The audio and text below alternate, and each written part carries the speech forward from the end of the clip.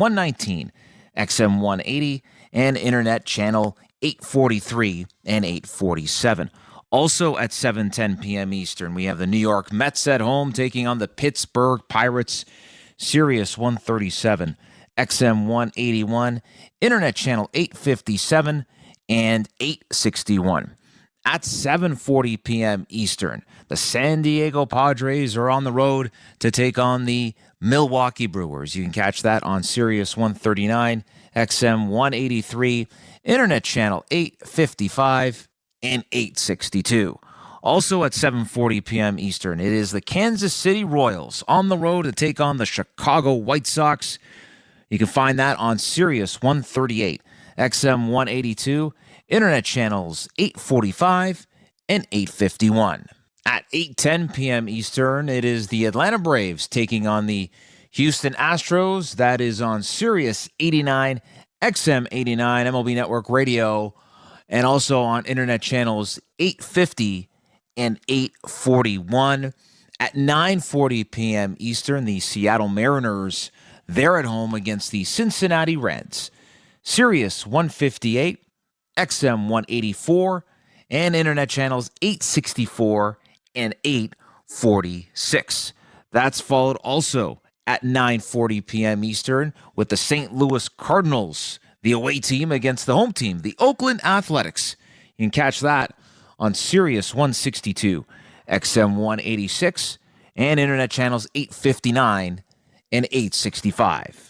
At 9:40 p.m. Eastern, the Arizona Diamondbacks play host to the Chicago Cubs, Sirius 161, XM 185, Internet Channels 840 and 844. And at 10:10 p.m. Eastern, the Los Angeles Dodgers are at home against the Washington Nationals, Sirius 85, and in Spanish, Sirius 160, XM 188, and in Spanish, XM 187, and on Internet Channels 853, 869, and in Spanish, 871. And that's your Major League Baseball schedule for Tuesday, April 16th, 2024. Follow every second of the action on NHL Network Radio. From behind the bench to every play on the ice. If it's hockey, it's on SiriusXM NHL Network Radio. SiriusXM 91. LA Dodgers manager Dave Roberts was on MLB Network Radio and talked about Shohei Ohtani. As everyone else knows how uber talented he is. And the thing about the superstars and even athletes in general is we just have a way, whether it's good or bad, to compartmentalize life from sports. And you sort of sometimes feel, when you do get to the ballpark or to the football field or the basketball arena, that's your safe haven and you can kind of let everything outside dissipate and quiet the noise for, 2 hours, 3 hours. And no one has handled it better than Shohei. And like you said, it is good to know that he's been exonerated from all these charges. Yeah. Do you think it's been difficult for the rest of the guys in the clubhouse having to kind of deal with this? Or is this kind of just guys understand this is just kind of what comes with the territory, but we got a job to do? Are you kind of having to remind them, let's just focus on what we can control and hopefully all this stuff will clear up on its own? I mean, that has to be a challenge for you. I think for us, fortunately, we're surrounded by a very veteran, headstrong, focused group. And so it's a culture that we've created and the buy-in to focus on the day at hand and appreciating the fact that there's going to be distractions, all year long and, on the field, off the field. Hear it all on demand. Your favorite shows, your favorite games. Don't miss a second of your favorite SiriusXM programming on demand with the SiriusXM app. Download it now for free. I'm Peter Burst with your Major League Baseball schedule for Tuesday, April 16th, all times Eastern. Click to SiriusXM.com/MLB schedule for all the date information. We begin with afternoon action at 1:10 p.m. Eastern. It is the Detroit Tigers taking on the Texas Rangers, Sirius 208, XM 175, Internet Channel 849, 867, and in Spanish, Channel 870. At 6:35 p.m. Eastern, it is the Baltimore Orioles taking on the Minnesota Twins, Sirius 208, XM 175, Internet Channel 842, and 856. 6:40 p.m. Eastern, the Philadelphia Phillies battle the Colorado Rockies. Sirius 210, XM 177, and Internet Channel 860 and 848. Also at 6:40 p.m. Eastern, we have the Miami Marlins at home taking on the San Francisco Giants.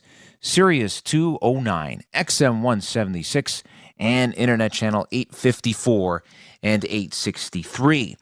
That's followed at 6:50 p.m. Eastern as the Tampa Bay Rays take on the Los Angeles Angels. Sirius 211, XM 178, Internet Channel 866 and 852. At 7:07 p.m. Eastern, we have the Toronto Blue Jays at home against the New York Yankees.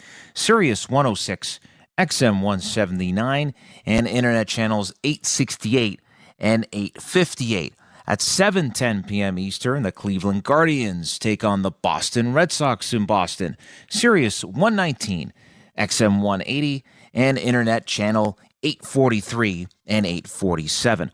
Also at 7:10 p.m. Eastern, we have the New York Mets at home taking on the Pittsburgh Pirates. Sirius 137, XM 181, Internet Channel 857, and 861. At 7:40 p.m. Eastern, the San Diego Padres are on the road to take on the Milwaukee Brewers. You can catch that on Sirius 139, XM 183, Internet Channel 855, and 862. Also at 7:40 p.m. Eastern, it is the Kansas City Royals on the road to take on the Chicago White Sox. You can find that on Sirius 138, XM 182, Internet Channels 845 and 851. At 8:10 p.m. Eastern, it is the Atlanta Braves taking on the Houston Astros. That is on Sirius 89, XM 89, MLB Network Radio, and also on Internet Channels 850 and 841. At 9:40 p.m. Eastern, the Seattle Mariners, they're at home against the Cincinnati Reds. Sirius 158, XM 184, and Internet Channels 864 and 846. That's followed also at 9:40 p.m. Eastern with the St. Louis Cardinals, the away team against the home team, the Oakland Athletics. You can catch that on Sirius 162, XM 186, and Internet Channels 859 and 865. At 9:40 p.m. Eastern, the Arizona Diamondbacks play host to the Chicago Cubs, Sirius 161, XM 185, Internet Channels 840 and 844. And at 10:10 p.m. Eastern, the Los Angeles Dodgers are at home against the Washington Nationals, Sirius 85, and in Spanish, Sirius 160, XM 188, and in Spanish, XM 187, and on Internet Channels 853, 869, and in Spanish, 871. And that's your Major League Baseball schedule for Tuesday, April 16th, 2024. The PGA Tour comes to life on SiriusXM. It's your destination for everything on the tour. Hear live hole-by-hole coverage and expert analysis. PGA Tour Radio, SiriusXM 92. Major League Baseball celebrates one of the greatest that ever played the game with Jackie Robinson Day. Every player in the league wears the number 42 to commemorate the day and honor the legendary player. And President and CEO of the Jackie Robinson Foundation, Della Britton, stopped by SiriusXM MLB Network Radio on Channel 89 to talk about how she hopes it impacts future generations. It also excited me that we would be able to teach the next generation about Jackie's legacy, about how much he did, that he used his athletic ability and success to do so much more, to serve the community, to be the ultimate humanitarian. One of my favorite quotes of his is, the ballot and the buck is what is needed to advance, communities that have been disenfranchised. And I like that because it really does signify the notion of being civically engaged, and that, we still have a ways to go to true equality in this country. But as far as I'm concerned, as a Black woman, I very much carry that mantra of his very, very, sort of in forefront of my mind anyway. SiriusXM has soccer covered end to end. SiriusXM FC. Hear live play-by-play and talk shows hosted by legends of the game. It's Sirius XM FC on Channel 157. I'm Peter Burst with your Major League Baseball schedule for Tuesday, April 16th, all times Eastern. Click to SiriusXM.com/MLB schedule for all the date information. We begin with afternoon action at 1:10 p.m. Eastern. It is the Detroit Tigers taking on the Texas Rangers, Sirius 208, XM 175, Internet Channel 849, 867, and in Spanish, Channel 870. At 6:35 p.m. Eastern, it is the Baltimore Orioles taking on the Minnesota Twins, Sirius 208, XM 175, Internet Channel 842, and 856. 6:40 p.m. Eastern, the Philadelphia Phillies battle the Colorado Rockies, Sirius 210, XM 177, and Internet Channel 860 and 848. Also at 6:40 p.m. Eastern, we have the Miami Marlins at home taking on the San Francisco Giants, Sirius 209, XM 176, and Internet Channel 854 and 860. Major League Baseball play-by-play is now on Sirius XM and the Sirius XM app. Why do I love calling this game? Calling this game. Calling this game. Calling this game. Why do I love calling this game? It's because I get a chance to bring some joy into people's lives. Anything can happen on a baseball field. We've got a new game. It's perfectly unscripted theater. Everybody on their feet. Because you never know what you're going to see on a given day. It is bedlam at the bank as Bryce Harper has put the Phillies on top. There's just something about baseball on the radio. Something about the way wood hits leather. A swing and a drive to deep left center. The way leather hits dirt. And he made the play. Oh, my. The way a deep fly ball sounds like it's about to change history. High fly ball to center field. It's hit pretty well toward the wall. Until the cleats hit the grass, hit the crushed brick, and then nothing but sky and a silent crowd. That goes high. Until leather hits leather and 40,000 fans lose their collective minds. In a perfect symphony of chaos. He jumped up on top of the wall, balanced himself, and caught it. The way nothing triumphs a perfectly honest call. I don't believe what I just saw. And the way the right voice can make a moment live forever. Touch 'em all, Joe. You'll never hit a bigger home run in your life. Outsiders may think this is just two teams. The ball, a bat, and a microphone. But no. For over 100 years, this has been the soundtrack of the American pastime. He struck it out looking. It's over. It's over. The Rangers have won the World Series. The soundtrack of summer. This is Major League Baseball on the radio. Right now on Sirius XM. All rise. Coming in 5. Get ready to play. 4. Get up. Get up. 3. Can you believe it? Put your seatbelt on. Wow. My goodness. Major League Baseball play-by-play is now on Sirius XM and the Sirius XM app.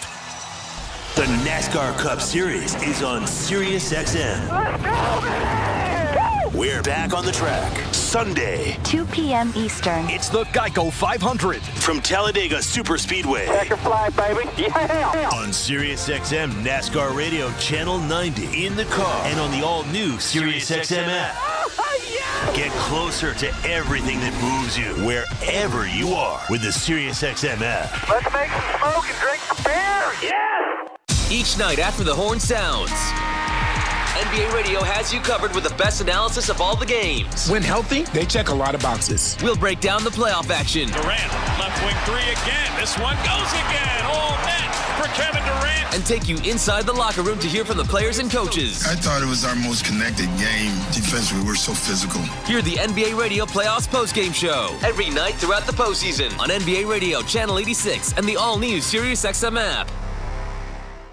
Hello, Blue Jay fans. I'm Craig Ballard, host of your daily Locked On Blue Jays podcast. Locked On Blue Jays is part of the Locked On Podcast Network, your team every day. Locked On Blue Jays brings you the latest Blue Jays news and analysis and breaks down all of the action. Locked On Blue Jays is everything a Blue Jays fan could want, all in a 30-minute daily podcast. Download Locked On Blue Jays right now on the SXM app, available with all trials and popular plans or wherever you get your podcasts. Search Locked On Blue Jays. While you're listening to this game on Sirius XM, we're talking about the latest odds and prop bets for this and every game on Sports Grid Radio. The under's minus 125. Heavy juice to the under. Every home run hit and every strikeout thrown can change the line. I can't for the life of me figure out how you can favor a team that never wins, ever. If you're looking for sports talk centered around the latest odds and prop bets for games, races, tournaments, or any sporting event, Sports Grid Radio, Sirius XM, Channel 159. This is Bob Kendrick, president of the Negro Leagues Baseball Museum and host of the Sirius XM original podcast, Black Diamonds. Hear stories about the legends of the Negro Leagues and conversations with the all-time greats they've influenced, like 5-time World Series champion Derek Jeter. I don't care what race you are. You need to know your past. This is U.S. history. It's not just baseball history. Hear over 70 episodes of the award-winning Black Diamonds podcast, available now on the Sirius XM app or wherever you get your podcasts. You love listening to baseball. You love talking about baseball. You love yelling at your buddies about baseball because they love baseball, and so do we. That's why SiriusXM has the only channel on the radio dedicated to baseball 24/7. It's MLB Network Radio, SiriusXM Channel 89. News, opinions, passionate baseball talk from former players and GMs, plus interviews with players, managers, and executives, and much, much, much more. If you can hear me right now, you've got MLB Network Radio, SiriusXM Channel 89, and on the SiriusXM app. This slams a ball to right field, way back, way gone. Is Toronto Blue Jays baseball. Low rounding and heading for second to throw. In time on the Sportsnet Radio Network. A southpaw standoff. With a series victory on the line, the Blue Jays turn to left-hander Yusei Kikuchi today against fellow Portsider Carlos Rodon for the Yankees. Kikuchi looks to follow a marvelous 6+ inning performance from Chris Bassett yesterday. Rodon tries to force a rubber match tomorrow. Hi, everybody. Thank you for tuning in tonight. I'm Ben Schulman alongside Chris LaRue. Show Ali is our host and producer today with Tom Young and Austin Mackey as our technical directors. Toronto Blue Jays baseball is brought to you by the local family-owned Crown Rust Control Centers in Gatineau, Aylmer, and Gatineau, Hull. Protect your vehicle from rust today. Find your local family-owned Crown at crown.com, Canada's #1 rust protection. The dominant pitching of Chris Bassett helped the Blue Jays to a 3-1 series opening win yesterday. That marked the third Toronto win in a row and the first time New York lost back-to-back this year. Now the Blue Jays have a chance to win a third straight series and hand the Yankees a first series loss of the season. Kikuchi takes the mound for Toronto next. You're listening to Blue Jays baseball streaming on the Sportsnet app, sportsnet.ca, and across the Sportsnet Radio Network.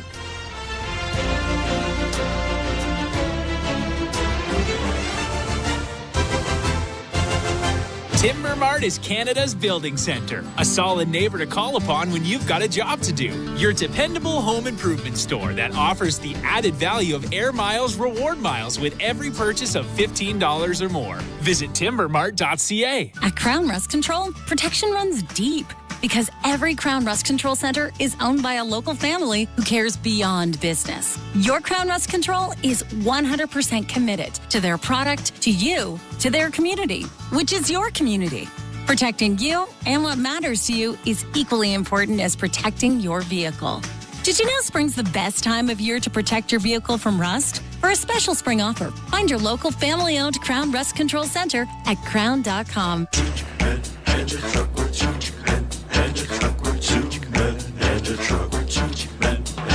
Think 2-in-1 truck, 2-in-1 truck.ca. So when you gotta move, all moving day. Think 2-in-1 truck, 2-in-1 truck.ca. Cause all of us movers are not the same. So that's our company name, 2menintruck.ca. We're lots of men with lots of trucks, so give us a call today. Timber Mart always has plans to help you with your plans. Your home, your cottage, your garage, whatever needs your attention first, check the most visited spot on our website for ready-to-order plans to get the job done with Canada's building center. Visit timbermart.ca. SiriusXM NFL Radio revs up live coverage of the 2024 NFL Draft in Detroit, starting April 25th. With the first pick, the Chicago Bears select Pick-by-pick coverage of every round, instant analysis from our experts, and interviews with players, coaches, and executives. I want to be a legend. I want to have a golden jacket. Hear the 2024 NFL Draft. Winning a Super Bowl. That's what matters. On NFL Radio Channel 88 and on the all-new SiriusXM app. The UFC is on SiriusXM. Hear all the action live from the Octagon every weekend on SiriusXM Fight Nation Channel 156. 2-1. Swinging a hard ground ball, fair ball. Tight roping the third baseliner into left field. Bichette around third. He'll score. Kirk into second. His first extra base hit of the season is an RBI double. 3-1 Blue Jays. Good takes, controlling the zone. Got an extra base hit, so we can kind of, stop laughing about that with him a little bit. But kind of him, when he's controlling the zone, he's usually taking good swings. And I think he's kind of backing the ball up a little bit. Couple, opposite field hits yesterday, and then really good at bats today. That's kind of what makes him good. That was John Schneider talking about the performance of Blue Jays catcher Alejandro Kirk yesterday. He helped the Blue Jays to a 3-1 win, and now his catching mate returns to the lineup today. Danny Jansen is back for the Blue Jays. I'm Ben Schulman alongside Chris LaRue. Blue Jays coming off a 3-1 win over the Yankees. Yusei Kikuchi about to go out there. And the Blue Jays, Chris, benefit now from one of their most veteran players, their most veteran position player on this team in terms of tenure with the Blue Jays. Danny Jansen coming back, helping both the bats and the pitchers like Yusei Kikuchi. Well, the biggest thing for me is he gives Alejandro Kirk that much-needed breather. Alejandro at one point caught 11 out of 13 games, and that is just too much for him. 3 out of 7, maybe 4 out of 7 is about right for Alejandro. He needs his legs to be in good shape, and during that stretch that he was just exhausted. So Danny Jansen couldn't be coming back at a better time. But Danny Jansen is a great catcher. I like to think of him as the Toronto version of Will Smith, and I know that Will Smith is maybe a little bit above him, but Danny Jansen is a very, very good catcher, and not only a good catcher, but an incredible bat, and he'll help this team a lot. Jansen out catching the warm-ups now of Yusei Kikuchi. Let's take a look at the Bet365 standings update before we get into this one. At Bet365, you can bet live in-game on game props, totals, and the money line. Download the app and find out why. It's never ordinary at Bet365. 19 plus, play responsibly, Ontario only. Yankees open up today 12-5 leading the division. The Baltimore Orioles in second at 10-6, and then a logjam at third. The Blue Jays, the Red Sox, and the Rays all 9-8 going into today. Yusei Kikuchi getting set to face Aaron Boone's team. Chris, who's in the lineup for the New York Yankees? Well, here is the starting lineup for the New York Yankees. Leading off and playing shortstop is Anthony Volpe. Juan Soto is in right field batting second. Batting third is Aaron Judge. He'll play center field. Cleaning up and DHing is Giancarlo Stanton. Anthony Rizzo is at first base batting fifth. Hitting sixth is Gleyber Torres. He'll play second base. In left field and batting seventh is Alex Verdugo. Behind the plate and batting eighth is Jose Trevino. And batting ninth is Oswaldo Cabrera. He'll play third. On the mound for the Yankees is Carlos Rodon. I'll get to the Blue Jays lineup in a second. First, Yusei Kikuchi is ready to go. Blue Jays toss the ball around the infield, and the third baseman, Ernie Clement, flips it back to Yusei Kikuchi. Leading off for the Yankees, right-handed hitting Anthony Volpe. Volpe with the final hit of the game for the Yankees yesterday. His single in the third inning. Blue Jays pitching dominant in the 3-1 win. And now Volpe stepping into the box, twirls his bat around twice and raises it above his right shoulder. The lefty Kikuchi fires home, and the first pitch is down and in. Ball one. Time of the first pitch, 7:07 Eastern. Roof closed once again here at Rogers Center.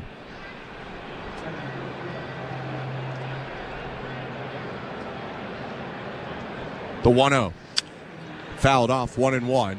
Who's in that top third, at least, of the Blue Jays lineup? Well, for the Blue Jays, the top three are George Springer. He's in right field. Vladimir Guerrero Jr. will play first base and bat second. At shortstop, batting third is Bo Bichette.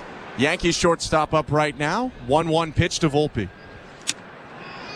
Called strike 2. Who's the next 3? Justin Turner will DH and clean up. Davis Schneider bats 5th and will be in left field. Behind the plate for the first time this season is Danny Jansen. He'll bat 6th.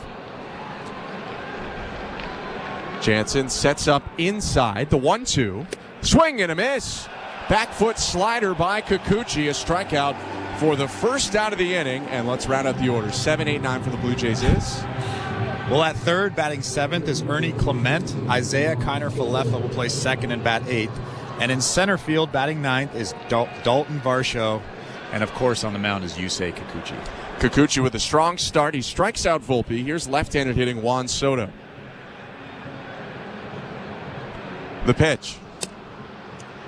Just outside, maybe a little bit low. Ball 1. 1 out in the top of the first. No score. Blue Jays and Yankees. Game 2 of the series. Kikuchi's 1-0 pitch. Downstairs, 2 balls, no strikes. This first inning is brought to you by Armstrong Bird Food. Bring nature to your backyard with Armstrong. Feeding Blue Jays since 1986. Visit ArmstrongBirdFood.com. Kikuchi staring down at the dirt on the mound. Now looks ahead and delivers.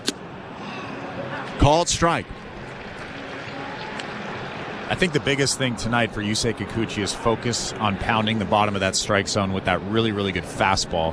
He's kind of throwing that slider, that curveball a little bit too often already. I can see him starting to rely on that. 2-1 is a heater cut on and miss. 2-2. I think he really has to have some confidence in that heater. He starts to rely, like I said, on those off-speed pitches. But as you can see right there with that swing from Soto, his heater is plus. Even guys like Juan Soto can't hit it. Lefty starter who just unleashed a 96-mile-per-hour fastball. Struck out Volpe, looking to do the same here to Soto. Kikuchi rears back and fires. Swing and a miss, strike 3. 98 at the top of the zone. 2 down. Yeah, if he locates that fastball, it's basically unhittable. He throws that elevated heater right there to Juan Soto, and yes, it was 98 miles an hour, right by one of the best hitters in baseball. Here the boos ring out. Another one of the best hitters in baseball, Aaron Judge, is at the plate. 2 outs, base is empty. No score, top of the first. Kikuchi's pitch. And there's strike 1. The ironic thing about the boos is he's one of the nicest people ever. There's some history, though. No, I know the history. I'm just saying the ironic part of it. The 0-1. Called strike 2. Home plate umpire is the crew chief, Chad Fairchild, tonight. Ryan Wills at first. Carlos Torres umpires second with Charlie Ramos at third. 2 outs and 2 strikes on Judge. Kikuchi looking down, looks up, and unleashes the 0-2. Bounced it. 1 ball and 2 strikes. Kikuchi tried to bury that slider behind home plate. Instead, he buried it in front of the plate. Aaron Judge probably won't swing at that pitch. Kikuchi did walk Judge twice in his start against the Yankees, not this past weekend, but the one before it. Next offering to Judge. Bounced it again. That one a more competitive pitch. A changeup that bounced down and away. 2 balls, 2 strikes. For Kikuchi, the fastball, the curveball, the slider, and the change is his mix. Brought in the change this year, abandoned the splitter. 2-2 to Judge. Swing and a fly ball foul. Still 2 balls, 2 strikes. I love that sequence there. Danny Jansen was setting up on the inside part of the plate. Again, Aaron Judge is such a big dude. He has to get those arms extended. And if you can tie him up, just like they tried to do there, Kikuchi missed his spot just a little bit. But if they come inside here again, Aaron Judge is just going to be tied up and won't be able to put the bat on the ball. Kikuchi has struck out Volpe and Soto swinging so far. Base is empty, 2 down, and the 2-2 to Judge. Fouled off. That was a slider that I believe clipped Jansen, not home plate umpire Chad Fairchild. The second noise there, the ball hitting plastic. Still 2-2. That is the last thing that we need. Yeah. Danny Jansen in his first game back.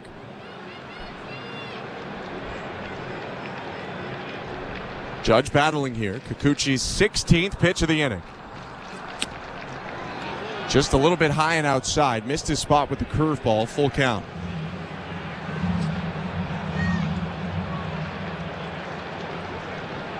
Big Aaron Judge at the plate. Almost as big, Giancarlo Stanton waits on deck for the Yankees. 3-2 pitch. Swing and a miss, strike 3. Yusei Kikuchi strikes out the side in the top of the first. And Springer, Guerrero, and Bichette will come up for the Blue Jays in this scoreless game. We'll be back for the home half of the first next. You're listening to Blue Jays Baseball, brought to you by your local family-owned Crown Rust Control Center, streaming at sportsnet.ca and the Sportsnet Radio Network. Bring excitement to your landscape with Proven Winners Color Choice shrubs. These flowering shrubs and evergreens have been trialed and tested by experts to make sure they look better and bloom better. So they're just as easy to care for as what's in your landscape now, but a whole lot more colorful and interesting. Look for Proven Winners Color Choice shrubs in the distinctive white container at your local garden center, or learn more at provenwinnerscolorchoice.com. At Crown Rust Control Center, protection runs deep because every Crown Rust Control Center is owned by a local family who cares beyond business. Your Crown Rust Control Center is 100% committed to their product, to you, to their community, which is your community. Protecting you and what matters to you is equally important as protecting your vehicle. Did you know spring's the best time of year to protect your vehicle from rust? For a special spring offer, find your local family-owned Crown Rust Control Center at crown.com. At Bet365, we don't do ordinary. That's why we introduced in-game betting, because when the game starts, the action doesn't stop. With in-game betting, you can wager on game props, player props, totals, and the money line. And remember, in-game, you can track your same-day parlay with the option to cash out. Check out in-game betting and find out why. It's never ordinary at Bet365. Must be 19 years or older. Ontario only. Please play responsibly. If you or someone you know has concerns about gambling, visit connexontario.ca. This is Toronto Blue Jays baseball. George Springer has given the Blue Jays the lead once again. On Sportsnet 590 The Fan and the Sportsnet Radio Network. Welcome to the Timbermark broadcast booth. I'm Ben Schulman alongside Chris LaRue. First pitch at the bottom of the first is downstairs, ball 1. No score, Blue Jays and Yankees. Carlos Rodon making his 4th start of the season. The Yankees left-hander faces George Springer, Vladimir Guerrero Jr., and Bo Bichette this inning. The 1-0. Swing and a miss. Springer way late on the fastball. 1 ball, 1 strike. It's mostly fastball slider for the lefty Rodon. Has introduced a cutter this year. 1-1. Swing and a fly ball, right center field. Soto tracking it down, waves off Judge, makes the catch. 1 out. Yeah, Carlos Rodon has thrown that 4-seam fastball 57% of the time. It is a plus pitch, though, at 95, 96 miles an hour. Yeah, I mean, you have 2 of the harder throwing lefty starters right now in baseball, in Rodon and Kikuchi matching up. Springer retired. Here comes Vladimir Guerrero Jr. Rodon winds and offers. Vladdy takes high, ball 1.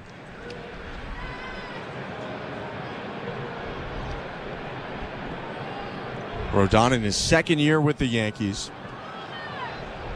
Spent a long time with the White Sox, a little bit with the Giants. 1-0. Called strike.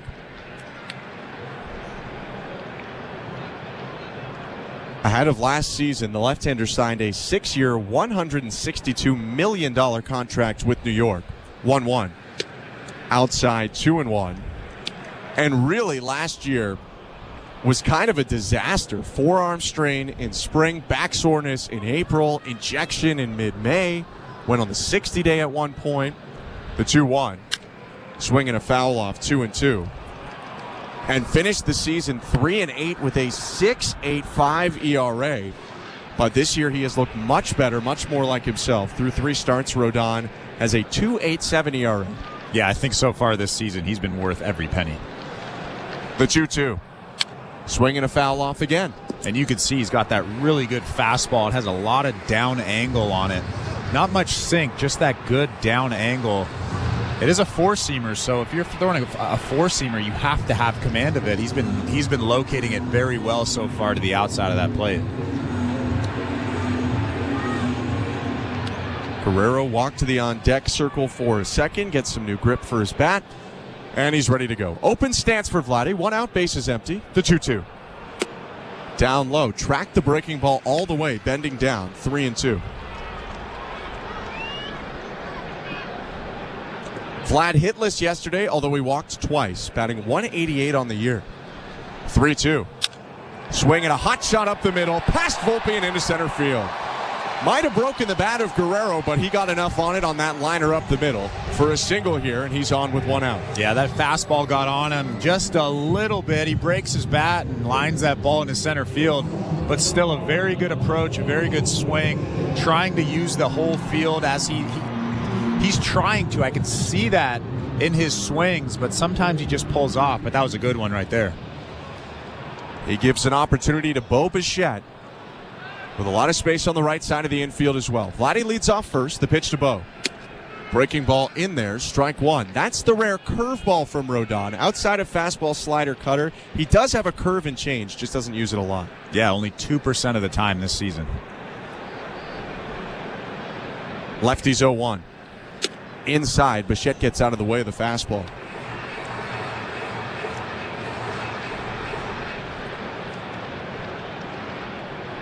Bo had an infield single yesterday, stole a base, came around to score in the 3rd. 1-1, Vladdy takes off, swing and a foul off. 1-2.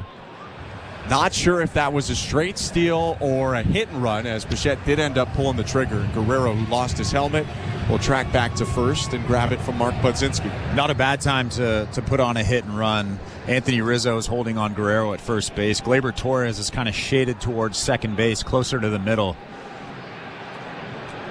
Vladdy with a smaller lead this time. Stays put on the 1-2. Fastball just low. That is a gutsy take there from Bichette. It's 2-2. That was a great pitch. Down angle, 97 miles an hour at the bottom of the zone. It's a tough pitch to take. Rodon offers. Bichette swings and hits a fly ball slicing down the right field line. That's headed for the seats, and it's in there out of play. Still 2-2. Bo is probably very happy that Luis Gil is not in this ball game tonight. He was having a tough time seeing that baseball. You could tell that he was uncomfortable every single pitch, and he had some very, very non-competitive, not at bats, but swings yesterday. 2-2. Fouled off into the screen. Bichette, after a slow start, first 6-7 games of the season, still getting into the swing of things, batting .217 right now. Does have 4 doubles, a homer, and 5 RBIs so far. Vladdy on first and 1 out. Bottom of the first, the 2-2. Hit on the ground, foul, right side. Rizzo will glove it and toss it away. Still 2 balls and 2 strikes. And Bo, after fouling off that cutter, has seen 7 pitches so far in this at-bat, fouled off 4 of them. Yeah, he's taken actually some pretty good swings already in this at-bat. He's just waiting at this point for Carlos Rodon to make a mistake.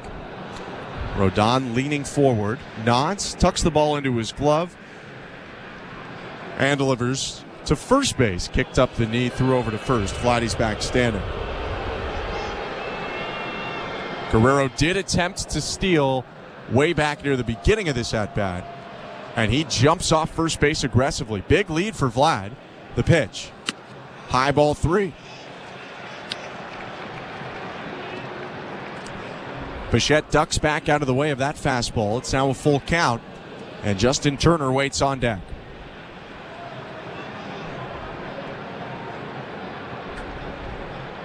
Payoff to Bo. Fouled off.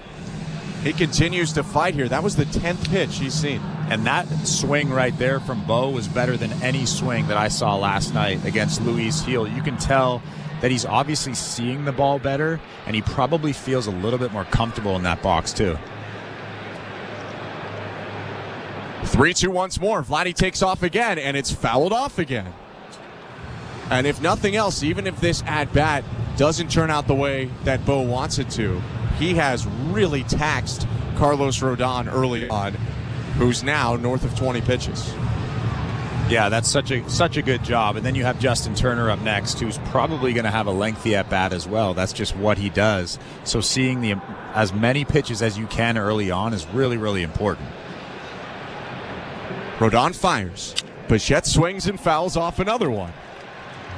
That was the 12th pitch of the at-bat. And that wasn't a strike, but it was a really, really close pitch. Bo Bichette doing a great job of fouling that thing off and staying alive. Clearly seeing the ball pretty well to make this much contact. Rodon's 3-2 again. In the dirt, ball 4. A 13-pitch walk for Bo Bichette. Guerrero to second. Bo's at first. There's just one out. Here comes Justin Turner. And this is the guy I want up in this situation. 2 runners on, less than 2 outs. A guy that's seeing the ball well right now. He'll probably try to use the big part of the field, hit something on a line. And he loves fastballs. Rodon throws fastballs. A rare off day for Turner yesterday. Went 0 for 3 with a walk, but on the season, batting .362 so far. 8 RBIs.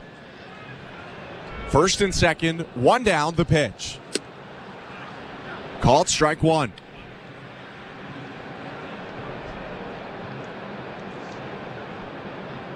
Turner 5 for 10 so far this year with runners in scoring position. Has Guerrero on second, Bo on first.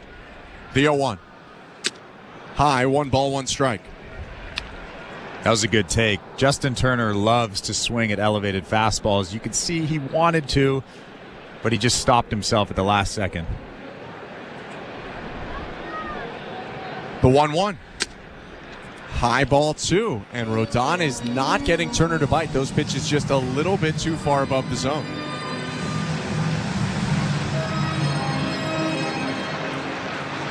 Turner has been pretty patient to start the year. 9 walks to 9 strikeouts. The 2-1. Swing, and he pops it up foul. That'll get into the seats beyond the first base dugout. 2 balls, 2 strikes. And again, right on cue, Justin Turner is about to see his 5th pitch of the at-bat. Bichette had a 13-pitch walk. Guerrero singled on a 3-2 pitch. Rodon has had to work early on. First and second, 1 out. Bottom of the first, no score. Here's the 27th pitch of the day from Carlos Rodon. Swing and a miss, strike 3. Back foot breaking ball. Fools Turner, there are 2 down. And that's exactly where Rodon wanted that pitch. It started right down the middle, down in that zone, and then broke back, and he buried it to the back foot of Justin Turner, and Justin Turner knew it halfway through that swing. You could see it on his face. Great pitch from Rodon. Catcher Jose Trevino out in front of the plate. Gives some signs to his infield in case the Blue Jays think about starting the runners with Bichette on first and Guerrero on second. 2 down, no score, bottom of the first. Here's Davis Schneider. The pitch from Rodon. In the dirt, ball 1. Was talking with one of the Yankees radio voices, Susan Waldman, before the game. This is the first time that Trevino has caught Rodon so far this year, she was telling me. Saw each other a bit last year, but both dealt with injuries. 1-0. Called strike. This is an interesting matchup, Davis Schneider and Carlos Rodon. Schneider has really hit lefties in his brief career, but Rodon is kind of a high fastball guy a lot of the time, both with the 4-seamer and the cutter. 1-1. Missed upstairs. Looked like a high curveball, and it's 2-1. Every target, at least almost every target that Trevino has given so far today has been to the top part of that strike zone. Rodon really loves working towards that zone. 2-1 heater, called strike. That was in the upper half of the zone at least, and it's 2-2 with 2 outs and 2 on, no score, bottom 1. Through his rec spec, Schneider looking out at Carlos Rodon. Slight choke up on the bat. 2-2 pitch. Swing and a miss, strike 3. 96-mile-per-hour fastball at the top of the zone beats Schneider and ends the inning. A hit and a walk for the Blue Jays, but no runs, no errors. They leave 2 on, and we are tied 0-0, headed to the second. You're listening to Blue Jays Baseball, brought to you by your local family-owned Crown Rust Control Center, streaming at sportsnet.ca and the Sportsnet Radio Network.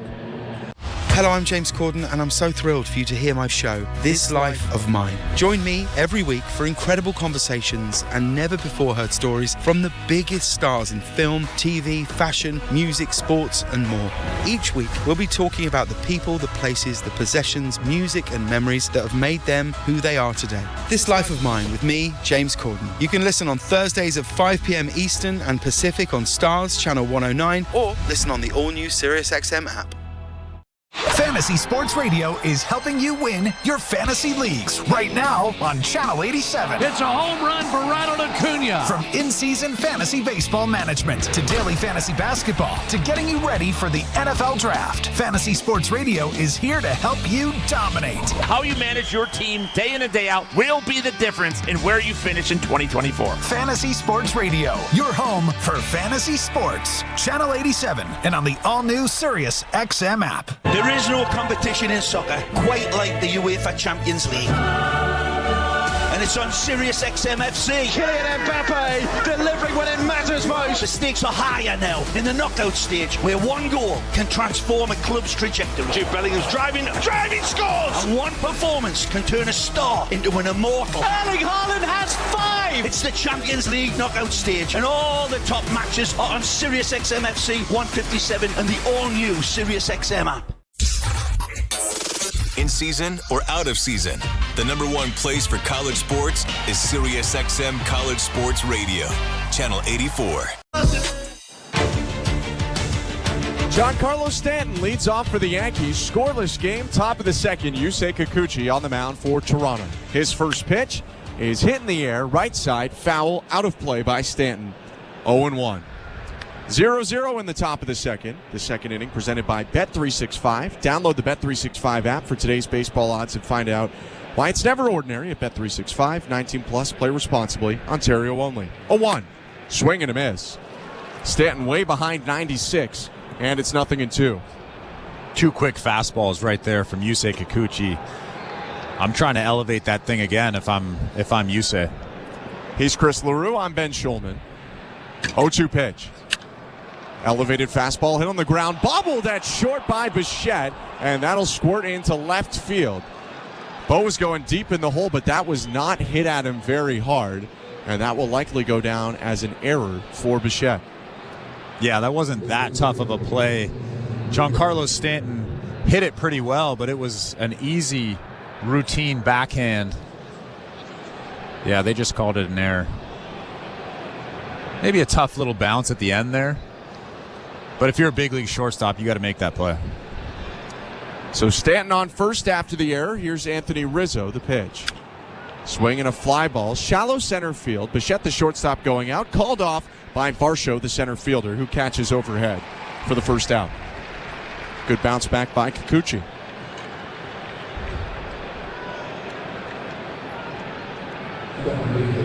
Yusei struck out the side in the first inning. After the error in the flyout, there's a runner on first. One down. No score, road half of the second. Here's Gleyber Torres. Right-handed hitting second baseman, had a single in yesterday's game, one of 4 Yankee hits in the Blue Jays' 3-1 win. Left on right pitch. Fouled back, 0-1. He's really pounding that fastball early on in counts so far. And he's 96 to 98 right now. I saw 98 in the first inning. Yeah, he is looking revved up right now. Kikuchi pitching against the Yankees for the second time. Did really well against them in New York. 0-1, down and away, 1 ball, 1 strike. Yusei licks his fingers, wipes them off on his left pant leg, adjusts his cap, and gets back on the rubber. No threat to steal on first in Giancarlo Stanton, but he looks at him anyway, and the pitch to Torres. Down and away, ball 2.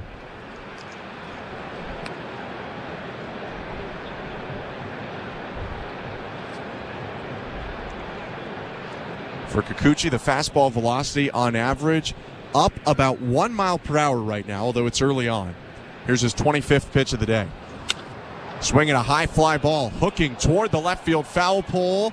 That one's into the seats, foul, but had home run distance. It's 2-2.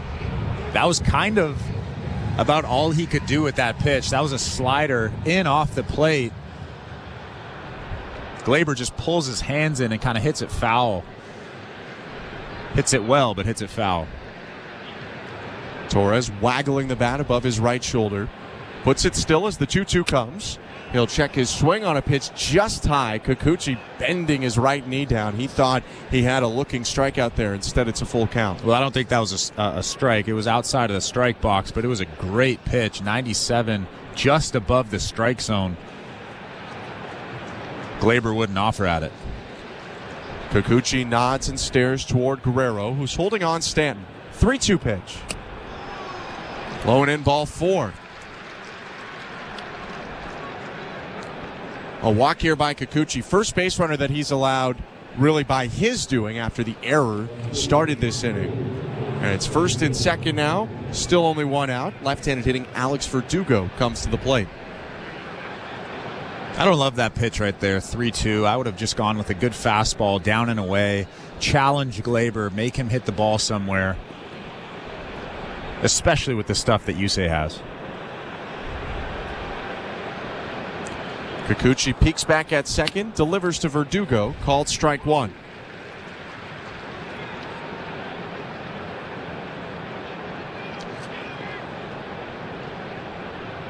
Verdugo reached once against Kikuchi in 2 matchups on April 5th when Kikuchi started in the Bronx. 0-1, called strike, 0-2.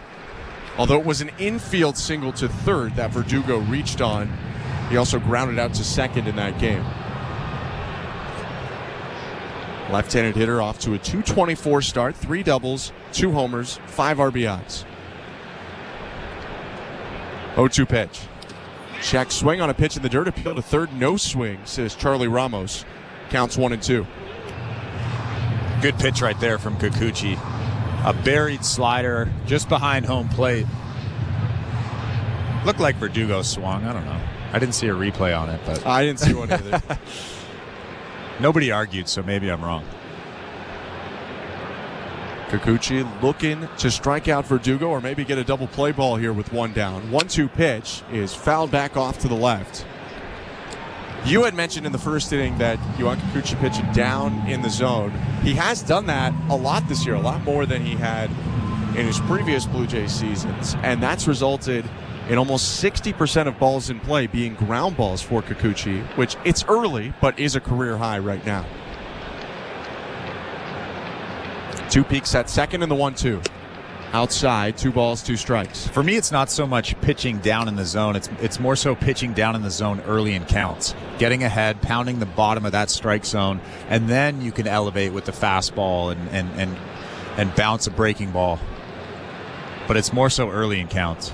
Kikuchi's going to step off and slow motion fake a throw back to second. Giancarlo Stanton barely budged. Now Kikuchi looking toward home plate again. 2-2 to Verdugo. Swinging a fly ball foul.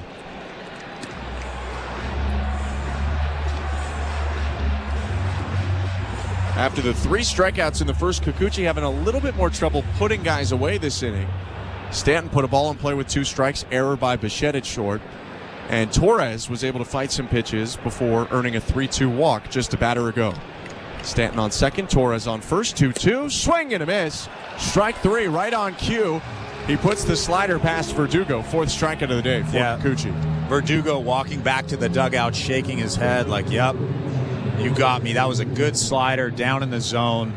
That's a tough AB for any lefty coming up against Yusei Kikuchi. Well, it'll flip around now to right-handed hitting, Jose Trevino. No score, top of the second, Blue Jays and Yankees in Game 2 of this series. First and second for the Bronx Bombers. And the pitch to Trevino. Lined foul, right side. Into the seats. 0-1. And now you can kind of expand a little bit. Trevino, lower part of this order, he really swings at pitches that are buried. He swings at elevated fastballs. You can pretty much expand the zone and do whatever you want with Trevino. Trevino hitting 200 to start the season. 0-1. Just a little bit high and outside. 1 ball, 1 strike.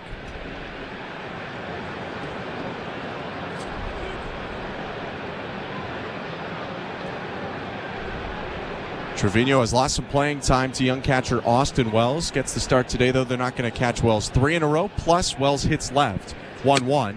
Lefty Kikuchi hits the zone for strike 2. That fastball continues to have a ton of juice. That was 97 again from Yusei Kikuchi. And a big leg swing after that. I love the confidence. He's feeling it right now. 4 strikeouts already with 2 outs. The 1-2. Swinging a liner to left field, down in front of Schneider for a base hit. Stanton gets the wave, throw to the plate, had him. No! They say he's safe. Jansen had the ball way before Stanton was there. And I don't know what happened. He must have fully missed the tag. Advance the second on the throw. Because they had him by a mile. Schneider got it on a hop and threw it on a line to Jansen, who dropped the baseball. It wasn't a bounce throw from Schneider. It went right through to Jansen, who looked like he was setting up the tag before he got the baseball, and Stanton waltzes around him to score. It's 1-0 right now for the Yankees. Pete Walker and the entire infield out on the mound talking with Yusei Kikuchi. Yeah, that out at home plate was gift wrapped. Davis Schneider with the great throw. Even Yusei Kikuchi, who was backing up behind home plate, was clapping his hands because he thought that throw was, well, it was early. It was about 2 steps early. They had Giancarlo Stanton hosed at home plate, and Danny Jansen just drops it. Kikuchi has not been helped by the defense so far. Stanton only on base because of an error to start the inning. 1 run in now for the Yankees. Second and third, 2 down. Here's Oswaldo Cabrera batting .292 this year. The pitch. Called strike 1. Switch hitter Cabrera bats from the right side. He's been much stronger this season as a left-handed hitter. The 0-1. Fouled off into the screen, 0-2. That was actually a tough send. I was surprised they sent Stanton. I mean, if that ball is caught, Jansen also went up the line. Like, they had him by a mile. But some of the rust being shaken off by Jansen in his first game back. 0-2. In the dirt, blocked by Jansen. That saves a run. The runners did advance on the throw to the plate, by the way, too. So Torres is at third. Trevino's at second. And it's 1-0 Yankees, 2 outs, top of the second inning.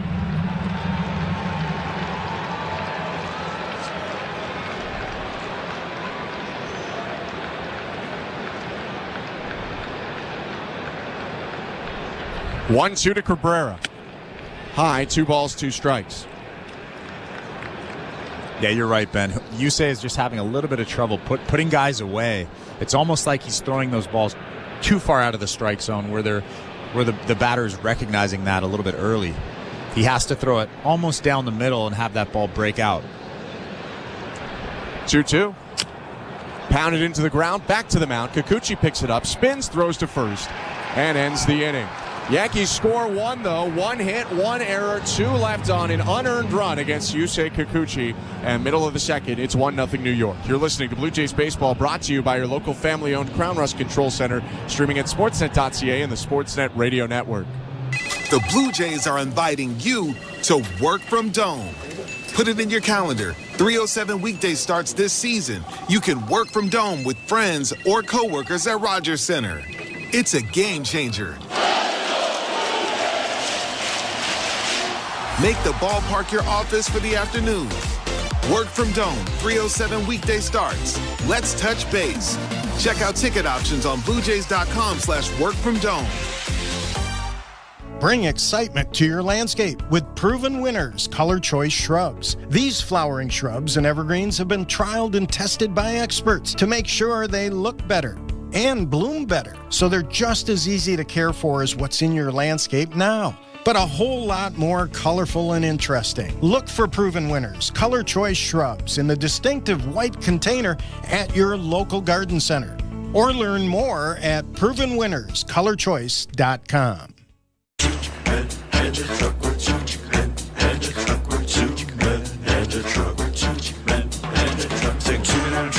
2minutetruck.ca. So when you gotta move, all moving day. Think 2minutetruck.ca. Cause all of us movers are not the same. So that's our company name, 2minutetruck.ca. We're lots of men with lots of trucks, so give us a call today.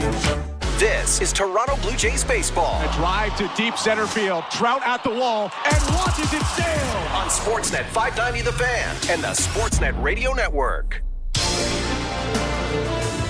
In 2023, Blue Jays fans raised more than the next 10 teams combined through Jays Care 50-50 jackpots. The first take-home jackpot of the 2024 season is already over $1.25 million. Join in on the action at bluejays.com/5050 from anywhere in Ontario or Nova Scotia.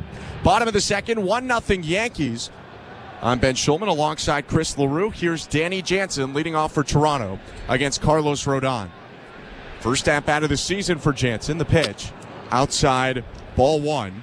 Ernie Clement and IKF to hit after him.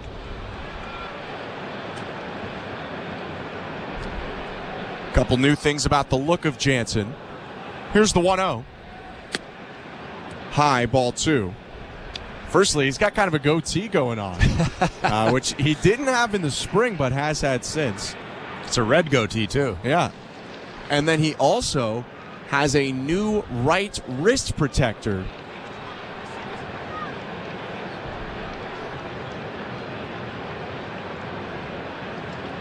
Home plate umpire Chad Fairchild out from behind home plate. Talks to Rodon briefly, talks to Jose Trevino briefly. Now Rodon back on the rubber. 2-0 to Jansen. Swing and a miss. Jansen, after being hit on the right wrist in spring and breaking the pisiform bone in between his hand and his wrist, has come back with protection around that right wrist. 2-1. Foul tipped 2-2. It's designed by Voon Chong on the Blue Jays staff, and essentially it allows Jansen to still have flexibility but protect that wrist that he hurt. Goes along with his left hand protector. 2-2. Swinging a pop-up foul behind the plate into the seats. 2 balls, 2 strikes. And I believe it's adjustable for offense and for defense. He can change it up a little bit on how it fits his arm when he's catching to help him throw versus when he's hitting to help him swing. 2-2 again. Inside, he jumps out of the way. Ball 3. Yeah, he has protection all over the place. On the left hand, on the right wrist, on the left foot. He's a walking Evo protection. Shield. Yeah, he's just an ad for Evo Shield. 3-2. Swing and a pop-up foul again. This one behind the plate. Trevino jogging back. Reaches his glove out. But that one lands into the third row of seats. So it's still 3 balls and 2 strikes. Early battle here by Jansen. Although the right wrist protector you said was made by Boone, right? Yes, yeah. So not Evo Shield. Yeah, probably not. I mean, maybe those materials. I don't know. 3-2. Called strike 3. Borderline pitch on the outside edge. Jansen takes it. And that's the 3rd strikeout in a row for Rodon. 1 out here in the bottom of the second. Tough take for Danny Jansen there. That's a pitch that you want to at least try to foul off. Too close to take. About half a ball out. 94 on the, almost on the black. A really good pitch from Rodon. Rodon circles around the mound, gets back on the rubber. His pitch to Ernie Clement. Swinging a foul off, 0-1. 1-0 Yankees. Home half of the second inning. 1 out and nobody on. Oswaldo Cabrera, the third baseman for the Yankees, backpedaling now. He was in on the turf, watchful of a bunt. 0-1. Line drive right field, hanging up. Soto doesn't have to move. He makes the catch right in front of his chest. 2 down. Catches it with 2 hands, flips it up in the air. He's always having fun. He's like Vlad out there. Soto playing right field for the Yankees this year. They moved Judge into center. There were questions too, hey, would you put Alex Verdugo in right field? But at Yankee Stadium, left is bigger than right. And so they opt for the more defensively focused Verdugo in left. First pitch to Isaiah Kiner-Falefa, called strike 1. 2 outs, bases empty, 1-0 Yankees, bottom of 2. Next pitch, Called strike. 0-2. IKF walked once yesterday, 0 for 2 otherwise. The pitch. Swing and a miss. Strike 3. Quick inning there for Carlos Rodon. Strikes out a pair and a 1-2-3 bottom of the second. 1-0 Yankees go into the third. You're listening to Blue Jays Baseball, brought to you by your local family-owned Crown Rust Control Center, streaming at sportsnet.ca and the Sportsnet Radio Network. Bring excitement to your landscape with Proven Winners Color Choice Shrubs. These flowering shrubs and evergreens have been trialed and tested by experts to make sure they look better and bloom better. So they're just as easy to care for as what's in your landscape now, but a whole lot more colorful and interesting. Look for Proven Winners Color Choice Shrubs in the distinctive white container at your local garden center, or learn more at provenwinnerscolorchoice.com. We're 2 men and a truck, and we've got lots of men and lots of trucks. Whether you're planning a move to a new home or to a new office down the hall, big or small, we move them all. We even sell packing and moving supplies. But no matter what you need, we'll do it with a smile. With a 96% referral rating and the professionalism you can trust, the choice is simple. So when you're planning your next move, call 2 men and a truck. 2 men and a truck, the movers who care. At Bet365, we don't do ordinary. That's why we introduced in-game betting. Because when the game starts, the action doesn't stop.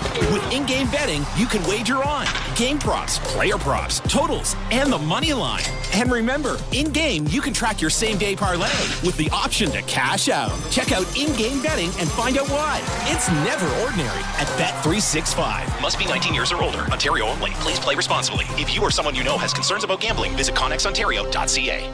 Hey, this is Chad Green. You're listening to Toronto Blue Jays Baseball on the Sportsnet Radio Network. I was brought up in the front row, that fire and brimstone.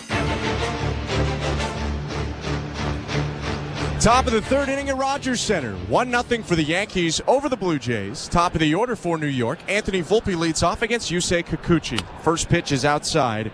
Ball 1. I'm Ben Schulman alongside Chris LaRue. Show Ali, our host and producer today.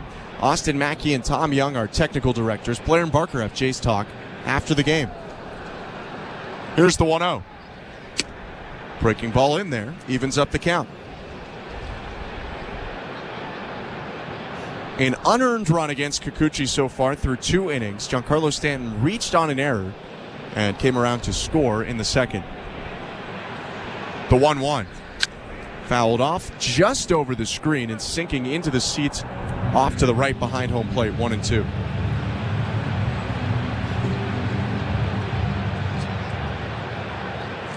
Kikuchi struck out Volpe on a slider in the first, but he's still hitting in the 360s, off to a great start. The 1-2. Check swing on a fastball, called strike 3. 5th K of the day so far for Kikuchi. 1 out here in the top of the third. Chad Fairchild takes forever. He really does. To call strikes and balls. And that pitch right there, down and in, about as good as it gets at 97 miles an hour. Anthony Volpe checks his swing. He doesn't like it, but that, hate to tell you, buddy, that was a good pitch. Really good pitch. First pitch to Juan Soto. Hit foul, headed towards us, and just drops below you, Chris. 0-1. My arm's not that long. No. It's close, but not that long. We're here in the third inning, by the way, brought to you by the local family-owned Crown Rust Control Centers in Gatineau-Aylmer and Gatineau-Hull. Protect your vehicle from rust today. Find your local family-owned Crown at crown.com. Canada's #1 rust protection. 0-1, hit to Vlad. Ground ball backs him up. He flips to Kikuchi, who makes the catch and stops on the bag in one motion. Tougher play than it looked for Yusei. There are 2 down. Yeah, long run for Kikuchi. Pretty tough play for Vlad, too, with that short hop, and then he underhands it to Yusei right at the chest. Good play all around. 2 down, nobody on. Here's Aaron Judge, 0 for 1 with a strikeout swinging on a high fastball in the first. 1-0 Yankees over Blue Jays. Second day in a row the Yankees have scored first. Kikuchi looking down, directs his attention to the plate. Here's his 50th pitch of the day, and the first pitch to Aaron Judge. High and outside, ball 1. And you could see there, Danny Jansen set up down and in on Aaron Judge. Yusei just overthrowing a little bit, leaves it high, arm side. He tends to do that when he tries to do too much, when he tries to overthrow. Arm side high is that's it. It's hard to miss way high to 6'7" Aaron Judge. 1-0. Swing and a miss. Judge, though, a little bit like Vladimir Guerrero Jr., off to a surprisingly slow start to the season. Now he's Aaron Judge, but he's hitting 190 so far. The 1-1. Called strike 1-2. He does have 3 home runs and 5 doubles, and his on-base plus slugging is about 100 points higher than Vlad's because Judge has a Major League Baseball leading 16 walks so far this year. Tied with Soto for the lead. The 1-2. Just slow and inside. Kikuchi was starting his walk back to the dugout. He'll hit the brakes, turn back to the mound. He was begging just a little bit. That ball was off inside. He knew it. Yusei trying to be a good actor, but no. Base is empty, 2 down. The 2-2. Swing and a miss, strike 3. Chase the curveball, and it's a 1-2-3 inning for Kikuchi, who's up to 6 Ks through 3 innings. Still 1-0 Yankees, middle of the third. You're listening to Blue Jays Baseball, brought to you by your local family-owned Crown Rust Control Center, streaming at sportsnet.ca and the Sportsnet Radio Network. Embrace the power. That is bold. And speed of the NTT IndyCar Series on SiriusXM. Joseph, you got it! Wins the Indy 500! The season rolls on Sunday afternoon at 3 Eastern with the Acura Grand Prix of Long Beach. That was sweet. Nice job, guys. From the green to the checkers. Flies under the twin checkers. Hear every thrilling lap live on IndyCar Nation Channel 218, NBC Sports Audio Channel 85. Alex Malone! Thank you so much! And on the all-new SiriusXM app.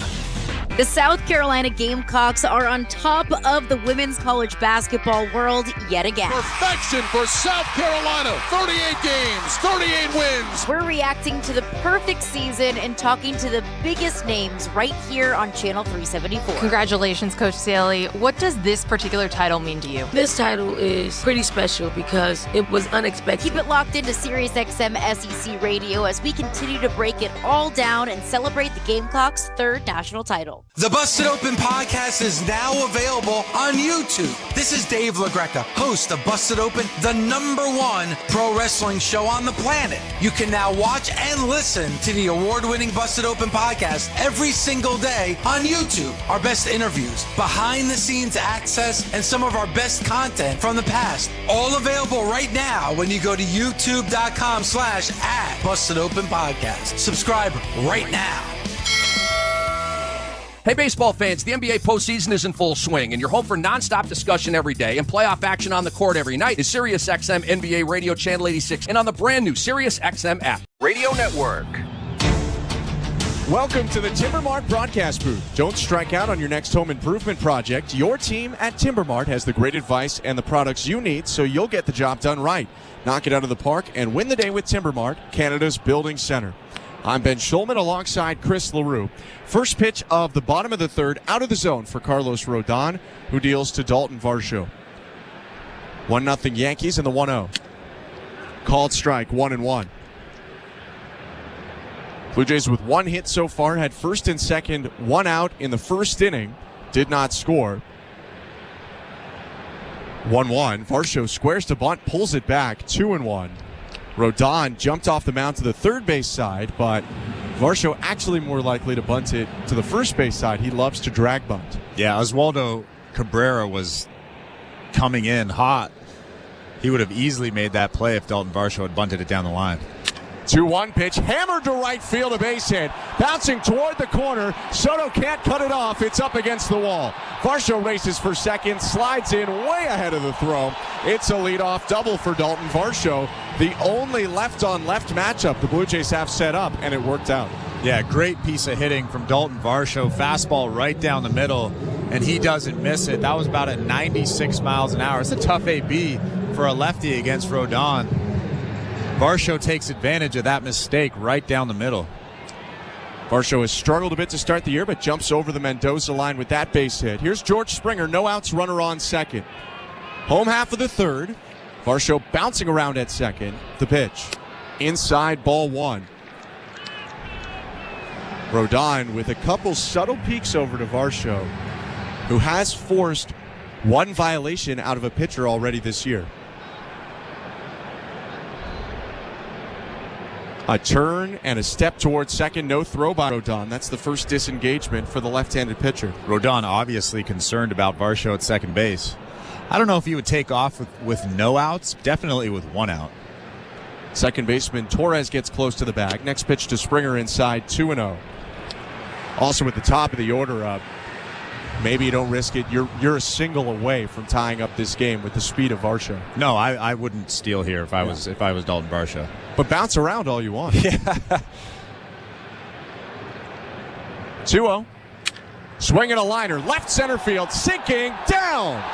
Varsho had to wait to see if Judge was catching it, so he'll just advance to third. But the Blue Jays have runners on the corners with nobody out. Yeah, that was a good piece of base running right there from Dalton Varsho. He took about 2 steps back. I think it was more so to potentially move up if he caught that ball. But when he saw that ball going, it was going to hit the ground. He just took off to third, but now he's still in scoring position with Vlad up and nobody out. Jose Trevino stepping out in front of the plate, giving some signs. In case the Blue Jays look to steal here. George Springer has stolen 3 bases already this year. He's on first. Varsho's on third. No outs. Here's Vladimir Guerrero Jr. 1 for 1 with a single. The pitch from Rodon. Swing and a foul off, 0-1.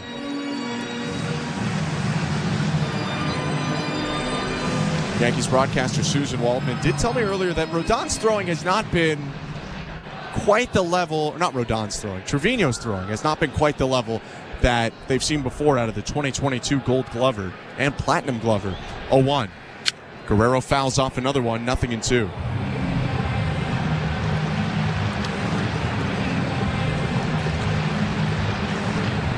A fly ball of medium depth or more likely scores Dalton Varsho. First and third. No outs. 1-0 Yankees. Bottom of the third. 2-strike pitch. No, it's going to be a throw over to first instead. First check there on George Springer, who got back standing.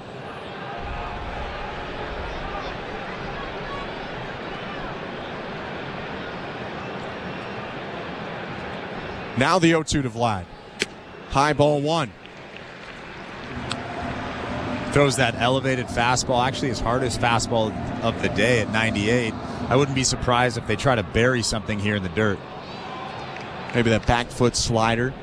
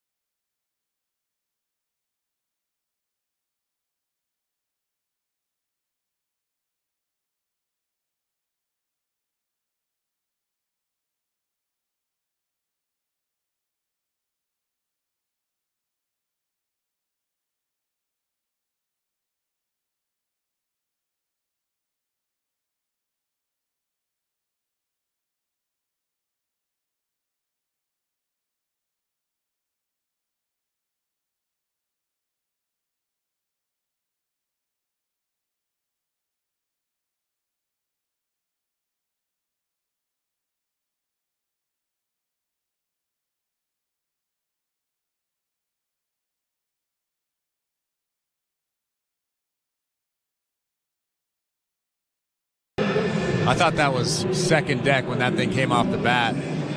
Just a little bit underneath it. Pretty good juice there, 101 off the bat for Jansen. But like you said, hit that ball too high to get it out to left. Here's Ernie Clement, 0 for 1 with a line out to right, the pitch. Breaking ball flipped in for strike one. That's the slow curve by Rodon. Clement from Rochester, New York. Grew up a Yankee fan. 0-1. Swinging a ground ball off the glove of Rodon. Slows down, hits the second base bag, and pinballs to the right. Clement with an infield single, and that ricocheted 3 or 4 times. First, right off the ground, then off the glove of Rodon, then off the second base bag, although Torres never really had a play. Yeah, I think Ernie would have beat that out anyways, but it's almost like Gleyber expected that ball to hit the bag there, and then it kind of just ricochets off, and obviously Gleyber didn't have a chance after that. Clements with the 4th Blue Jay hit today. He's on with 1 out. Pitch to Isaiah Kiner-Falefa. Swing and a miss, strike 1. If the Blue Jays can extend this inning, that would be big. Rodon has an elevated pitch count because of a long first and a long third. Here's his 81st pitch of the day. Swing and a looper, headed towards center. Judge jogging, and it'll actually be caught by the second baseman Torres, who goes out onto the outfield turf. 2 down. Good fastball from Rodon on the inside part of the plate. Handcuffs IKF. Barely with enough juice to get it out of that infield. It's tough. When he locates his fastball, it's really, really tough to hit. Good downward action on it. Rodon asks for a new baseball. Home plate umpire Chad Fairchild fires one out to him, and the left-hander on the bump. Clement with a decent lead off first, 3.5 steps. Here's Dalton Varsho, left on left pitch. Varsho takes strike 1, or pardon me, outside, ball 1. Rodon did not locate a fastball well last time Varsho was up, and he powered it to right for a double. Came around to score. 1-0. Outside, 2-0. I'm actually surprised at how they're attacking Varsho right now. I would go up at the hands with almost every pitch. Rodon loves that elevated fastball. They've gone down and away so far. 2-0 pitch. Called to strike. Looked outside. 2-1. 1-1 ball game. Home half of the 4th. Ernie Clement on first for the Blue Jays. 2-1 to Dalton Varsho. Down and away ball 3, and they have just stuck with that outside part of the plate and truthfully missed the plate 4 times, although the count's 3-1. Yeah, actually good takes from Varsho. Those are pitches that he sometimes swings at and kind of just rolls over to second base. Really good takes there. The 3-1. High ball 4. Not a lot of competitive pitches there from Rodon. Varsho will take a walk. Clement up to second. And Jose Trevino wants to go out and talk to his pitcher before George Springer comes up, who singled to center field last time and is 1 for 2 today. Yeah, Springer's looked pretty good today. He's seeing the ball well, staying on it, using the big part of the field. But Rodon kind of let Dalton Varsho off the hook there. That's a tough at-bat. Good lefty pitcher against a lefty hitter who doesn't really hit lefties that well. You just stick with your approach, and Varsho probably would have got himself out there. He threw 4 or 5 uncompetitive pitches.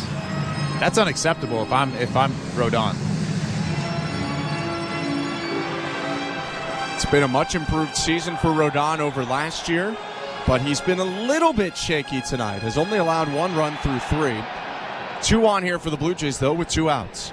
Springer at the plate. Lots of speed on the bases. A look at both runners, Varsho and Clement, and the pitch to Springer. Fastball zipped in for strike 1. 98 from Rodon.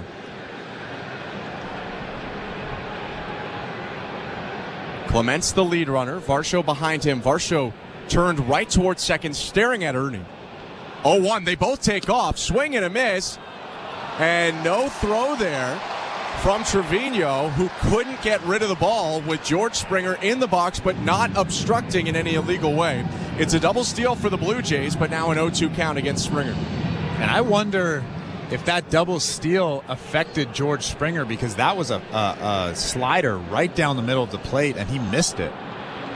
Normally punishes that baseball. Second and third, the 0-2, high ball one. Yeah, both of his 2 homers this year have come on hanging breaking balls. The double steal, though, does make this likely a single away from being a 3-1 game. 1-1 right now. 1-2 pitch.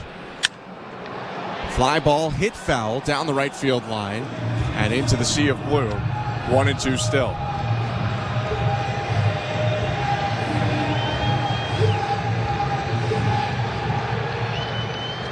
Four RBIs this season for Springer.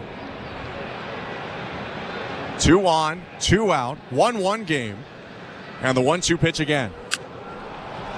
Loops to the right side. Trevino giving chase behind the plate. It's into the seats foul. And Springer will do it again.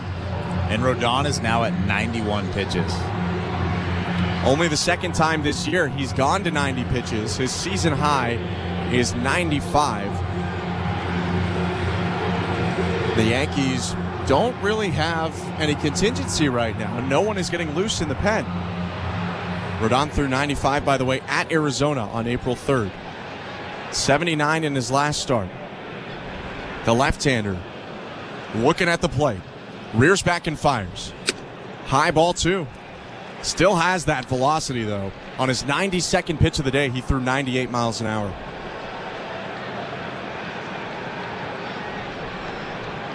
Rodon hunched over, looking toward his catcher. Comes set. The 2-2 to Springer. Low and in, ball 3. George battling here with 2 in scoring position and 2 outs. It's a really good take there. It's so hard to see that elevated fastball at 98 and then to take that slider down and in like that. He's seeing the ball very well right now. Vladimir Guerrero Jr. looms on deck. 3-2 to Springer. Hit foul again. Spoils a 98-mile-per-hour heater into the seats.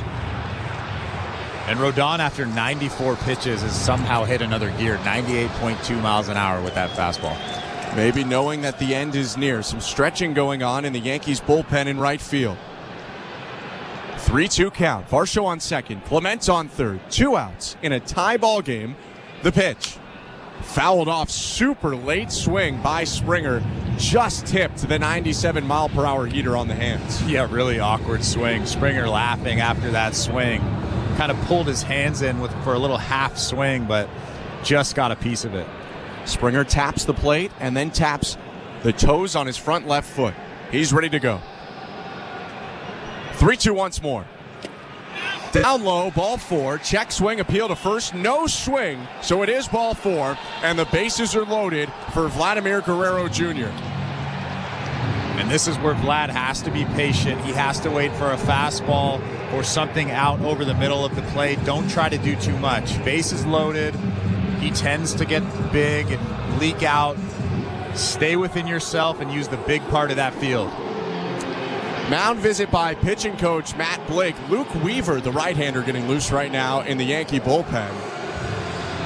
And you'd imagine, right or wrong, whatever Carlos Rodon does here, it's probably the last guy he faces. If he gets the out, he's probably done after 4 innings because he's about to get to 100 pitches. And if he doesn't get the out, well, then something big has happened for the Blue Jays likely, and they probably go to Weaver. Yeah, 96 pitches. I'm actually surprised he's still in this ball game. But this is definitely the last hitter that he will face. This is already a season high for Rodon. The back of his jersey covered in sweat right now. You can see it coming onto the shoulders as well. It has been an intense day so far for Rodon, who through 3 2/3 innings has thrown 96 pitches. Bases loaded, 2 outs, 1-1, bottom of the 4th. The pitch to Vladimir Guerrero Jr. Swing and a miss, strike 1. Waves through a middle-in slider.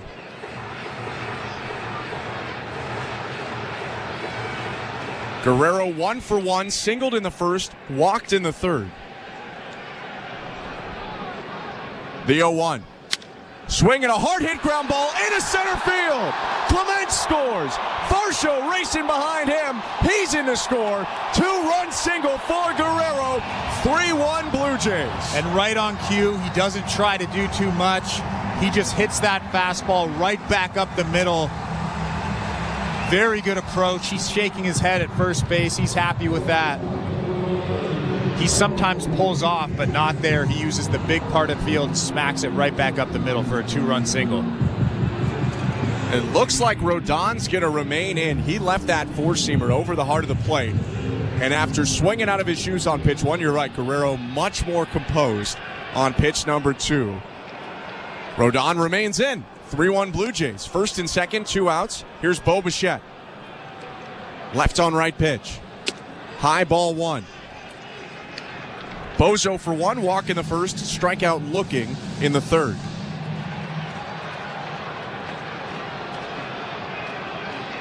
Hundredth pitch of the day for Carlos Rodon. Swing and it's fouled off. You have to keep your foot on the gas. That run out at second base is very important, especially with this Yankees lineup. 3-1 Blue Jays, home half of the 4th inning. A look at second by Rodon. And the 1-1. Lifted to right, not very deep. Soto freezes, now steps to his left, curls back right, and makes the catch to end the inning. The Blue Jays, though, score 2 on 2 hits. It's Vladimir Guerrero Jr.'s 2-run single that has Toronto in front. 3-1 Blue Jays. We head to the 5th. You're listening to Blue Jays Baseball, brought to you by your local family-owned Crown Rust Control Center, streaming at sportsnet.ca and the Sportsnet Radio Network. Hear every game of the NBA postseason on Sirius XM. And another one goes for Kevin Durant. From the excitement of the play-in tournament through the drama of the NBA Finals, NBA Radio's roster of experts brings you closer to the storylines that matter. Nikola Jokic is the most unstoppable player in the league. It's the NBA postseason, and your home for all the action is NBA Radio Channel 86 in the car and on the all-new Sirius XM app. Fantasy Sports Radio is helping you win your fantasy leagues right now on Channel 87. It's a home run for Ronald Acuna. From in-season fantasy baseball management to daily fantasy basketball to getting you ready for the NFL Draft, Fantasy Sports Radio is here to help you dominate. How you manage your team day in and day out will be the difference in where you finish in 2024. Fantasy Sports Radio, your home for fantasy sports. Channel 87 and on the all-new Sirius XM app. Get ready for the 2024 NFL Draft on Sirius XM NFL Radio. Touchdown, Caleb Williams. Catch exclusive interviews with the top prospects as they begin their journey to the NFL. And hear pick-by-pick coverage of the 2024 Draft from Detroit. With the first pick, the Chicago Bears select. Your home for the 2024 NFL Draft is Sirius XM NFL Radio Channel 88 in the car and on the all-new Sirius XM app.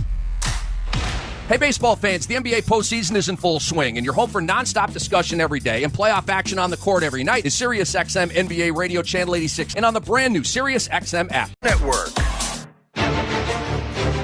Top of the 5th, 3-1 Blue Jays. Alex Verdugo leads off for the Yankees at Rogers Center, and the first pitch from Yusei Kikuchi is high and tight, ball 1.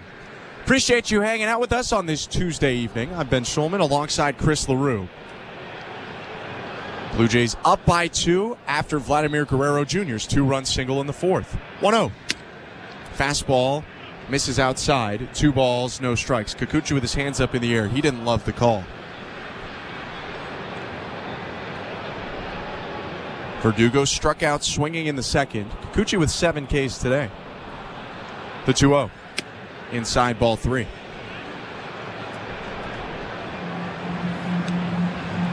This is an unfamiliar spot for Yusei Kikuchi, pitching with the Blue Jays in front. Toronto up 3-1 right now. Verdugo leading off the top of the 5th. 3-0 pitch in there, strike 1. Coming into today, Yusei Kikuchi had received exactly 0 runs of support while he was in the game. He had pitched 15 innings, and the Blue Jays didn't have a run during any of that time. 3-1. Loop to first, a leap by Guerrero. It's off the top of his glove. Picked up by the second baseman, IKF. Throws to Kikuchi, covering for the out. What a heads-up play by IKF and Kikuchi. Kikuchi laughing his way back to the mound. That'll be a 3-4-1 putout for out number 1. Well, the most important part of that play was Yusei Kikuchi never gave up on it, and he continued running to first base. A lot of pitchers just stop there. They think the play's over.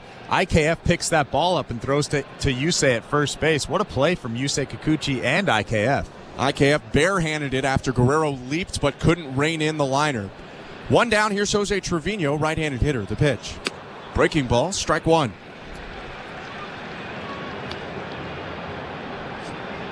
(3-1) Blue Jays, 1 out, bases empty, road half of the 5th. The 0-1. Called strike. On the St. Louis Bar and Grill out-of-town scoreboard, the Tampa Bay Rays, the other team as opposed to the Red Sox that are knotted up with the Blue Jays in the standings, are also losing right now. It's the Los Angeles Angels leading them at the Trop, 3-1. Trevino asks for time. Angels getting on the board on back-to-back homers by Mickey Moniak and Logan O'Hoppe, 3-1 for Los Angeles.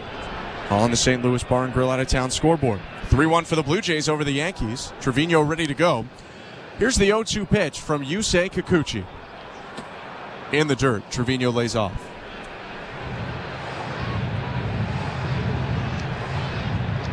Elsewhere on that St. Louis Bar and Grill out-of-town scoreboard, Cleveland has extended its lead. It's 4-1 right now for the Guardians over the Red Sox. 1-2 to Trevino. Slap to right field. Springer on the run. Reaches up and makes the catch. Momentum carries him all the way into foul territory. That ball caught in fair territory. And there are 2 down. Springer covered a lot of ground on that line drive. Former center fielder playing in his second full season in right for the Blue Jays. Made that play look easy.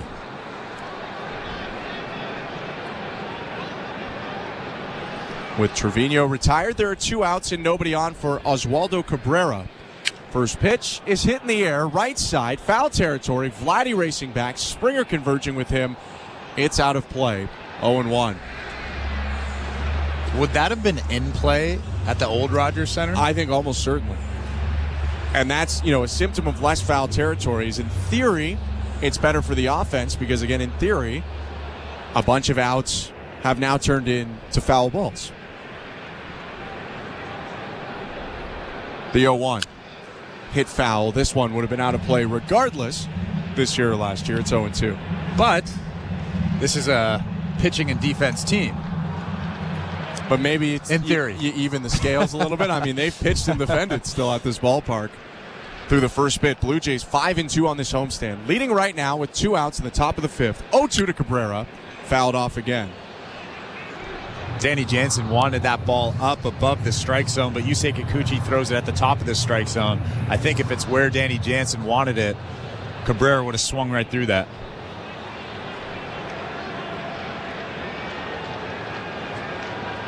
Kikuchi sets. 2-strike pitch. In the dirt, blocked by Jansen.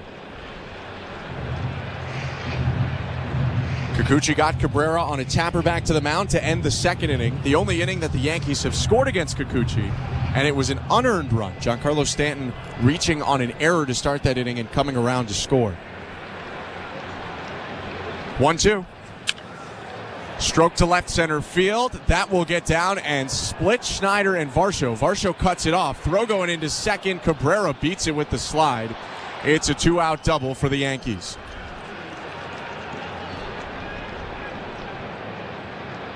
That curveball caught way too much of the plate. 1-2 count. You don't want to throw that thing right over the middle like he did. Cabrera makes him pay. Oswaldo Cabrera's breakout season continues. That's his 3rd double.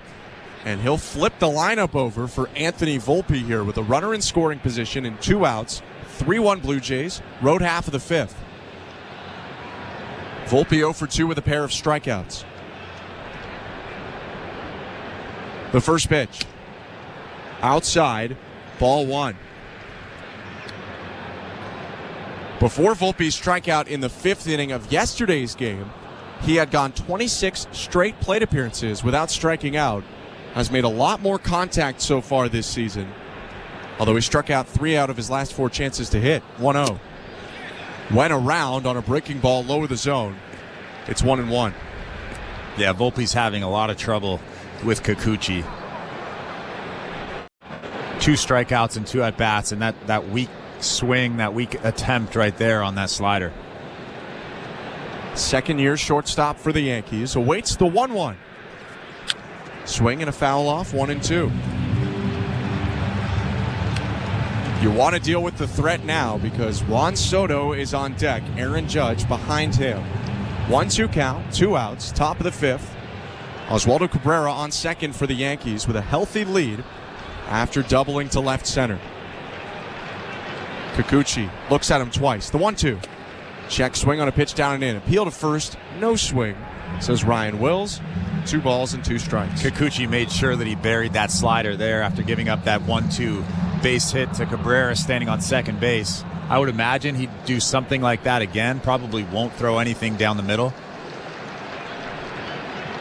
Got to be careful with Volpe. 8 RBIs, batting in the 360s this year. Kikuchi has some disengagements in his pocket, so he steps off and just kind of fakes a throw over to second.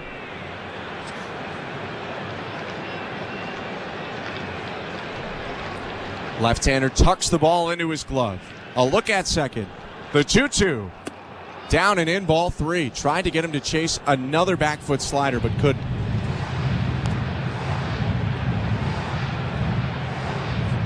And you're right. You want to be careful here because Juan Soto is on deck. As good of a start as Volpe is off to, you'd much rather deal with him right now than deal with Soto.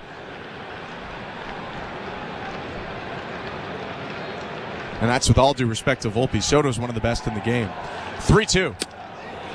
Called strike 3.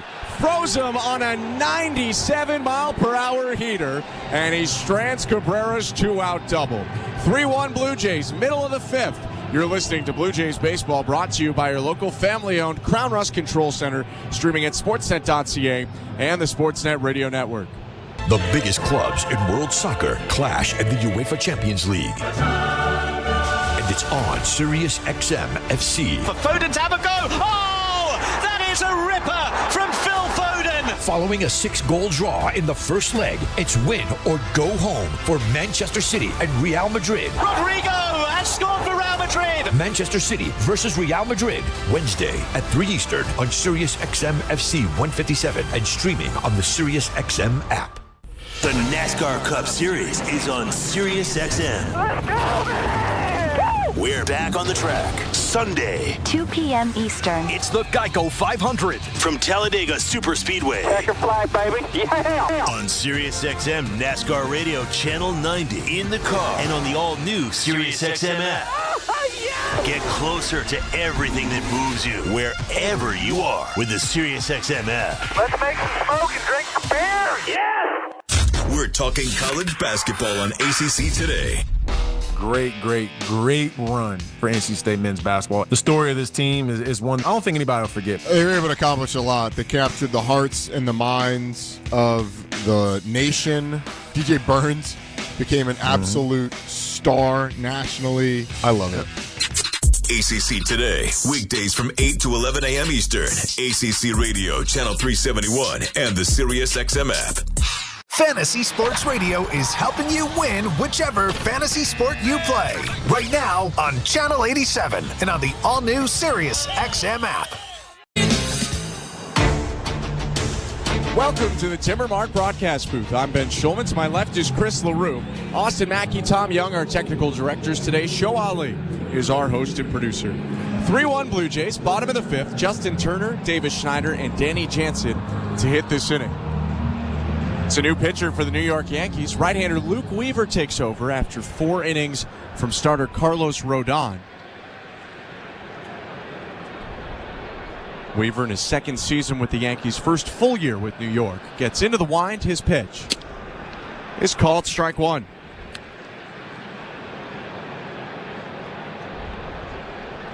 Turner 0 for 1 today. Sac fly in the 3rd provided him with his team-leading 9th RBI. 0-1. Hit foul, 0-2.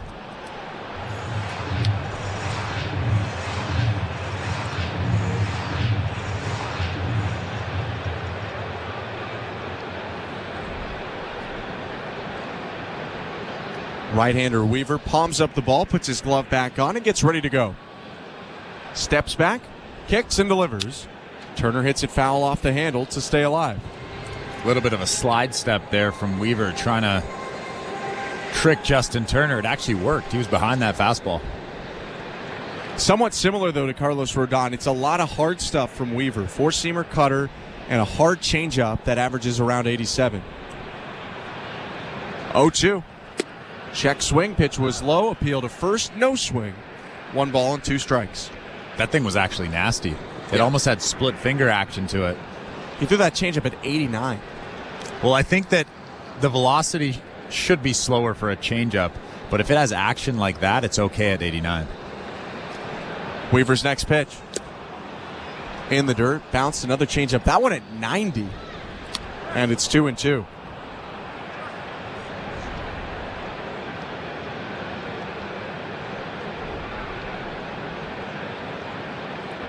Turner twitching both of his knees in the box, leans back slightly. Here's the next pitch.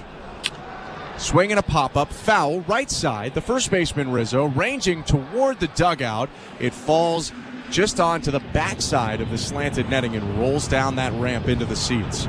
Still 2-2. An easy present for one of those fans there. It's about as easy as it gets. Kind of funneled right through you. Weaver trying to solve Turner. This is the 6th appearance of the season for Luke Weaver. 4.82 ERA in 9 1/3 innings. 2-2 pitch. Hit foul again. That one just sent right back into the netting. It almost feels like Justin Turner has a long at-bat every time he's up there. 7 pitches this at-bat already. Turner leans way back, stretching his back out before the next pitch. Here's the 8th pitch of the battle. Hit foul, right side. This one might be playable. Trevino over near the Yankee dugout, leaning forward, and that one bounces off the top of the dugout and into the back row of the first section of seats. So it'll be a 9-pitch battle at least between Turner and Weaver to start Weaver's appearance. Luke Weaver, initially a first-rounder of the Cardinals in 2014 out of Florida State. Drafted before that out of high school by the Blue Jays, but did not sign. A 19th round pick by Toronto a few years prior. 2-2 again. Line drive up the middle. A leap from Torres. It's over his head and down in center. Base hit for Justin Turner to lead off the inning. And let's take a look at the injury report.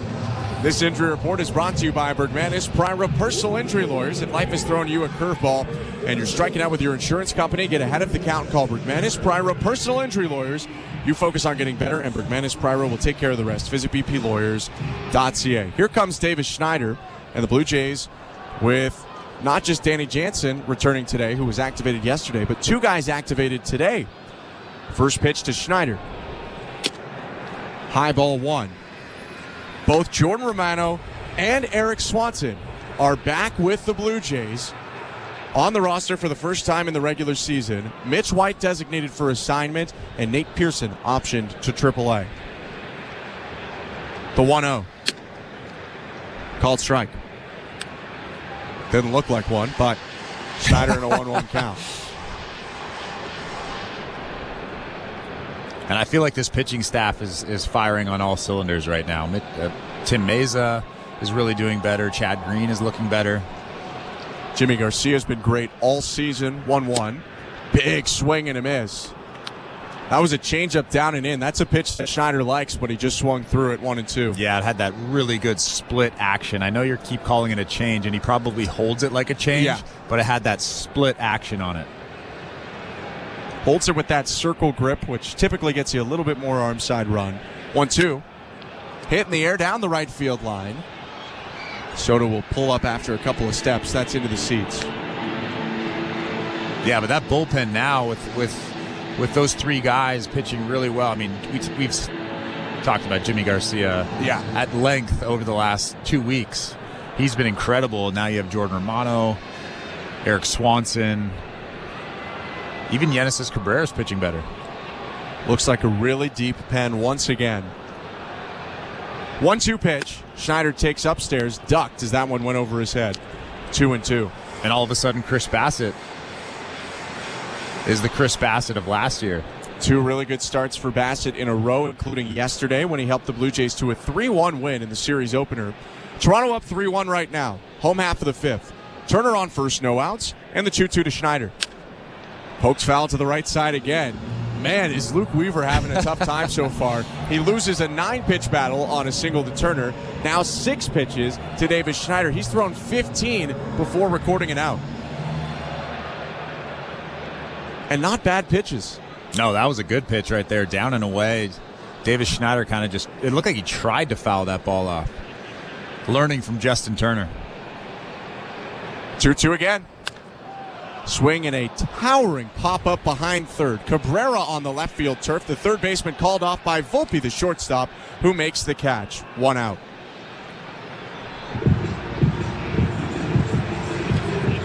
Just to expand a little bit on the injury report with the relievers, John Schneider did say today that at least early on, you shouldn't expect to see Romano or Swanson pitching back-to-back. He did clarify, if they came in for a really low pitch appearance, maybe you get a double play ball early on, 6-7 pitches, then it's possible.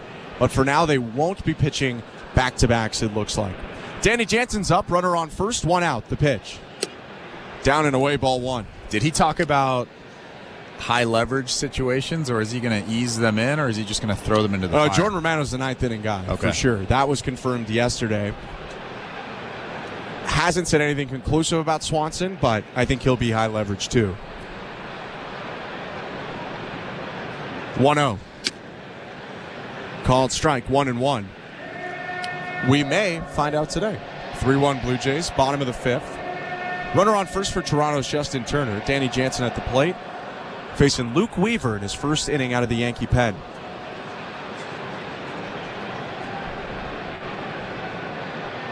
1-1. Jano takes outside, 2 balls, 1 strike. Jansen looking down at Carlos Fabulous for signs.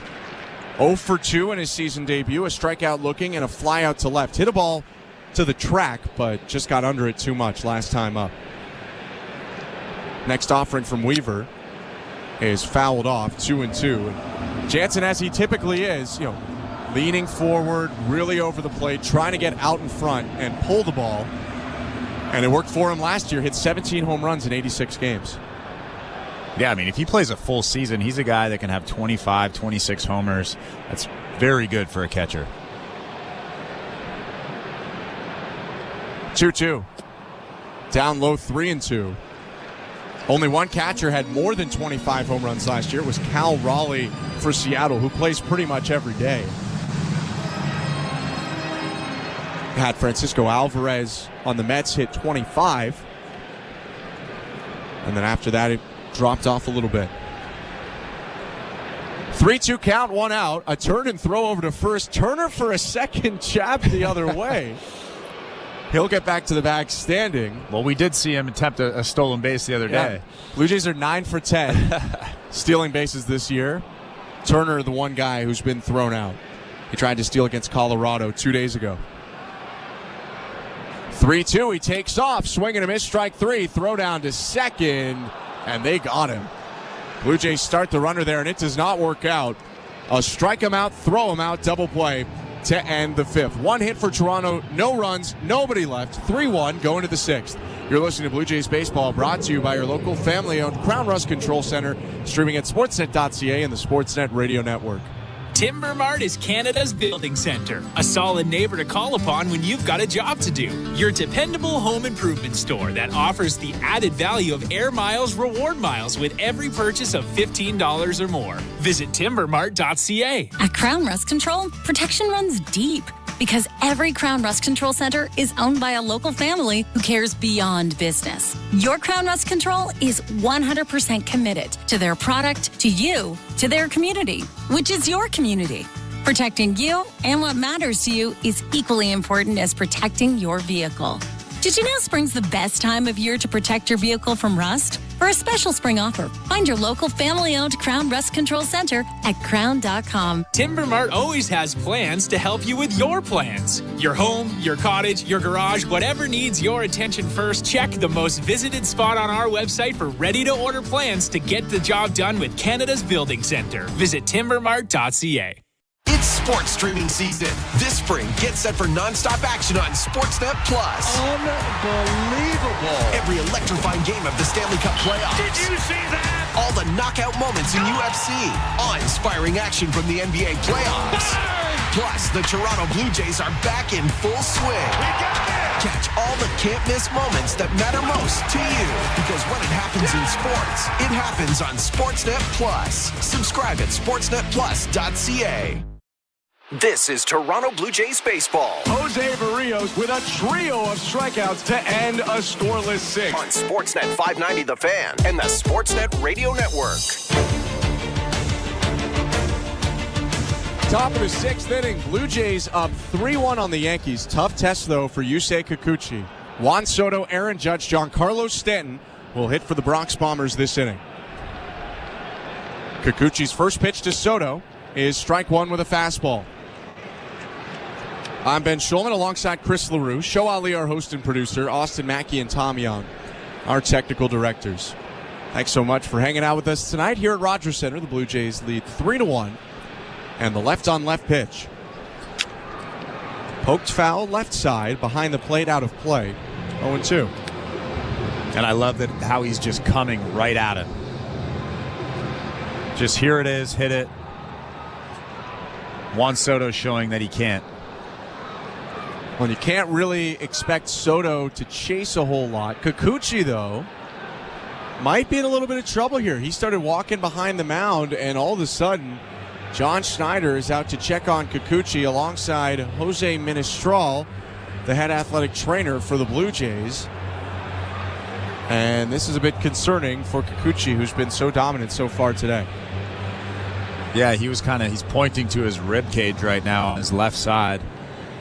He wants to throw a pitch, a practice pitch here, but it's always concerning when a pitcher either stretches or points to something, and he was pointing at his rib cage. Not a good place for a pitcher to point to. Kikuchi taking some warm-up tosses right now. He kind of bent over to the side after throwing that pitch, felt his left rib cage, and then asked for time and walked behind the mound. Kikuchi's thrown some pitches. He's talking right now with John Schneider, but he wants one more at least. It could just be a cramp. I've gotten those before in the middle of a ball game. Kikuchi tensing back a little bit, delivering a warm-up pitch. And he gives a thumbs up to Jose Ministral and John Schneider.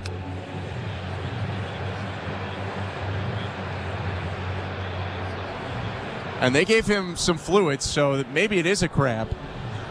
And Kikuchi here, who's in his sixth inning of work, perhaps just, feeling the effects of already throwing 84 pitches in the game.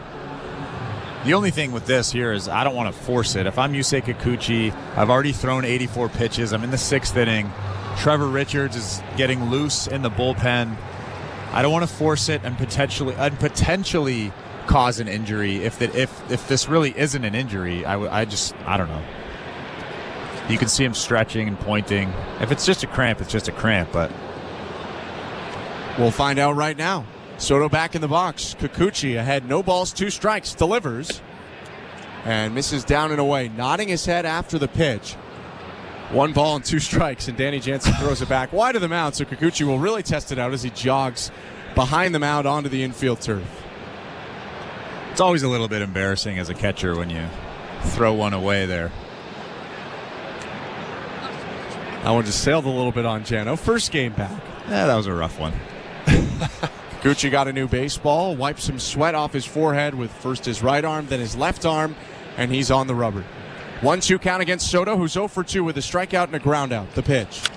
Swing and a line drive, right center field. That's going to get down. A base hit. Springer cuts it off. Soto with a wide turn, heads back to the bag. He almost leaned back to make sure that he got to that curveball on the inner half. Just an incredible display of hand-eye coordination from Soto, and he has a leadoff single. Yeah, that curveball was supposed to be down and away. That target from Jano was down. Yusei leaves it out over the middle of the plate, and Soto, you're right. Soto kind of chopped down on it, leaned back, and then chopped down on it. Really nice piece of hitting. And the trainers are going out to Kikuchi again. Aaron Judge is about to hit. I'm not sure Kikuchi's going to get a chance to face him. The infield's coming to the mound right now. So are John Schneider and Jose Ministral. He saw John Schneider coming out of the dugout. He looked at him, rolled his eyes, and kind of turned away. So that tells me that he's fine. He's just, he's walking around the mound a little bit like the guy who pitched last night, Chris Bassett. Now you kind of, you put on... He's mimicking his friend. Yeah. Well, I mean, you put on your goggles with Bassett a lot of the time and kind of sift out most of it because that's just who he is. But Kikuchi, again, is going to stay on. So he'll adjust his cap, step on the rubber, and get ready to go. No outs, runner on first, top of the sixth. Here's Aaron Judge, 0 for 2 with a pair of strikeouts. The pitch. Swinging a fly ball to right. Springer goes back, now angles toward the line, makes the catch. There's one out. And that a good sign for Kikuchi. Yeah, that's a great sign. 95 on the inside part of the plate. I love that he tried to bury that fastball on the inside. He ties up Aaron Judge. We talked about this earlier. He's a big guy, so you have to tie up his hands. He wants to get extended and drive that pitch on the outside part of the plate. Great pitch from Yusei. So one down now, and here's Stanton. Reached on an error and scored in the second. Grounded out to the mound in the fourth. The pitch. Down and away, ball one. Time to check on the St. Louis Bar and Grill out-of-town scoreboard. The Rays are losing bottom 9, 3-1 to the Angels, and Boston's losing bottom 6, 5-2 to Cleveland. But there is an AL East team other than the Blue Jays winning right now, the Baltimore Orioles. 1-0 pitch to Stanton. Inside ball 2. The Orioles are just dismantling the Twins right now. It's 11-2 at Oriole Park at Camden Yards. Home runs from Gunnar Henderson, Ryan O'Hearn, and Jordan Westberg. They scored 7 runs in the first 3 innings, did the Orioles. 2-0. Hit foul. Stanton leaned down and sliced that curveball at the bottom of the zone into the seats. 2-1.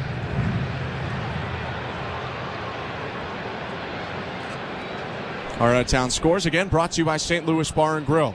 3-1 Blue Jays, top of the 6th. 1 out, Soto on first, Stanton at the plate. Kikuchi, the starter, still on the mound. His 90th pitch is actually going to be a throw over to first. It actually looked like Soto wanted to take off there. He was bouncing around. He was probably just trying to distract Yusei. Actually, 90 pitches already for Kikuchi. Here's 91. Foul tipped into the glove. More soft stuff to Stanton. The curveball for strike 2. That was a dangerous pitch. A curveball right down the middle. Stanton was right on it, but just missed it. Trevor Richards getting loose for the Blue Jays and left. 2-2. Fastball. Got him. Strike 3. 9 Ks today for Yusei Kikuchi. 2 outs. Here comes Anthony Rizzo. And even before Chad Fairchild made that call, Giancarlo Stanton was walking back to the dugout. What a pitch on the inside part of the plate. Stanton had seen enough. 2 outs. Here's Rizzo. Soto on first. Left on left pitch here from Yusei Kikuchi. Fastball inside, 1-0. You'd imagine with the reinforcements for the Blue Jays especially that this could be it, this inning at least for Kikuchi. Here's his 94th pitch of the day. Loop to left field. Schneider on the run. Toward the line. Dives. And he made the catch. What a play. Davis Schneider getting his mustache a little bit dirty. He saves a hit for Yusei Kikuchi. And his teammates are all over him back in the dugout. A highlight reel catch from Schneider in left. Strands Soto. It's 3-1 Blue Jays. Middle of the 6th. You're listening to Blue Jays Baseball, brought to you by your local family-owned Crown Rust Control Center, streaming at sportsnet.ca and the Sportsnet Radio Network. this is Eddie Vedder. Hey, it's Jeff Ament. This is Mike McCready from Pearl Jam. Our new album, Dark Matter, is almost here. Dark Matter!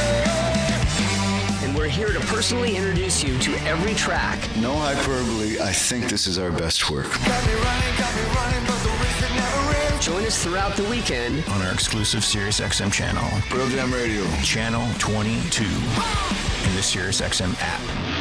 The South Carolina Gamecocks are on top of the women's college basketball world yet again. Perfection for South Carolina. 38 games, 38 wins. We're reacting to the perfect season and talking to the biggest names right here on Channel 374. Congratulations, Coach Saley. What does this particular title mean to you? This title is pretty special because it was unexpected. Keep it locked into SiriusXM SEC Radio as we continue to break it all down and celebrate the Gamecocks' third national title.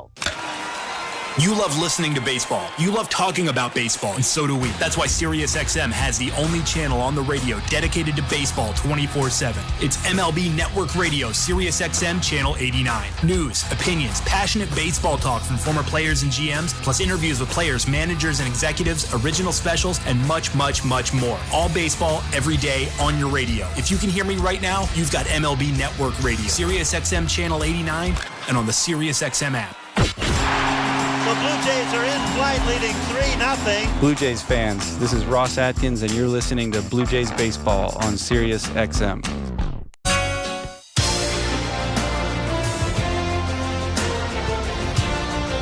Bottom of the sixth inning in downtown Toronto. Blue Jays up 3-1.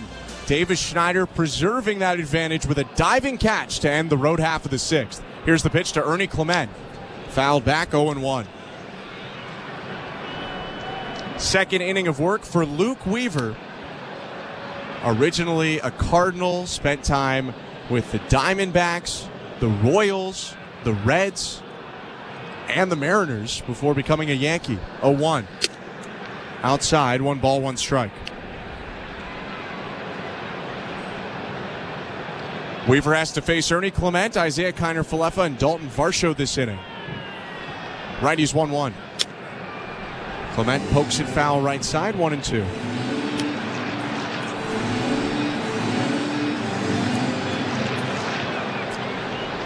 Ernie's 1 for 2 today. A line out to right and an infield single. Stole a base and came around to score in the fourth on Vladdy's 2-run single. That's the difference in the game. 1-2 pitch. He hits it foul again. Another difference in the game is Davis Schneider. Oh, yeah. Oh, yeah. What an incredible play. That's about as good as it gets. All out. Yeah, Schneider running all the way to the side warning track area in left field. Sprawling out.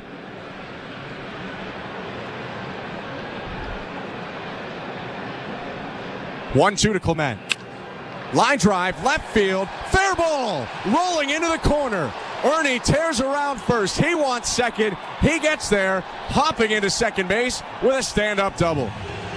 Well, we talked about just how good Luke Weaver's changeup is, but he leaves that one up, and it kind of just floats up there, and Ernie Clement drills it into the corner in left field.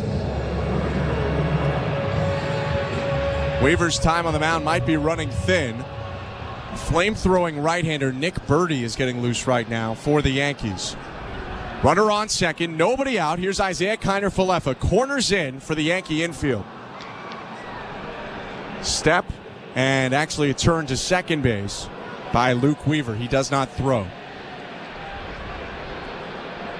We haven't seen IKF square around. I mean, it's something that he can do, but hasn't done yet as a Blue Jay. A look at second by Weaver, and the pitch to IKF. Bounced up the middle, past the mound, picked up by the second baseman Torres, throw to third. They got Clement on the tag. Ground ball to the right side, and Ernie was looking to advance on contact. He's still standing on third alongside Carlos Fablis as the Blue Jays take a look. Right now, though, a fielder's choice, 1 out and a runner at first. And they are going to take a look, are the Blue Jays. That was a great play from Gleyber Torres, throwing that ball off of 1 foot across the field, throwing that thing right on target to third base. At third base. And I think the throw's there in time. But as we look at a replay, Cabrera maybe by fractions of an inch misses it. It's a little bit hard to tell. Ernie had a hook slide to the right around Cabrera, and it's a little too close for me to tell right now. I'm not sure they can overturn this. Yeah, it looks like they might have just grazed the jersey there. I mean, obviously the fans don't think that's a... They're going to cheer for a Toronto decision. Of course. I don't know if it's enough to overturn. Right on that front right shoulder, it looks like he could have got him. And the call on the field is out, so they need indisputable video evidence to overturn it. Chad Fairchild and Charlie Ramos are standing halfway down the third baseline right now. Clement's still on third. Oswaldo Cabrera talking with him and Blue Jays third base coach Carlos Fablas. If the call stands or is confirmed, it's a runner on first, one out for the Blue Jays. If it's overturned, it's first and third, nobody out on a failed fielder's choice. I think they got him on the front right jersey part of that right arm. I think it's close enough either way, but let's hear. After review, the call on the field is overturned. The runner is safe. Wow. And what do we know? He did not tag him, says the people in New York. So that's a failed fielder's choice, although, again, a really nice play by Torres to even make it close. Clement safe around the tag. Kiner Falefa safe at first on a fielder's choice. Does not get a hit for that play. Does get an out on his line, but he advances the runner. Here comes Dalton Varsho. Runners on the corners, no outs. That was an incredible slide. Yeah, really good. Infield, in even with the baselines. The pitch. Varsho bunts it up the first baseline, foul. That was a safety squeeze. Runners were not off on the pitch, although started moving right on contact. 0-1. Yeah, Varsho is just so good with the bat, bunting, moving guys over. I would even try that again. Yeah, I mean, if he gets it deep enough. Clement's a quick guy. Also got a lot of speed on first in Kiner Falefa. No outs. Infield in again. The 0-1. Swinging away. He hits it foul off to the left. 0-2. And now the bunt's out of the question here for Dalton Varsho. It's been a nice day for Varsho at the plate today. A double, a walk, and 2 runs scored. Also a stolen a base.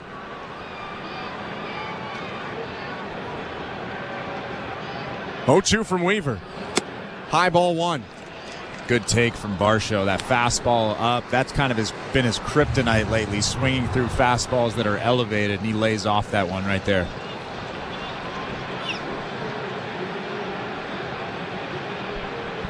Weaver over 30 pitches, dealing with trouble. Runners on the corners, no outs. And the 1-2. Swing and a miss. Fastball looked like it was going to be a strike up and in. Varsho swung at it. He goes down for the first out. That fastball right at his hands. That's the pitch that he needs to learn how to hit if he's going to be a successful big leaguer, and he swings right through it there. Actually, a really good pitch from Weaver. Aaron Boone is out to the mound after 33 pitches. Luke Weaver is done. Here comes Nick Birdie, the hard-throwing right-hander for New York. 3-1 Blue Jays, 1 out, first and third. Home half of the 6th. Let's go back to baseball control with our host today, Show Ali. Thank you very much, Ben. Before we get the St. Louis Bar and Grill out-of-town scoreboard, a reminder that Blair and Barker have Jays Talk today. They will take your phone calls after the final out, as usual. Blair will throw out the numbers to call after this game is in the books down at the Dome. Let's check out some scores, shall we? We'll start in the NHL as the season wraps up this week. The Leafs are down in Florida, taking on the Panthers in the penultimate game of the regular season. Leafs trail 4-2 after 3 goals in 3 minutes from Florida. Mitch Marner and Noah Gregor scoring for Toronto. Austin Matthews still looking for goal number 70 on the season. Once this game is done, Leafs Talk with Bunkus and McKee will follow on YouTube and Sportsnet Plus. Sens at Bruins. Ottawa up 2-0 right now. If the Bruins lose and the Panthers win, it would put Florida in the driver's seat for the Atlantic Division and set up Leafs, Bruins, Panthers, Lightning in the first round as of this evening. Also, an announcement from NESN play-by-play man Jack Edwards announcing his retirement at the end of the season. Red Wings at Canadians, this game tied at 3.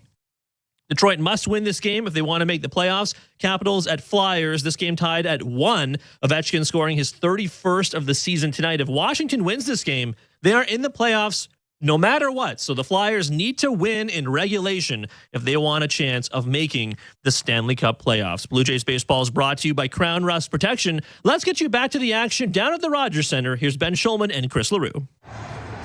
Thank you very much, Joe. Right-hander Nick Birdy is on for the Yankees. Third time the Blue Jays will see the 6'3" righty from Illinois this year.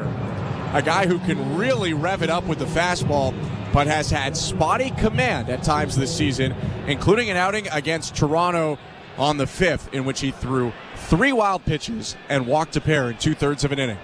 First and third, 1 out. 3-1 Blue Jays. Bottom of the 6th. The pitch to George Springer. Swing and a miss. Strike 1.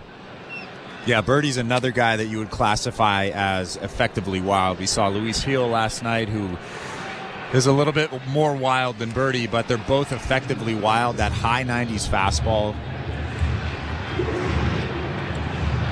Baseball got out of the Blue Jay bullpen, I believe, and onto left field. Picked up by Verdugo and tossed back. Now Birdie back on the mound. Clement on third, IKF on first. 1 down, and the 0-1 to George Springer. Down and away. Ball 1. Trevino popping up to check his former teammate, both in Texas and New York, Isaiah Kiner-Falefa, who raced back to first.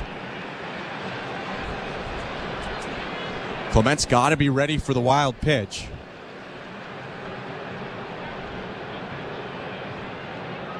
Birdie's 1-1. IKF takes off. Pitches outside. Throw down to second. Drop by Torres. Clement takes off from third. He'll come in to score.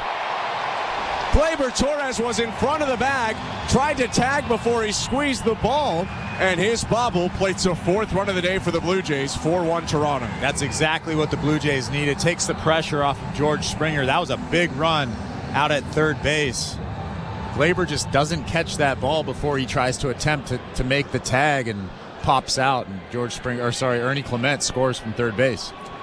That'll be a stolen base for Isaiah Kiner-Falefa, his second of the season. Runner on second, 1 out. 4-1 Blue Jays, the 2-1 to Springer. Inside, ball 3. They'll also assess an error there to Gleyber Torres. That scores Ernie Clement. So Clement doesn't get a stolen base there, but IKF does. The Blue Jays using their speed a lot recently on the base paths. 10th stolen base of the year for the Blue Jays. 3-1. Low ball 4. 5-pitch walk for Springer. Here comes Guerrero with 2 on and 1 out.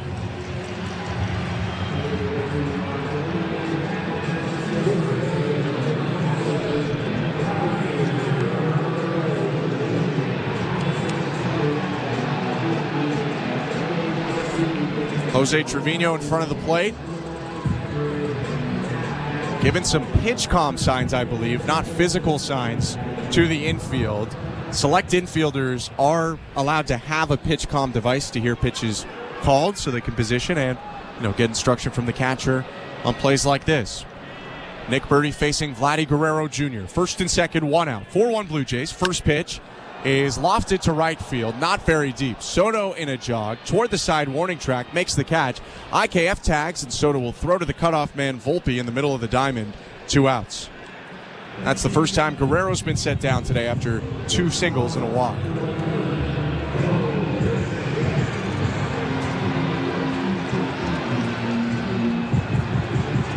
Although Nick Birdy's been wild, he hasn't allowed a run of his own so far this year. That excludes inherited runners, but this is his 7th appearance. He's pitched now 5 1/3 innings, or actually exactly 5 innings. No runs allowed. Only 1 hit given up so far. 2 outs. Here's Bo Bichette, 0 for 3 or 0 for 2 today with a walk. Pitch by Birdy. Hard hit ground ball up the middle into center field. IKF around third. He'll score without a throw. Springer back to second. Bo Bichette with an RBI single.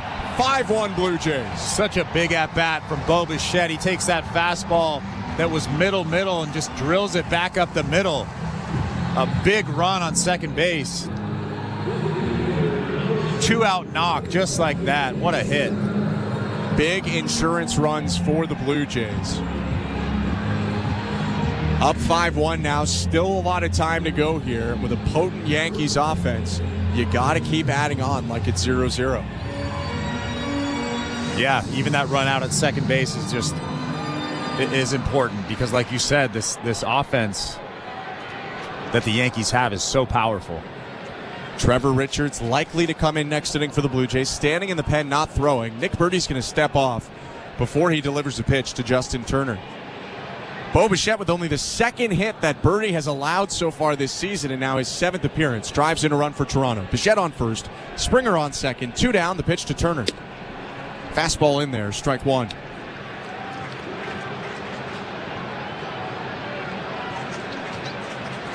Turner is 1 for 2 today, a single and then an RBI. He hit a sac fly in the 3rd. The 0-1. Popped up, middle of the infield. Burdi points up. Cabrera onto the mound, makes the catch. Trickier play than it looked. He catches it on the dirt to end the inning. Blue Jays add on 2 on 2 hits. Ernie Clement starts it with a double.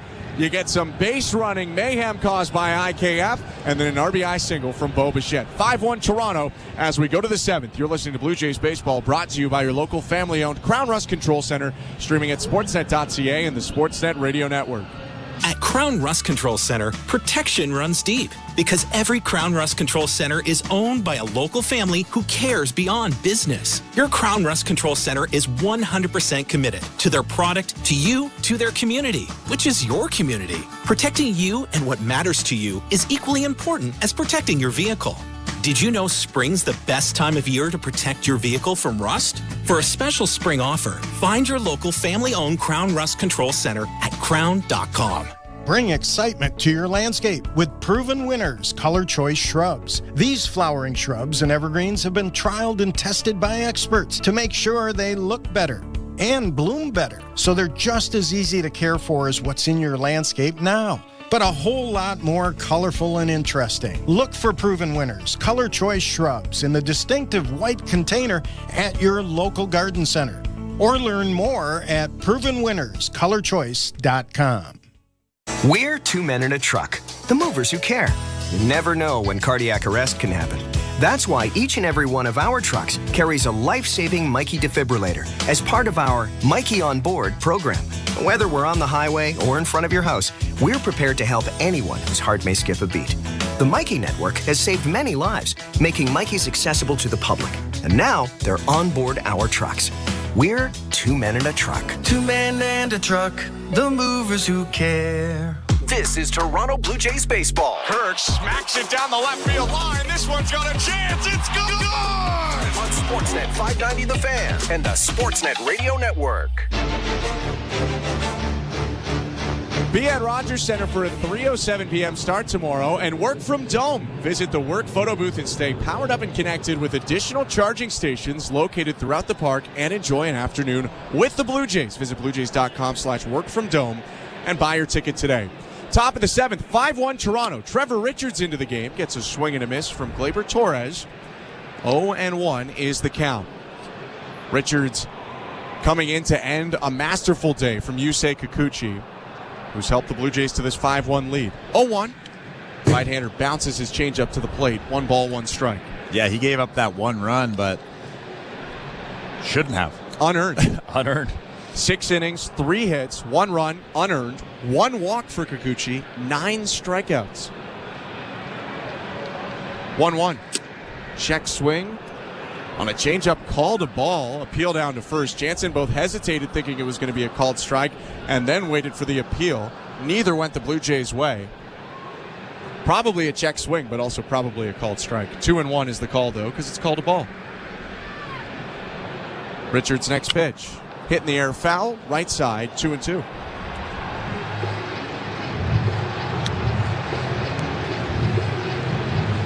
Eighth appearance of the season already for Trevor Richards. Fastball and changeup, low 90s, sometimes mid 90s fastball, high 70s changeup that really moves like a splitter. 2-2. Fastball upstairs, full count. I like that pitch right there. He'll probably come back with a changeup, just throw it over the middle of the plate. 3-2 pitch. Fastball upstairs, ball 4. Second walk today for Gleyber Torres in 3 plate appearances. Also has a strikeout. And that's a leadoff base runner for the Yankees with nobody out. And that's why that last run that the Blue Jays got was so big. Now you have a little bit of wiggle room. Leadoff walk here. As much as you don't want to have a leadoff walk, it's not the end of the world. Blue Jays scored 2 runs in the bottom of the 6th. Created havoc on the bases. A first and third steal led to an error. First pitch to Alex Verdugo. Downstairs, ball 1. And then Bo Bichette singled in a run.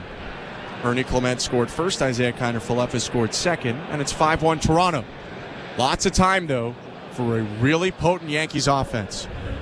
No outs, runner on first. 1-0 to Verdugo. Fastball, strike 1. Looked a little bit outside, but Richards gets the benefit of the call there. Verdugo having a little bit of a conversation with Fairchild. Rightly so.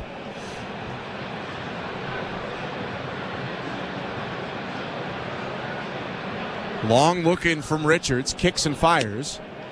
Changeup dropped right down the middle. 1-2. Verdugo could not get the hands going there and just looked in a deep gaze beyond third after taking it. Yeah, a little bit of a frustrated look for Verdugo. I throw that ball again.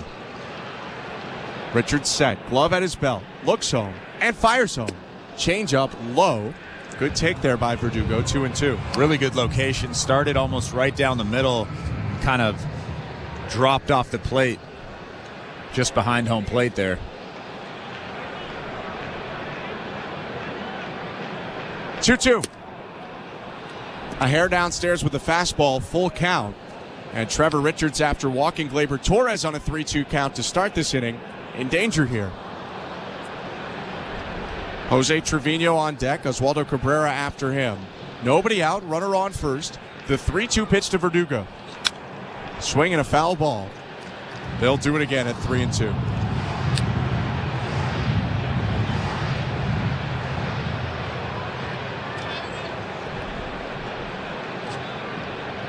Left-handed hitter Verdugo taps the plate twice. 1/2 swing and now is ready to go. Very straight up and still in his stance. 3-2. Fouled off again. Jordan Romano actually has his glove on, sitting down on the bench, towel around his neck. Just that death stare. He's always kind of moving around.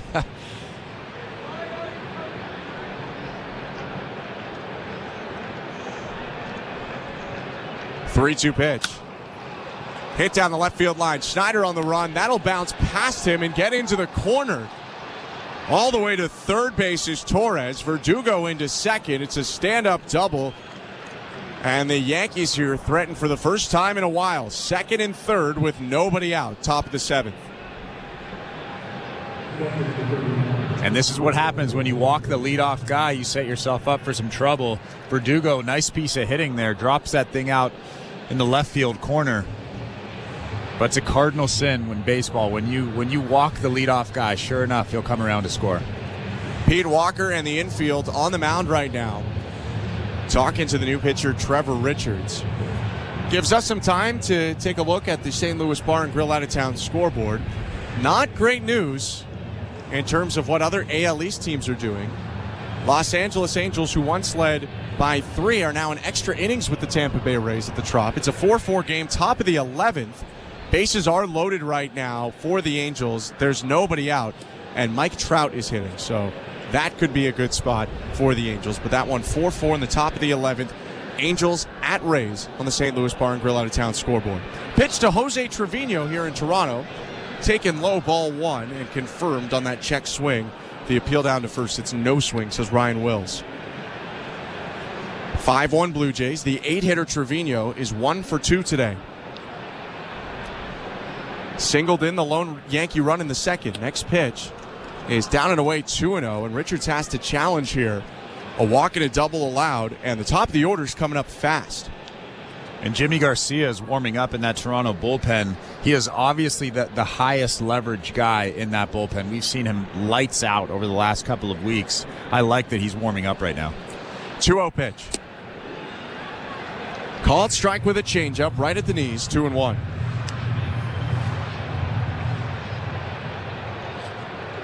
I'd guess Garcia comes in top of the order. Volpe 2 spots away, maybe even sooner than that.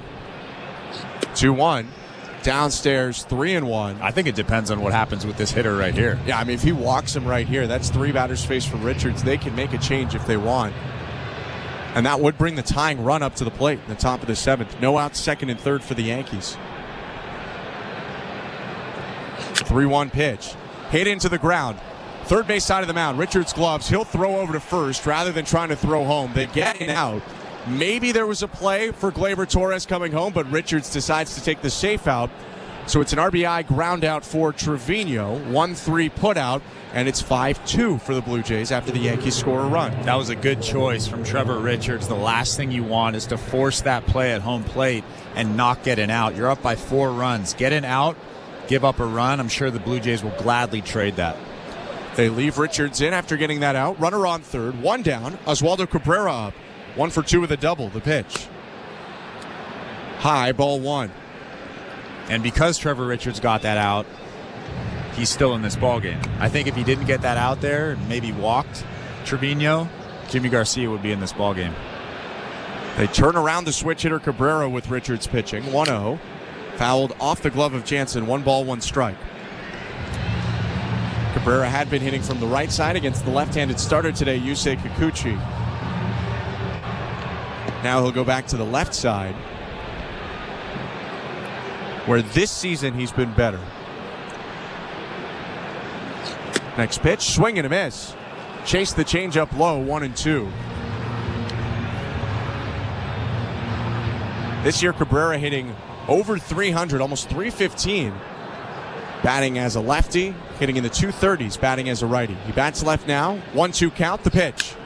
Swing and a liner to center. Varsho on the run, snares it, but that will easily bring home the runner tagging from third in Verdugo. So it's a sacrifice fly there for Oswaldo Cabrera, and it's 5-3. The Yankees right back in this game. They respond to the 2 Blue Jay runs in the home half of the 6th with 2 Yankee runs in the road half of the 7th. Yeah, I think as much as you don't want to give up that run there, you'll probably gladly trade the out for the run. That's why those runs are so big. Even though you're up by 2, up by 3, you still want to keep that foot on the gas pedal and score more runs. First pitch to Anthony Volpe, called strike 1. Jimmy Garcia has been warming up for a couple batters now, but he just continues to throw, and maybe they're setting him up for that Soto, Judge, Stanton pocket in the lineup. Soto's on deck with 2 outs and the bases empty. Volpe fouls off the 0-1. And it's 0-2. That is a tough pocket of the lineup. Really tough. So obviously you want your highest leverage guy, and I personally think that's Jimmy Garcia right now. Richards trying to finish off the top of the 7th. His 0-2 pitch. Swing and a miss, strike 3. Pitch in the dirt. Jansen applies the tag before Volpe can run. But the Yankees score 2. A walk and a double to start the inning. Come home on a ground out and a sacrifice fly. It's 5-3 Blue Jays at the 7th inning stretch. You're listening to Blue Jays Baseball, brought to you by your local family-owned Crown Rust Control Center. Streaming at sportsnet.ca and the Sportsnet Radio Network.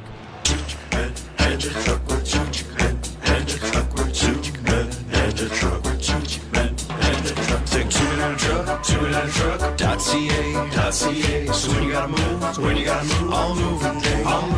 Think 2-minute truck.ca. Cause all of us movers are not the same. So that's our company name, 2-minute truck.ca. We're lots of men with lots of trucks, so give us a call today. Which Looney Dogger are you? The fork and knifer, splatterer, condiment queen, or Big Dipper? This season at Rogers Center, every Tuesday home game is Looney Dogs Night, presented by Schneider's. You will have the opportunity to purchase $1 hot dogs from various concession stands around the stadium. Then show the world your Looney Dog style. Because whether you're the mustard maven or ketchup king, no Blue Jays game is complete without hot dogs. So don't miss out on this deal. Looney Dogs Night, presented by Schneider's, every Tuesday home game. Thursdays on City TV. Find me a body. Start with Law & Order at 7, featuring Tony Goldwyn as the new district attorney. I need to know that I have a team I can trust. Then, it's the smash hit, Law & Order Toronto, Criminal Intent at 8. The case is a slam dunk. Followed by SVU at 9. I'm on my way. And Organized Crime at 10. I just want the truth. Law & Order Thursday. A lineup so stacked, it's almost criminal. It all starts at 7 on City TV. This is Toronto Blue Jays baseball. He rocks the ball to left field. The Blue Jays have gone back-to-back. Sportsnet 590 The Fan and the Sportsnet Radio Network. Welcome back to the Timbermark broadcast booth. I'm Ben Shulman alongside Chris LaRue. 5-3 Blue Jays, bottom of the 7th. Nick Birdie on the mound for the Yankees again. His pitch to Davis Schneider. Outside, ball 1. Schneider, Danny Jansen, Ernie Clement to hit this inning for the Blue Jays. Davis is 0 for 3 today, a strikeout and 2 pop-ups. 1-0. Swing and a miss. Beaten by high heat, 1-1.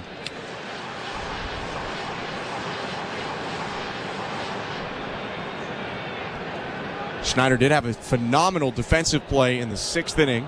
Diving catch near the line for the Blue Jays. Ended that inning. The 1-1.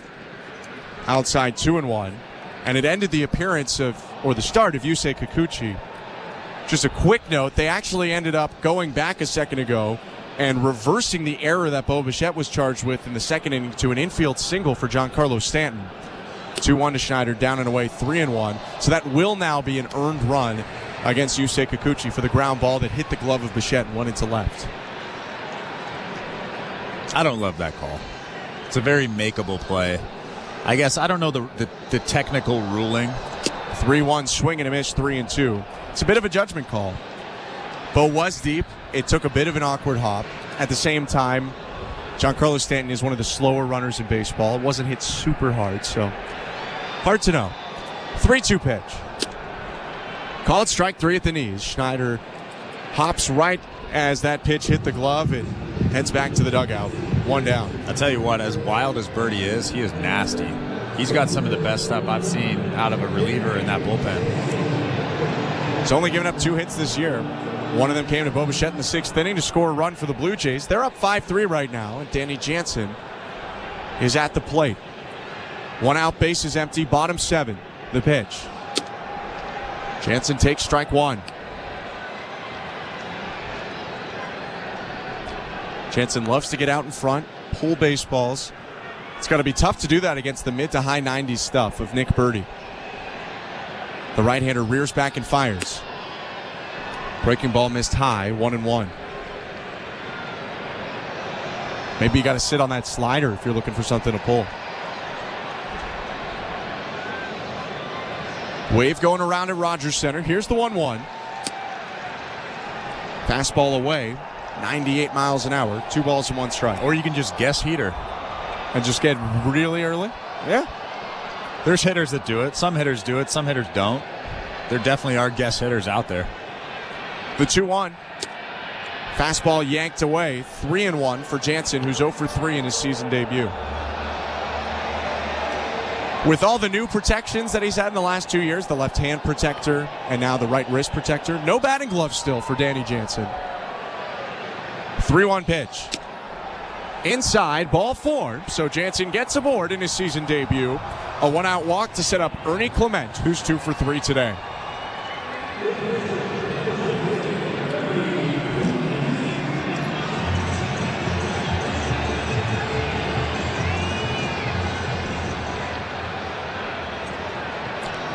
Ernie Clement walks up to the Isley brothers and now gets ready to go, with Jansen leading off first. 1 out, bottom 7 the pitch.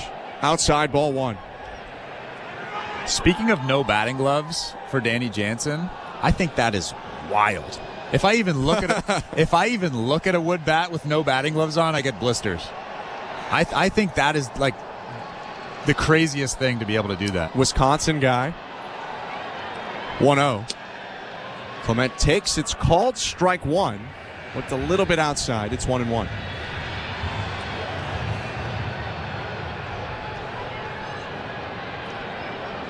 Danny's from close to the Green Bay area. I mean, they make them tough. They have strong there. hands in Green Bay. 1-1. Check swing tapper up the middle. Volpe charging in, picks it up. Only play is to first in time. Punched out by Ryan Wills is Ernie Clement. He curls back with his head down. Not much of a complaint. Clement will jog back to the dugout. 2 outs. Jansen does advance to second on the ground out. Ernie Clement always hustling down that line, giving 100%, and he barely gets thrown out at first base by a half a step. It's the Gold Glover at short last year, though, and Anthony Volpe, who kept his composure throughout the play. Now Isaiah Kiner-Falefa, who Volpe beat out last year for Yankees shortstop in spring training. The first pitch to IKF. This is down and away, 1-0.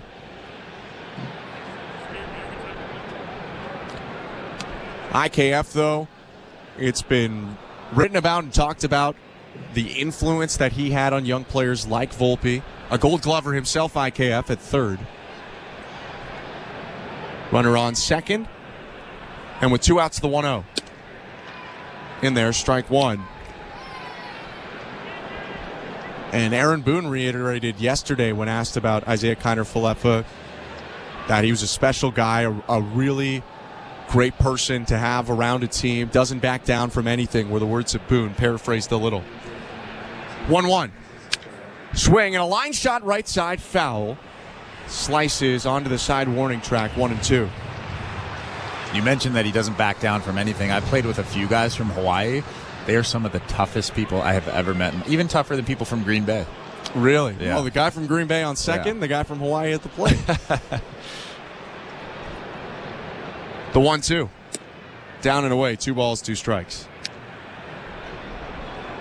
Danny, not exactly from Green Bay, by the way. Wisconsin. Yeah.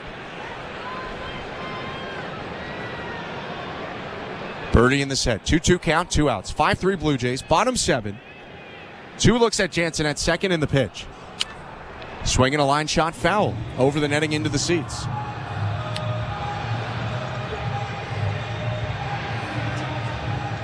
IKF had hits in 5 straight games to start his homestand. Still searching for his first hit of this series. Scored after reaching on a failed fielder's choice in the 6th. 2-2 again. Swing and a miss, strike 3. Waves under the 96-mile-per-hour fastball, and that will do it for the 7th inning.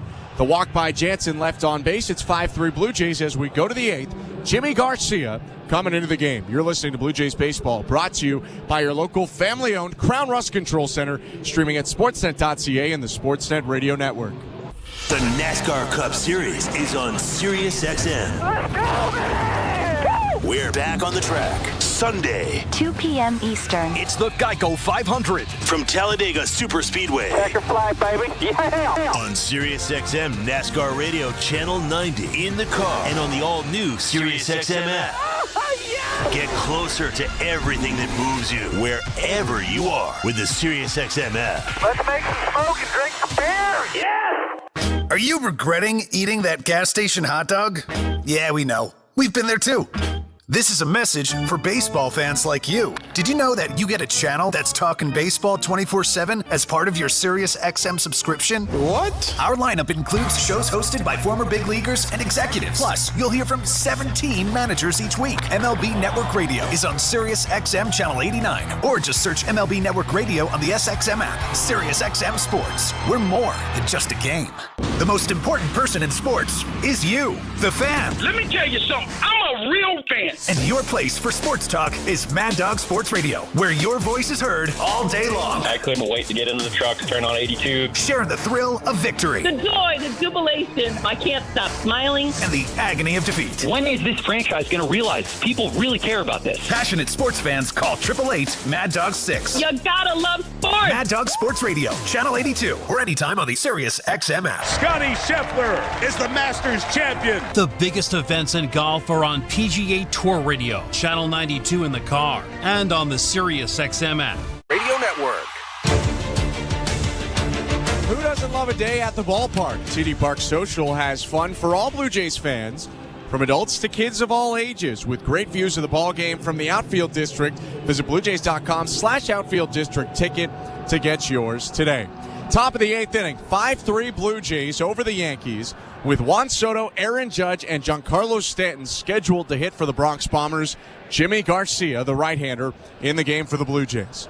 I'm Ben Schulman alongside Chris LaRue. Garcia kicks back and delivers. Time called right before he fired the pitch. Soto asked for it. And John Schneider not happy with that one. He's talking to Chad Fairchild, who was talking back to him. And Schneider's got a heavy chin right now, his mouth wide open in disbelief at that time signal being granted. That should be the lone time allowed for Juan Soto in this plate appearance, who steps in now, Garcia, after a long wait. In the set, glove at his belt, rocks back, delivers. Breaking ball misses outside, ball 1.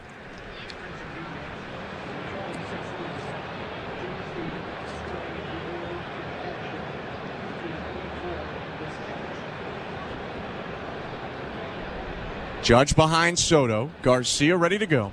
Here's 1-0. In there. Strike 1. 8th appearance of the season for the right-hander. A 1.17 ERA. A solo home run. While the Blue Jays were up by a handful of runs against Seattle, the only run he's allowed so far this year. 1-1. Check swing by Soto. Pitch was low. 2 balls and 1 strike. A changeup from Jimmy Garcia. He's got a deep arsenal. That's only the 4th change he's thrown this year. Throws a 4-seamer, a sinker, a curve, a sweeper, a slider, and a change. 2-1. Popped up. Soto with a yell slams his bat down with 2 hands. It's in shallow center, and it's caught by Dalton Varsho. 1 down, and you don't see Juan Soto that animated in a negative way very often. He was livid after that pitch. Well, that's a pitch that he should have hit a lot harder than that. That was just a spinning slider from Jimmy Garcia. Leaves it right over the middle of the plate. And Juan Soto pops it up to center field. But that just goes to show you that Jimmy Garcia has been so locked in with all of his pitches that even when he makes a mistake, they're hard to hit. Here's the pitch to Aaron Judge with 1 out. Big swing and a miss by Judge. 0-1. Good sinker down and in. Not his hardest fastball of the season, but still had really good movement down and in. Just slides right underneath Judge's bat. 0 for 3 day for Judge so far. 2 strikeouts, the 0-1. In there at the knees, a slider for strike 2. And he is just dotting everything up. He almost has for the last 2 weeks. He's been really, really good. For the Blue Jays, he was their highest leverage guy with Swanson and Romano on the shelf. They're both back today. 0-2 pitch. Just outside, Judge holds up on his swing, 1-2. Jansen liked the spot, though, as that breaking ball started on the outside edge and broke away. Yeah, Jano was set up way off the plate. Probably didn't expect Judge to offer at it, but just want to show that pitch. Jano moves inside. The 1-2. Fouled off. Fastball was a little bit further over the plate than intended, but at 98, and Judge hitting his helmet with his bat now. He couldn't catch up to that pitch. And that's exactly why they threw the previous pitch so far off the plate, because they knew that they were going to come in with that sinker on the next pitch. Garcia twisting his hips, looking toward the plate, now faces away from it for a moment. The 1-2. Breaking ball lifted to the right side of the infield. Guerrero near first base, reaches up, makes the catch with 2 hands, and retires Judge. Judge 0 for 4 and 2 outs now with the bases empty. Here comes Giancarlo Stanton. 2 tough hitters out. 1 more to go. Stanton 1 for 3 today after the stat change. He has an infield single in the second, came around to score the first Yankee run. It's 5-3 Blue Jays, top of the 8th, the pitch. Fastball inside, 1-0. I love that he's not afraid to go in there. A lot of pitchers are afraid to go into Giancarlo. Jimmy Garcia, first pitch, right in there, off the plate. Stanton with a closed stance, his front left foot closer to the plate than his back right foot. The 1-0. Swing and a high pop-up, middle of the infield. Bichette, the shortstop, makes the call, drifts to his left, makes the catch, and Jimmy Garcia sets down Soto, Judge, Stanton in order. Bottom of the 8th inning, the Blue Jays up 5-3 at Rogers Center. You're listening to Blue Jays Baseball, brought to you by your local family-owned Crown Rust Control Center, streaming at sportsnet.ca and the Sportsnet Radio Network. At Crown Rust Control, protection runs deep because every Crown Rust Control Center is owned by a local family who cares beyond business. Your Crown Rust Control is 100% committed to their product, to you, to their community, which is your community. Protecting you and what matters to you is equally important as protecting your vehicle. Did you know spring's the best time of year to protect your vehicle from rust? For a special spring offer, find your local family-owned Crown Rust Control Center at crown.com. Bring excitement to your landscape with Proven Winners Color Choice Shrubs. These flowering shrubs and evergreens have been trialed and tested by experts to make sure they look better and bloom better. So they're just as easy to care for as what's in your landscape now, but a whole lot more colorful and interesting. Look for Proven Winners Color Choice Shrubs in the distinctive white container at your local garden center or learn more at provenwinnerscolorchoice.com. It's sports streaming season. This spring, get set for nonstop action on Sportsnet Plus. Unbelievable. Every electrifying game of the Stanley Cup playoffs. Did you see that? All the knockout moments in UFC. Awe-inspiring action from the NBA playoffs. Plus, the Toronto Blue Jays are back in full swing. We got it. Catch all the can't-miss moments that matter most to you. Because when it happens in sports, it happens on Sportsnet Plus. Subscribe at sportsnetplus.ca. Hey, this is Kevin Gosman. You're listening to Toronto Blue Jays Baseball on the Sportsnet Radio Network. This copyrighted broadcast is presented by authority of Rogers Blue Jays Baseball Partnership and may not be reproduced or retransmitted in any form, and the accounts and descriptions of this game may not be disseminated without the express written consent of Rogers Blue Jays Baseball Partnership or the Sportsnet Radio Network. Bottom of the 8th inning, left-hander Victor Gonzalez into the game for the Yankees. Third arm out of the bullpen for Aaron Boone's team. The Blue Jays up 5-3, and here's Dalton Varsho leading off for Toronto. Left on left the pitch. Called strike one. High and tight against Varsho. That's the spot that pitchers are trying to work against him. I'm Ben Schulman alongside Chris LaRue. Corners pinched in the infield for the Yankees. The 0-1. Outside. 1 ball, 1 strike. Yeah, up and in at the hands and then down and away with the soft stuff. That's exactly how pitchers have been hitting him. Pitching him. That's how Dalton Varsho just has to lay off those pitches and he'll be fine. 1-1. Swing and a miss. Fastball over the heart of the plate, but Varsho swings through it. It's 1-2. Dalton's 1 for 2 today. 2 runs scored. Doubled in the second, walked in the fourth. Came around both times. Also stole a base today. 1-2. Bounced down and away. 2 balls, 2 strikes. The Blue Jays are getting the closer loose. Jordan Romano in the bullpen in left field. Stalking around and throwing some warm-up pitches. 5-3 Toronto. Varsho leads off the back half of the 8th and swings at the 2-2, popping it up. Behind the plate, Trevino right near the netting, reaches out his glove, but it's over the netting in the seats.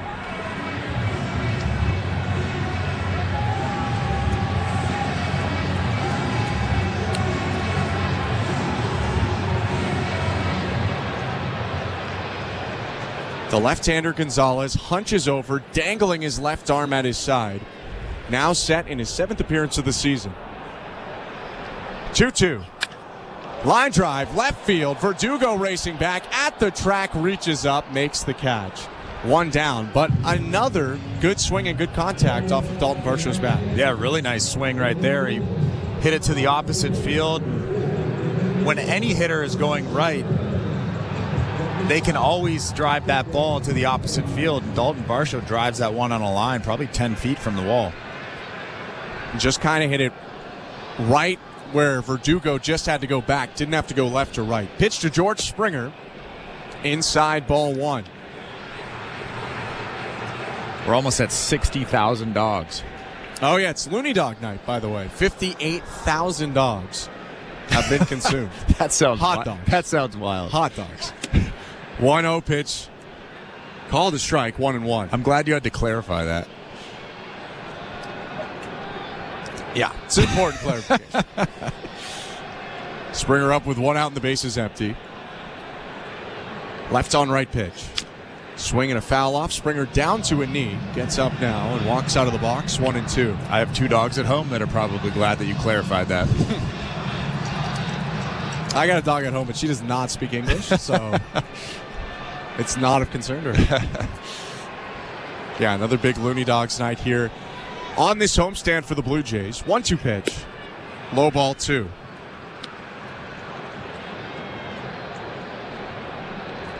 Guerrero on deck, 1 out, 5-3 Toronto. George Springer today has reached base 3 times. A single in the 3rd and walks in the 4th and 6th.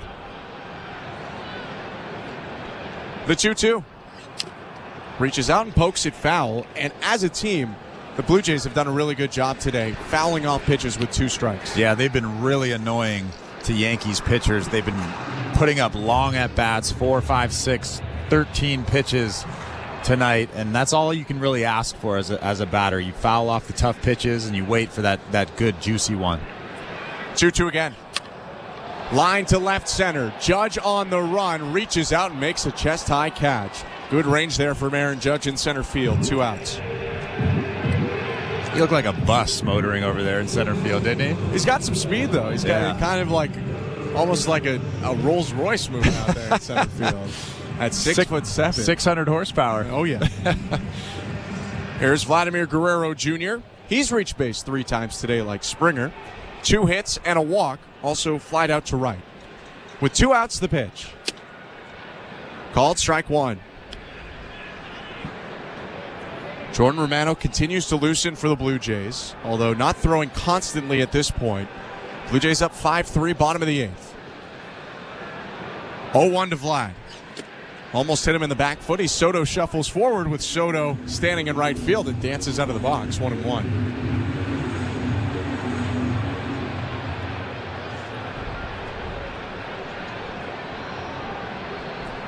Vladdy raises his bat high above his right shoulder. 1-1. Takes inside. And another kind of abbreviated Soto shuffle. It's 2-1.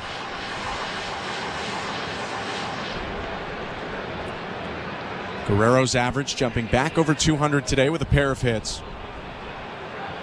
Knocked in 2 runs in the 4th. 2-1. Check swing. Pitch was outside. Vladdy calling no as he held back. It's 3 balls and 1 strike. And he's been offering at that pitch lately, that fastball that kind of starts off the plate and continues to get further away. He needs to really lock in on the inside part of the plate right here. The 3-1. Swing and a fly ball foul. Did chase the pitch a little bit off the plate away. That's not a pitch he can drive, so he really has to learn to just take that pitch. I know that he's not trying to swing at that pitch. He thinks that's a good pitch, but that pitch is starting off the plate. And especially on 3-1. With 2 strikes, I think more understandable. 2 outs now, the 3-2. Vlad takes down and in, ball 4. It will be his 4th time on base in this game, and he extends the inning. Bo Bichette about to come up. And with Jordan Romano in that bullpen coming in for the first time this season, that run on first base is a big run. Blue Jays up 5-3. They'd love to make that 6 or even 7-3. Looks like Romano will come in either way. Although they do have Genesis Cabrera throwing as well. First pitch to Bo Bichette is inside, ball 1. I would imagine Genesis is warming up just in case they get to a 4-run lead. You don't have to use Romano. With the closer not ready for back-to-backs yet. If you don't use him today, then you might have him available tomorrow. 1-0. Inside, ball 2.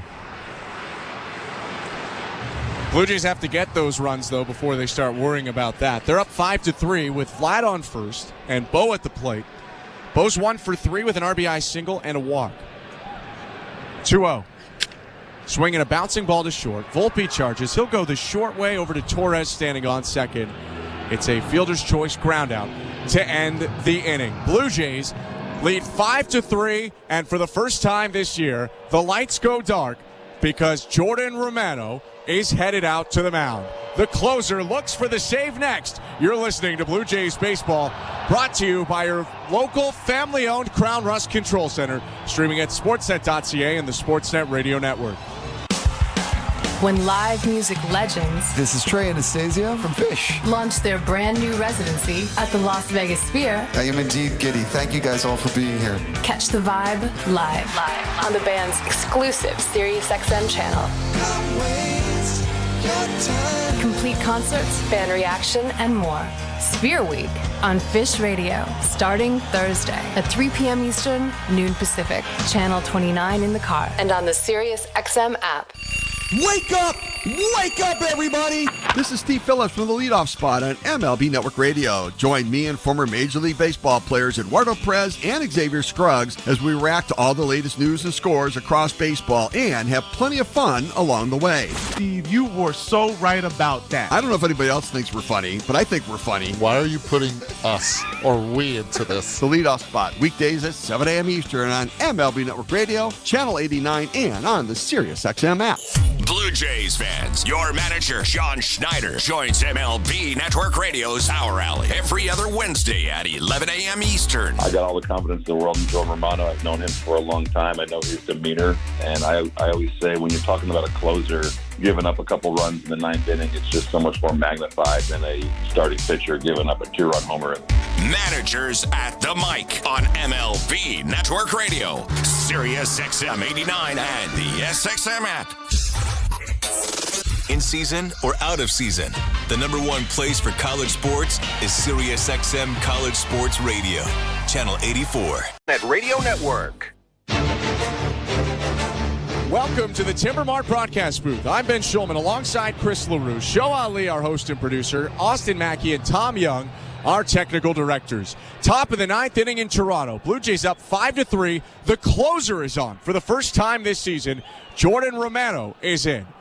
His pitch to Anthony Rizzo, called strike one with a slider.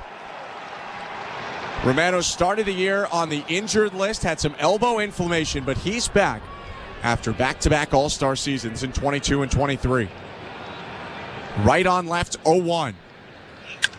Fastball hit to left field. Varsho now in left, dives, and he made the catch! My goodness, Dalton Varsho, one down.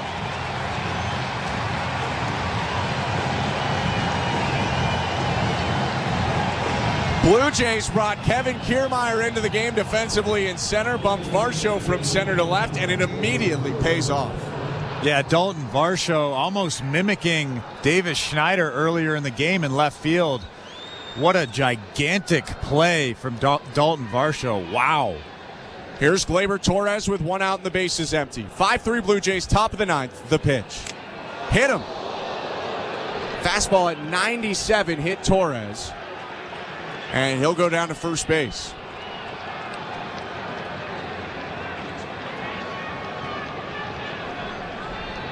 And Gleyber Torres kind of looks out at Jordan Romano. Obviously, that wasn't on purpose. You don't want to put that guy on base. But I guess nobody wants to get hit by a 97-mile-an-hour fastball either.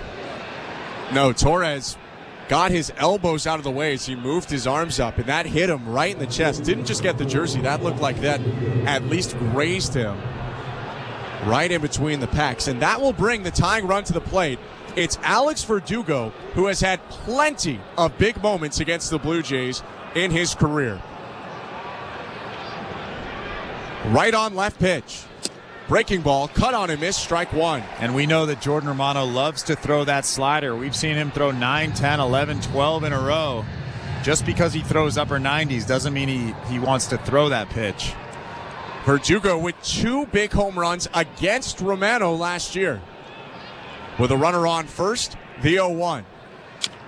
Swinging a foul ball on the ground, first base side, 0-2. Another slider down in the zone. That was a better one. Why not throw another one? Bury this one in the dirt, see if Verdugo can get himself out. Verdugo hit a walk-off homer at Fenway on May 1st last year, and then homered in the top of the ninth to break a 4-4 tie at Rogers Center the day after Canada Day last year. 0-2 pitch. Swinging a fly ball, deep right field, hooking toward the corner, and it's down in fair territory for a base hit. Torres stops at third, Verdugo into second. It's not a homer, but it's a big hit for the outfielder, and now a single could tie the game. Second and third for the Yankees with one out. Yeah, that slider was supposed to be buried. Danny Jansen was set up down, and Jordan Romano just leaves that ball over the middle of the plate. And Verdugo's so good at getting the hands through. He kind of got jammed, actually, because if he didn't get jammed, that ball would have been over the wall in right field. But good job going down to get it and hitting that ball into right field. Lots of Blue Jays in crouches right now. Springer in right, IKF at second, Ernie at third. Second and third for the Yankees. Infield back for the Blue Jays. Jose Trevino, the 8-hitter at the plate, 1 for 3 today. The pitch from Romano. Check swing, looper foul, 0-1.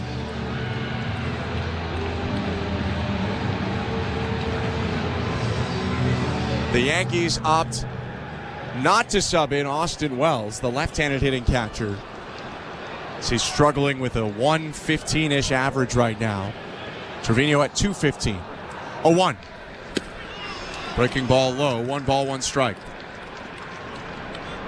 And you do have that open base at first base, so you want to be careful with Trevino. I'm trying to strike this guy out. 1-1 count, 1 out. Verdugo on second. Torres on third. 5-3 game. Verdugo's the tying run. The pitch. Chopper, third base side of the mound. This is trouble. Charging in Clement. Backhands at third. Throws to first. They got him. Vladdy will sprint off the first base bag to keep Verdugo at third. In to score Torres. But the Blue Jays 1 out away. However, the tying run 90 feet from the plate. Really good play from Ernie Clement over at third base. Slow roller off of the Trevino swing. Quick transfer. Throw to the chest to Vlad. He's so smooth over there on that left side of the infield. Blue Jays fans getting loud with 2 down. Oswaldo Cabrera, the 9-hitter, is up. Switch hitter bats left. Runner on third. 5-4 Blue Jays. The first pitch fouled back. 0-1. Romano's velocity starting to tick up here in his first appearance of the season. That fastball 98.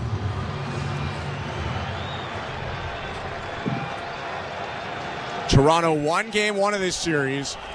3-1. Up 5-4 with 2 down, top of the 9th. 0-1 pitch. Bouncing ball to second. IKF charges. Gloves hip high. Throw to first. The Blue Jays win the game, and they win the series.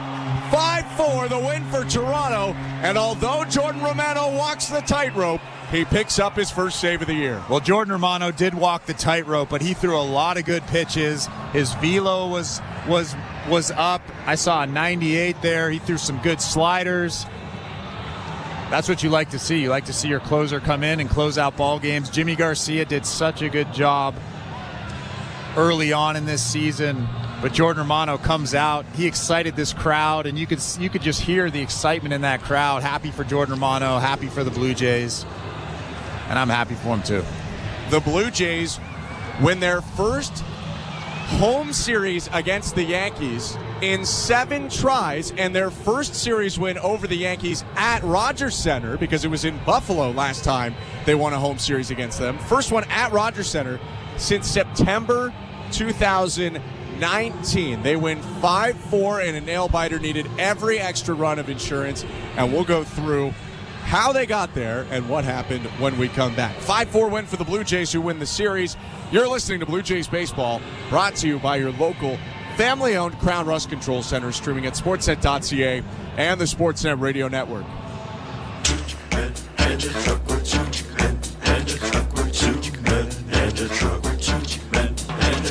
2-minute-truck.ca. So when you gotta move, all moving day. Think 2-minute-truck.ca. Cause all of us movers are not the same. So that's our company name, 2-minute-truck.ca. We're lots of men with lots of trucks, so give us a call today. The Blue Jays are inviting you to work from Dome. Put it in your calendar. 307 weekdays starts this season. You can work from Dome with friends or coworkers at Rogers Center. It's a game changer. Make the ballpark your office for the afternoon. Work from Dome, 307 weekday starts. Let's touch base. Check out ticket options on BlueJays.com/workfromdome. At Crown Rust Control Center, protection runs deep because every Crown Rust Control Center is owned by a local family who cares beyond business. Your Crown Rust Control Center is 100% committed to their product, to you, to their community, which is your community. Protecting you and what matters to you is equally important as protecting your vehicle. Did you know spring's the best time of year to protect your vehicle from rust? For a special spring offer, find your local family-owned Crown Rust Control Center at crown.com. Bring excitement to your landscape with proven winners, Color Choice Shrubs. These flowering shrubs and evergreens have been trialed and tested by experts to make sure they look better and bloom better, so they're just as easy to care for as what's in your landscape now, but a whole lot more colorful and interesting. Look for proven winners, Color Choice Shrubs, in the distinctive white container at your local garden center. Or learn more at provenwinnerscolorchoice.com. This is Toronto Blue Jays baseball. 0-2 swing and a miss, strike 3. On Sportsnet 590 The Fan and the Sportsnet Radio Network. The Blue Jays win 5-4 over the New York Yankees. They've won 4 games in a row. They win their 3rd series in a row at home, and the Yankees have lost a series for the first time this season. Appreciate you sticking around here at Rogers Center. I'm Ben Schulman alongside Chris LaRue. A start today for Yusei Kikuchi against Carlos Rodon, a battle of 2 of the harder-throwing lefties in all of Major League Baseball in terms of starters, and Yusei Kikuchi definitely stood out amongst the 2. He was really good today, Chris. I mean, he was nasty all day long. We saw his fastball up to 98 miles an hour. He actually threw a couple of fastballs at 98 miles an hour. He was locating it so well all over the bottom portion of that plate, and he elevated it when he wanted to. He was in total control today. And he's just been a pleasure to watch over the last couple of weeks. He's just a guy that you can count on, a lot like Jose Barrios, a lot like Chris Bassett, starting to be the guy that you just see him running out to the mound, and it kind of breathes a breath of fresh air into this building every time you see them out there.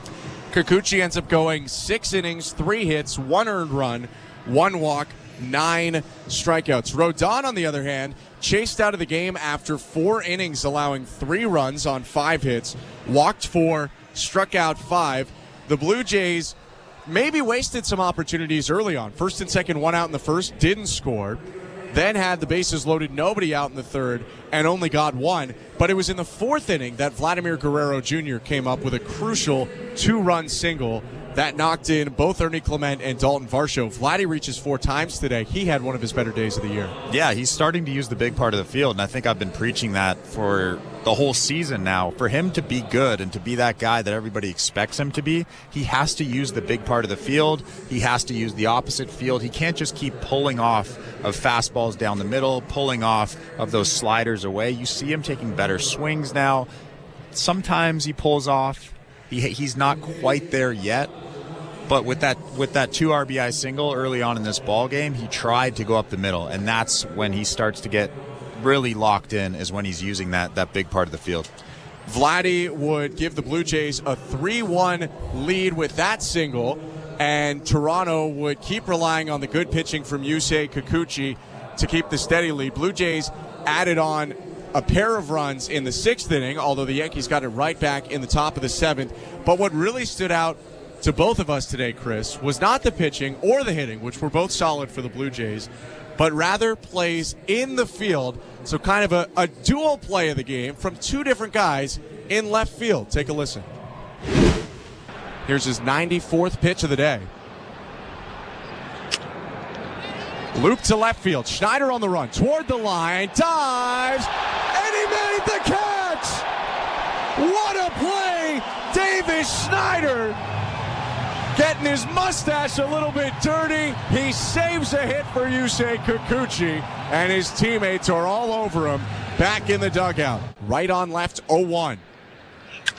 Fastball hit to left field. Varsho now in left. Dives, and he made the catch. Varsho. Well, you have to love when Davis Schneider gets his mustache a little bit dirty. Happens from time to time. But both of those catches were so big. They were almost game, at least if not game-changing, or game-changing catches. Davis Schneider's obviously earlier on in the game, and then Dalton Varsho.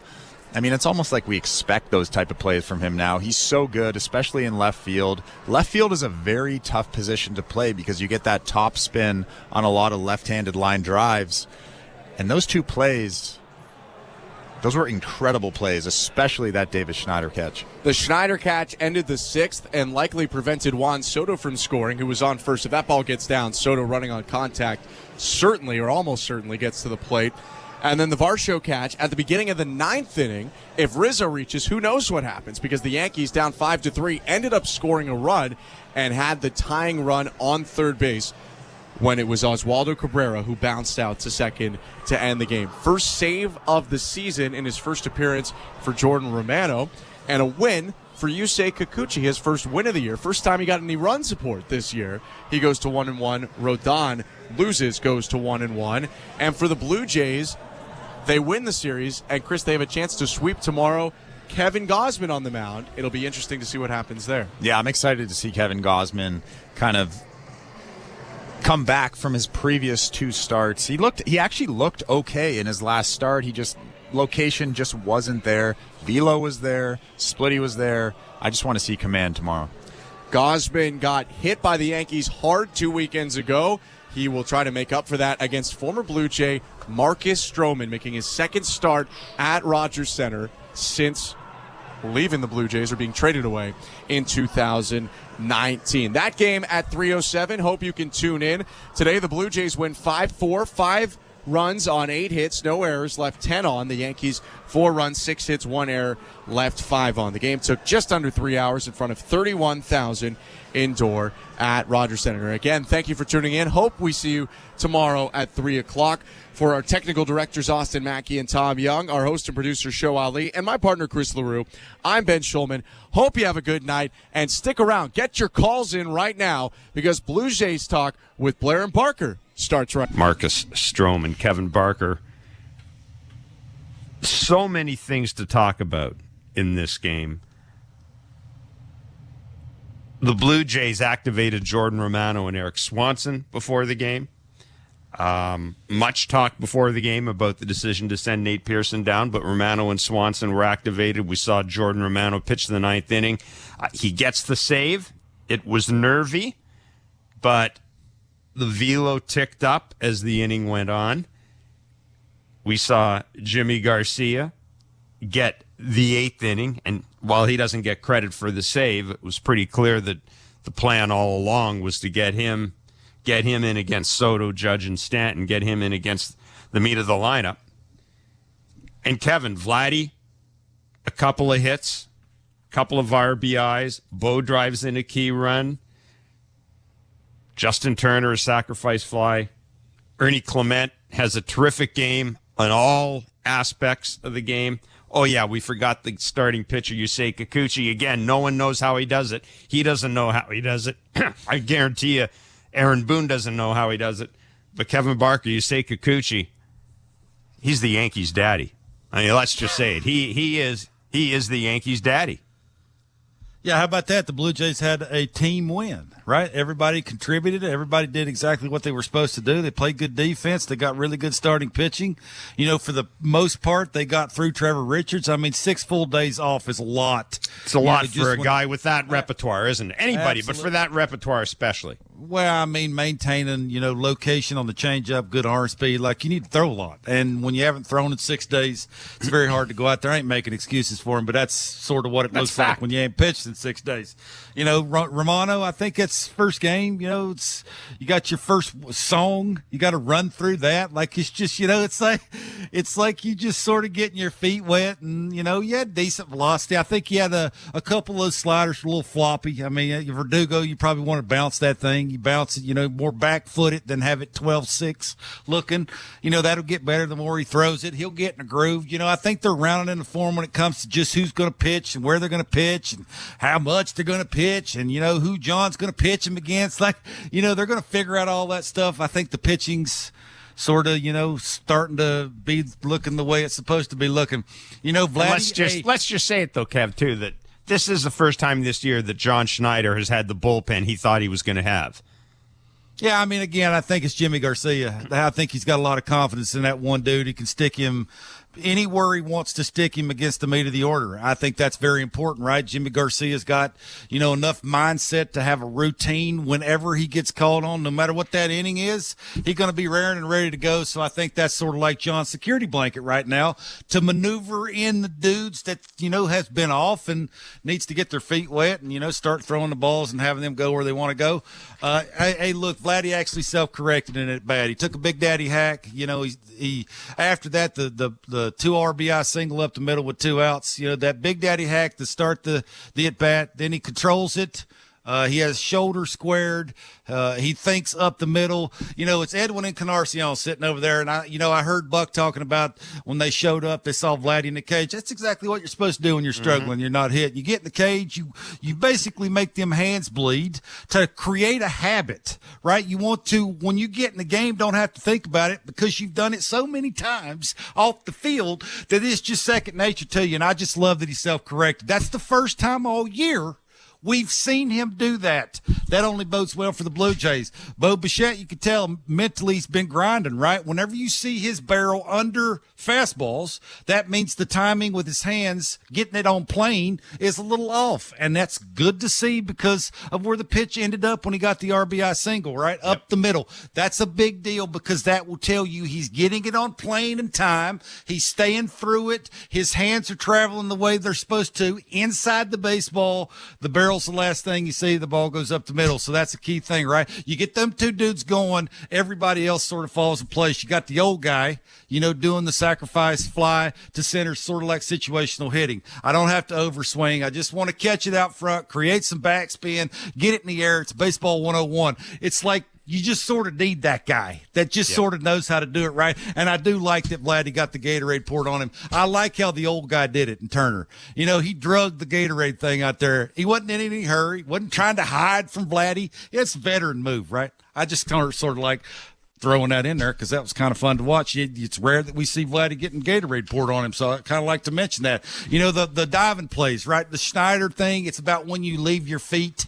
Lefty hit it, ball going away from you. It's not so much how hard the play was. It's the timing of when you leave your feet because you're just basically not used to doing that in left field. That's a great play. The Varsho diving play, he makes that 11 times out of 10. He's that good. Like, that's not a surprise to me. So I was sort of, just happy and expecting him to make that. The Clement base running, look, he's sort of the Swiss Army knife. You put him at third, you put him at second, you put him at short, running the bases. He can steal a base. He can go first to home.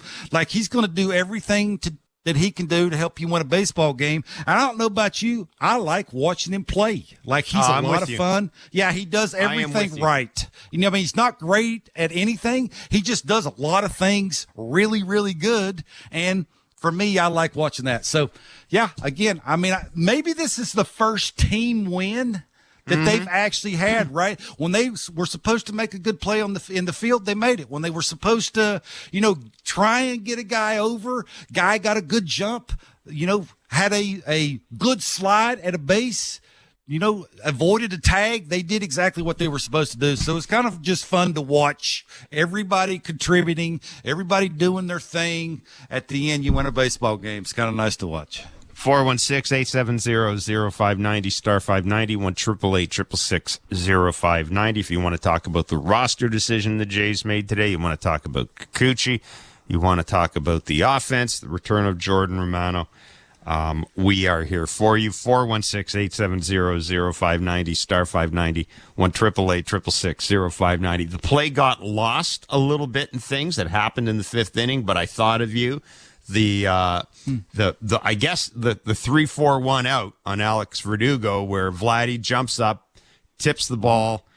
Isaiah Kiner-Falefa picks it up. But what I liked about it, and Buck pointed this out as well, you played first base. I like the fact that everybody kept doing what they were supposed to do. Kikuchi kept running to the bag. Kiner-Falefa got the ball. Nobody gave up on that play. When I saw that play, Kevin, because at that point, I'm just looking at Kikuchi ended up throwing 30 pitches that inning, but 20 pitches that inning, but he'd stabilized, right? He had 11 in the third inning. He had a very quick eighth in the fourth inning, and plays like that save guys' pitches. And I think when I look back at this game, it gets lost in a lot that would happen, but that's a leadoff hitter.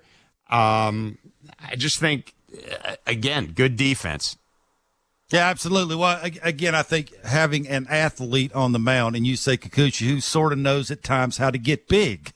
That's what you want to do, right? When the ball's moving all over the place and guys are running after it like little kids, you want to make yourself as big as possible, give yourself an actual place for the defender to throw to. So, yeah, look, IKF's an athlete. You know, Vladdy's leaving his feet, didn't make the play. You don't give up on the play. You say Kikuchi, the ball's right in front of you. You find the bag, you get big, you catch the ball. Like it's baseball 101. That's what good teams do. You know, they pick up their buddy when they don't make the play. You get the key out. I just like how you say bounce back, right? He threw the 26 pitch inning in the second. He threw 11 pitches in the third. He threw 20 pitches in the fifth. He threw 12 pitches in the sixth. Yep. It was almost like you self-correct yourself. I mean, that's the best fastball command he's had the glove side in my mind all year. And on top of it, he had the extra tick in the velocity. I mean, most of the night he's sitting at 97. When you got that and you can sort of locate the bottom of the zone with the secondary stuff, with the slider, you know, you sort of speeding them up in there, the righties, because you're getting some called strikes in there. Now they know they have to protect that. Now they know they have to get the head out to keep that fair, you know, have a direct path. And now you can start changing speeds, throwing the breaky stuff. All of a sudden, you say, man, is must watch. Jared in Calgary, you're on Blue Jays Talk. So much to talk about, guys, you know, from Ernie Clement avoiding that slide, the left field just being a vacuum for baseball today. But you guys, Kev, I believe you had mentioned that what Vladdy needs to do is he needs to go out in his first at-bat and get a hit. And he's going to feel it for the rest of the game. He went 2 for 3 with 2 hits, 2 walks, and 2 RBIs. That is exactly what Vladdy needed, was to go out, first at-bat, get a hit. Felt confident the entire game. That's exactly it. Like, great call by you, Kev. Like, yeah. Oh, again, look, I've been there. I've struggled. I've you know, hitting the cage till my hands are bleeding and not having it translate on the field. And it's sort of like Groundhog Day, right? And that's how you mentally have to grind through it. And it was nice to watch him. I just like how he self-corrected. You know, when he was overswinging a little bit, he sort of calmed it down. He thought about throwing the front shoulder at the baseball, right? Thinking right center, picking a target. You know, Buck was talking about that TD sign in right center. Yeah. It's not like you're trying to hit the ball there. You just want the length of your swing to be directed that way, which will give you a chance to stay down and through it, sort of level out your swing. It's not an uppercut guy. He's not a launch angle guy. He's a level swing guy, which, you know, you need to add length to your swing to get those balls in the air. That's why they have Edwin here. That's why they're in the cage with Guillermo Martinez, you know, for an hour before batting practice. So you just like seeing it translate, Jeff. Like, he needs that mentally to have actually an at-bat turn into a positive, because you sort of want to build off that confidence-wise. And, man, it's just the team looks different when Bo and Vladdy are hitting, doesn't it? Just looks different. It absolutely does. And, Jared, thanks for the call. Yeah, it absolutely. It's a great call, Jared. Because he agreed with you. I mean, I ain't calling most of the time I'm right. It's a great call. Well, blind squirrel finds a nut every hour. 416-870-0590, star 590, 1-888. You know I love you. 666-0590. That's debatable. You say Kikuchi, you made a point, I think before his first start of the year, that one of the things Pete Walker had talked about, and John Schneider as well, they talked about the need for more efficiency. And the number, unless I'm wrong, the number you gave me is kind of 15 pitches per inning, right? That's kind of what the sweet spot they want to see. That's elite stuff, right? I mean, a guy like him who throws as hard as he does and is sort of trying to find secondary stuff, if he's living somewhere in that 17 pitch and inning thing, I mean, that's going to get him where he needs to be. So he was right around that. Exactly. That was my point. Right. Yeah. Yeah, again, I think, look, he knew coming in that glove side was very important. And now you have the uptick in velocity because you got good mechanics and you got a real faith in your finish. Jeff, that's a very small target. You see where Danny Jansen's setting up to those righties, right? Like the target is shrunk. It's like a small area for you, say, to aim for. And for him to be able to have the consistent finish that he's got to sort of drive it in there and get called strikes in there, get them dudes in swing mode. You ain't, staying within yourself and hitting 97 to the pull side and keeping that thing fair. You got to get the head out. Like, you got to be thinking about, I got to get this thing going, dude. It's got a little extra gear to it. And then you start throwing those sort of change of speed sliders and curveballs. I mean, that's, again, all of a sudden, man, that's like they're just passing the baton with these quality starts after quality starts. And this is how you win a bunch of games. This is how you go on 4, 5, 6, 7 game winning streaks, is have that starter doing what these dudes have been doing. Hey, don't let Gausman go out tomorrow and be throwing no 95, 96, 97 either. Because then all of a sudden you cook him with gravy, Jeff. You are cooking with gravy.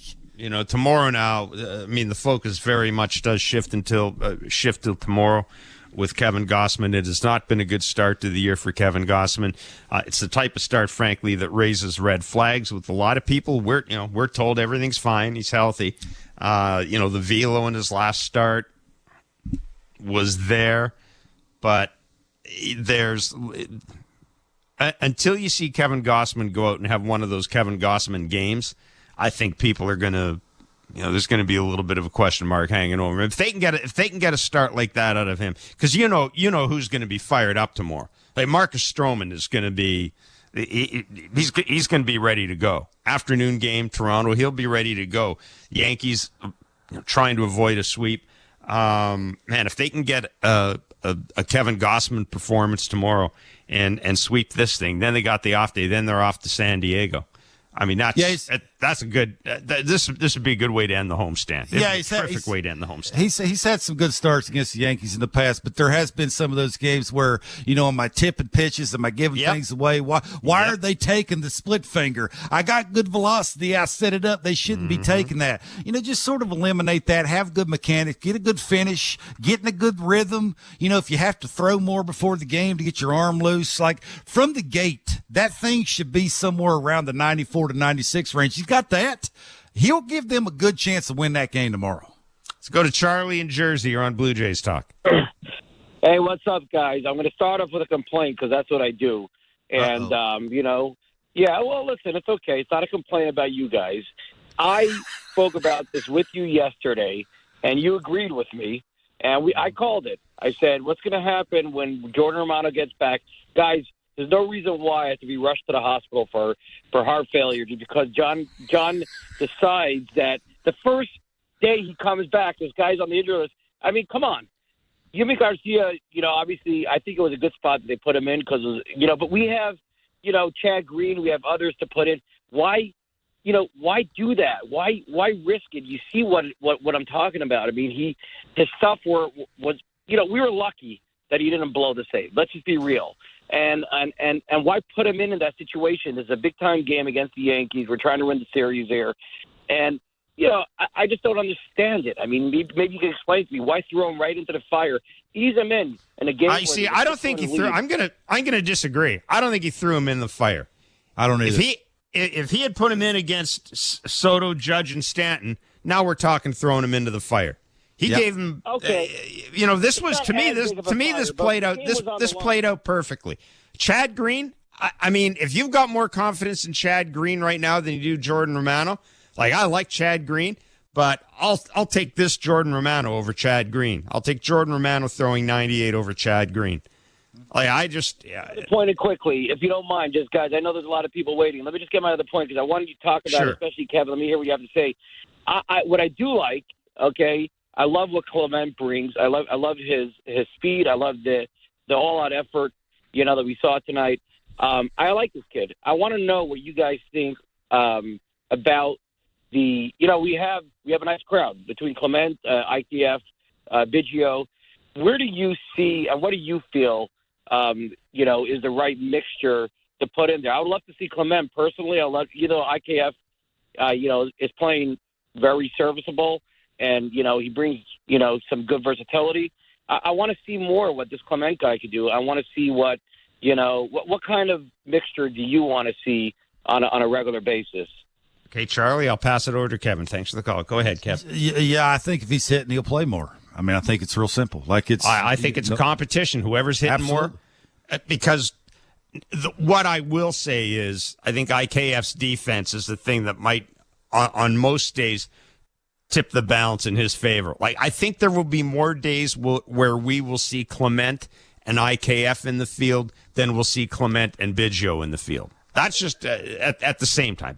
Yeah, I mean, again, I don't think they have an everyday third baseman. That's why they're sprinkling in a bunch of guys, right? Depending on what arm the guy throws, the starting pitcher throws with, that's going to determine on where they're putting certain guys and how many righties they want in the lineup and, bat paths and those sort of kind of things. IKF's giving the quality at bat, right? He's thinking the other way, which is a big deal. He's not over swinging. Like, he's going to punch out because he's not a great hitter, but he's trying to make contact and situational things. The ball's hit around him. He's going to make, if not all of those plays. Ernie Clement, I like his hands, like his first move, his fast twitch muscles. Like, I like all the accuracy of his throws. Like, how can you not like any of that stuff? So I think they sort of found their sweet spots, right? They're just going to sprinkle in these guys all over the place. And I think they have buy-in from a bunch of dudes who just want to play and play hard and contribute and compete. And boy, if you don't like that, we're going to take a break for a minute and go back to the phone lines. But one question I did want to get to you, Kevin, I wanted to squeeze in right away. Dalton Varsho gets a start against a lefty tonight. Gets the double, part of the double steal. The bottom of the order, 7, 8, 9. That's where your 5 runs came from tonight. I mean, they scored the runs. There was an awful lot going on at the bottom of the order. Were you surprised to see Dalton in the lineup?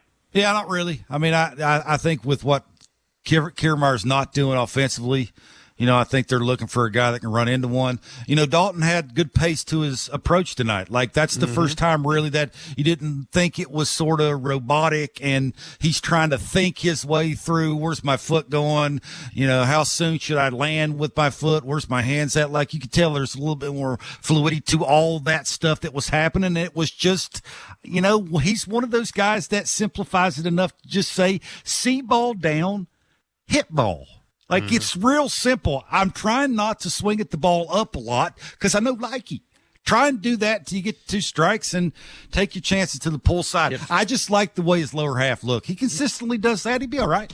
If I'm not mistaken, Ben Schulman said that it's the first series win for the Blue Jays against the Yankees at the Rogers Center since September 2019, the first home series win in 7. Keep in mind that during COVID, the Jays did play their other series against the Yankees in Buffalo. Kevin, if I had told you that the Jays would take 2 or 3 from the Yankees without hitting a home run, I mean, again, understanding what we now believe this offense to be, you would have thought at some point somebody would have run into one. Yeah, I would have said that would probably add some challenges, that they're not driving the ball out of the park, right? It's a lot to put on the pressure of a pitching staff. But I think the staff can handle this. Like, I really do. Like, I think they're buying into the ball down. I think they were giving up a bunch of homers early, Jeff, because they just weren't finishing through their windup. Now you're seeing a bunch of these balls down. They're going to keep it in the yard, going to give that lineup a chance to have a big inning. And whether that be the home run or not, I think they can score enough runs to at least make a run at this thing. It's a 5-4 win for the Blue Jays. We will take a break and come back. 416-870-0590, star 590. 1-888-666-0590. We'll come back with managers' comments. We'll go back to the phone lines as well. Don't go anywhere. It's Blue Jays Talk on the Sportsnet Radio Network. Timber Mart is Canada's building center, a solid neighbor to call upon when you've got a job to do. Your dependable home improvement store that offers the added value of Air Miles reward miles with every purchase of $15 or more. Visit timbermart.ca. At Crown Rust Control, protection runs deep because every Crown Rust Control Center is owned by a local family who cares beyond business. Your Crown Rust Control is 100% committed to their product, to you, to their community, which is your community. Protecting you and what matters to you is equally important as protecting your vehicle. Did you know spring's the best time of year to protect your vehicle from rust? For a special spring offer, find your local family-owned Crown Rust Control Center at crown.com. Everyone dreams of owning their own personal slice of heaven. Now you can, thanks to Fixed Rate Pizza by Pizza Pizza. Until the end of 2024, lock into an extra-large 4-topping pizza at a fixed price of $17.99. No matter how bad food prices get this year, your pizza price stays. So why not say no to surge pricing and yes to fixed-rate pizza? Order now from Pizza Pizza. Order pizzapizza.ca. When you have an iconic look like Danny Jansen, picking new glasses can be tough. Too big, too small, too cool, too much, too 90s, too futuristic. I think I'm just going to stick with the originals. These are working just fine. He is really seeing the ball well. Your friends will do a double take when they see you in your Danny Jansen new blue replica jersey and glasses. And he's got some style. On Monday, April 29th, the first 15,000 fans will receive a Jano bundle. For tickets, visit BlueJays.com. We're two men and a truck. And we've got lots of men and lots of trucks. Whether you're planning a move to a new home or to a new office down the hall, big or small, we move them all. We even sell packing and moving supplies. But no matter what you need, we'll do it with a smile. With a 96% referral rating and the professionalism you can trust, the choice is simple. So when you're planning your next move, call Two Men and a Truck. 2 men and a truck, the movers who care. Bring excitement to your landscape with Proven Winners Color Choice shrubs. These flowering shrubs and evergreens have been trialed and tested by experts to make sure they look better and bloom better. So they're just as easy to care for as what's in your landscape now, but a whole lot more colorful and interesting. Look for Proven Winners Color Choice shrubs in the distinctive white container at your local garden center or learn more at provenwinnerscolorchoice.com. Timber Mart always has plans to help you with your plans. Your home, your cottage, your garage, whatever needs your attention first, check the most visited spot on our website for ready-to-order plans to get the job done with Canada's Building Centre. Visit timbermart.ca. Hey, this is Mitch White. You're listening to Toronto Blue Jays baseball on the Sportsnet Radio Network. Now, I'll tell you what, I think we had, was it Charlie in Jersey called up about being worried about a heart attack. I heard that little drop, Mitch White coming back. Yeah. Almost lost you know what. Do not worry, Jays fans. He gone. He gone. He DFA'd. And I'm sure teams are lining up to get Mitch White, though. He's a nice guy. I root for him. He's a nice guy. I hope it works out. I hope it works out for him. I've been DFA'd. It's not any fun. No. You think you stink. Nobody wants you. Yeah, but hurts your feelings. You didn't spend 9 months in the pitching. I didn't trick him. You're right. Yeah. So anyhow, Mitch White DFA'd today as part of the moves to get Jordan Romano and Eric Swanson back on the roster. You heard John Schneider talking about Danny Jansen. Nice to see Jano with some armor in his hands, wasn't it? I told you. You did, yeah. Yeah. It looked like they put some thought into that. He should have done that. It looked like it was, what do you call it? Like spike sort of thing that he had in his. Should have had one of them khakis about 8 months ago raise their hand and go, hey, this guy stands there on top of the plate. Maybe you should wear some armor. Yeah. Well, like I said, the assistant armorer. Obviously it's an issue. They don't have enough armorers. 416-870. I am 416-870-0590 star 591 888-666-0590. The Blue Jays have won 4 games in a row. It is their first series win at the Rogers Center against the Yankees since September 13th to 15th, 2019. Oh, a lot of things have happened since then, haven't they, folks? A lot of things have happened since then. Jays are 10-0 this season when holding their opponents to 3 or fewer runs. Kevin Barker, and this is for you. Now it is early. Mm-hmm. It is early. I get that. They're 5-4 against AL East opponents. They've won 18 of their last 30 games against AL East clubs. They're 6-2 in the homestand so far. They can make it 7-2 tomorrow. So I just wanted to throw that out there because it's important. Well, it is important, yeah. Mm-hmm. You know what? It's early, but it ain't early against the AL East. Yeah, they can't go not 10, for me at least. They can't go 10 games under 500 in their division and think they're going to make the playoffs this year. There's too many good American League teams, not just East teams, American League teams that you're gonna have to win a bunch more games. So yeah, this is a step in the right direction. They're getting their pitching taken care of, and you solidify that and you hold people from scoring, you're gonna have a good chance of winning most of those games. Michael in Brampton, you're on Blue Jays Talk. Hi. Longtime Expos fan, so I think of Vladimir as Expos legacy. Awesome. So I keep watching. Anyway, who's your favorite I was Expos player worried of all going time? into today about the Michael. Who's your favorite Expos player of all time? Favorite Expos? That's a hard one. There's so many good ones. Gary Carter. Okay, that's an easy one. I was thinking you'd be a little more. It could be so many. I have some. Mine's Rodney Scott. Equal favorites. I mean, there's Tim Raines. Yeah. Anyhow, it's Blue Jays Talk. Go ahead, Michael. Sorry. You're about right. that. We can reminisce, but Right. that's enough Expos talk. It drives people nuts. Yeah, I wonder if Jano had trouble catching that ball because of the new armor. Things that were a little bit rough there for Jano and a little bit rough for Romano. But I was worried coming in about three pitchers. Will they ever be able to pitch again the way they used to? And those are Manoah and Gaussman. And you know what? I'm not worried about Romano anymore because although it was a bit rough, what he showed me is there was ice in his veins, right? That's what he showed me. I think Romano's back. Yeah, appreciate the call, Michael. I mean, I don't know if I'd say there's ice in his veins, but again, I'll tell you this. That is what I expected in Jordan Romano's first game back. And I don't mean that I'm not slagging the guy. It's just your first game back. Yeah. First game back of the year, first game in the majors this year. Yeah. You got the big intro and everything. I expected a tightrope act from Jordan. Yeah. Does that mean I expect it the next time? Nope, not necessarily, but I did this time.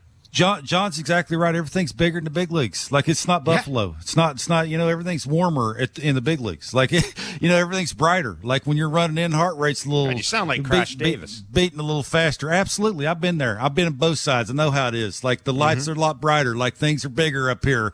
You got to throw strikes. Like that's exactly, I think, if not then, when would you put him in? That's a perfect scenario, right? At home against the Yankees, up 2 runs. Like, give him a little room for mistakes. That's exactly what happened. He got himself out of it. Now he can build off of that.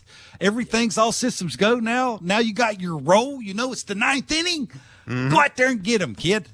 Yeah, no, I again, nothing about the bullpen use or the results surprised me tonight. Nope. I think this probably played out the way John Schneider. Don't give dudes 6 days off, though. That's never a good thing. Yeah, and I understand why, because the way the starting pitching's been. Exactly. But he's one of your main guys. You got to keep him sharp. Throw him more. Yeah. But things like that are going to slip through the cracks when you're trying to, when you're playing 3-1 all the time. Yeah, things like that are going to slip through the cracks. John Schneider was asked about Yusei Kikuchi. I want to play this clip from tonight because again, Yusei Kikuchi is he just the Yankees have no answer for him. He's got a great mix going. Curveball's such a big pitch for him. Heater was great tonight. Electric at times. And he's got weapons. He's confident with every pitch, really, I think is a difference. Wipeout slider. Curveball's been a really big pitch for him, for a while now. But I mean, that's tough lineup, and I mean he's coming right at you. So I mean, just a really, really good mix all night. He's pretty locked in, and again, I feel like I said it every time with him. Confidence is a big thing. I mean, he's you trust him, man. I mean, I think he's being much more efficient with his pitch count. And he's got great shit. I mean, his stuff was electric. So yeah, it's. I think he's just in a really good spot. Schneider dropping one of my favorite words of all time there. Yeah, I love it. Look, he's predictable. Over the last 8 games, by the way, Jays starters have pitched to a 1.09 WHIP, 54 strikeouts, 2.15 ERA. Oh yeah, they're doing that without Kevin Gausman. Yeah, they're a run prevention team. They're going to make the playoffs. They have to do that most of the time all year. I think we're coming to the realization now that Yusei Kikuchi is predictable. If I'd have said that to you, halfway through last year, you'd have called me crazy. But I think now, if you're a Jays fan, every time he comes around his turn, I think he's very predictable. You're sort of thinking to yourself, the velocity's going to be there. The break on the secondary stuff's going to be there. He'll self-correct on the mound. He can get out a tough righty in a big moment, big part of the order. Because he's got good stuff. He believes in himself. He's predictable. Can't wait to watch him throw the next time. I think that's where he's at now. Yeah, and Kevin, I'm a big believer. I know Buck Martinez has talked about this as well, but I'm a big believer that guys play well behind guys when the guy's got a good pace, when they know that he's in command, when they know that he's confident. I still think, and I don't know if there's a number or any way you can analyze this, but I just think I think guys can feed off a pitcher. That's one thing I do think about baseball. It's not one of those hockey things we're going to try harder and we're going to feed off each other. But I do think when a pitcher goes out there and and has good pace and lets you know it's my game. You've got the best of me today. I do think guys play up to that. I really do. Yeah, he sets the feel of the game, right? I mean, if you're as a defender, you can feel if he's not, positive and thinking the right way about conviction of all of his pitches. And now all of a sudden, man, when they push the button, he's running ready to go. Ain't no shaking off. Because my velocity on my fastball is off the charts right now. That secondary stuff, I'm going to toy with these dudes. As long as I keep it down, my misses are good with that. I don't hang a bunch of them. I got a good chance of going 6 innings. Again, I mean, this is very impressive stuff that he went from what he went from to this. I mean, it's impressive stuff, man. Give everybody credit. Tim and Hamilton, you're on Blue Jays Talk. Hey, guys. Yeah, I remember watching Yusei in his first year, and there's one game where he faced 14 batters. He walked or struck 7, and he didn't strike out the other 7. So the fact that this is the same guy, I think, Michael calling earlier can, anything's possible as far as Gossman and Manoah go. But what I wanted to call about was I was just kind of glad to see that the team played well enough to make up for some rusty moments from, Giano and Romano. I think in Jordan's case, it can't be easy to come back, have your first game back and that pyrotechnics show. Also, good luck putting him in the 7th with that kind of a display, right? Like, you have no choice with this whole theatrical bit. You know what? Every time. Yeah, never thought of that. You know what? I didn't either, and that is now that's a hell of a point. Yeah, that is a hell of a point. Would they do that in the 7th inning? You think? I mean, I don't know. Tim, that's a great point. I don't know. Yeah, do you do I'll it have to ask. I will ask that and find the answer out. I will ask. Yeah, they've made a brand out of them, so I got to stick to it now. Yeah, no, that's a great point. It's a great call as well, Tim. Thanks for that, man. Appreciate it. That's a hell of. I had not even thought of that. But if he comes in the 8th inning, do you do the whole thing? And then what do you do for poor Jimmy when he comes in? He's got that nice sort of slow, dramatic song. What do you do? I mean, this is maybe you got to have an intro for everybody. I had never thought of that. I don't know. And then what do you do? Do you not play it when Romano comes in the 8th inning? That's a great question. I mean, you're the other team. You're going, what the hell is this? 8th inning and the lights are flashing and here comes in setup man's got his own light show. I'm just saying. See, every now and then, Kevin, the callers raise a point that gets us. 416-870-0590, star 590, 1-888-666-0590. Yeah, further to his point, though, it was that's a good win. I mean, it sounds really trite, but to me, you see games like last night and games like tonight, and I know you got on me last night because I started off talking about the runners in scoring position. You said you just beat the Yankees 3-1. The W's are what count. You know what? Haven't seen games like this in this homestand where they're now 6-2, if this is the way the Rogers Center is going to play, and if she's not going to give up a ton of home runs this year, then what I've seen in this homestand, admittedly against one team, Colorado, that wasn't that great, but from what I've seen, if this is how they are going to play and win games, I mean, as long as they win, I'm willing to embrace it. I'm willing to embrace it. We may just have to look at this thing as a team that's going to have to beg, borrow, and steal 5 runs a game when it wins. Leave a ton of guys on base, not get that big extra base hit, but still win the game because a couple of guys have stolen bases and they've made good decisions on the base paths, and somebody's rolled the ball through the middle and 2 runs are scored, and then the pitching's been great and the bullpen's good. That could just be the way it is. And that still does. Appears as if they can win that way. That still doesn't mean that Blair and Barker won't be yelling and screaming about Ross going out and finding him somebody that can hit a homer. No. And it also doesn't mean they're going to need that. That's it is as much as it might be working on April 16th, that will not work in September or October. Jeff, they got 14 homers on the season. 14. Oof. That's not other than Jano, they've had all their guys, right? Yeah. So, and as much as we hopefully all when it gets warmer, ball starts carrying them more. Well, hopefully. Yeah, with the roofs open, hopefully. But Buck made the point again tonight.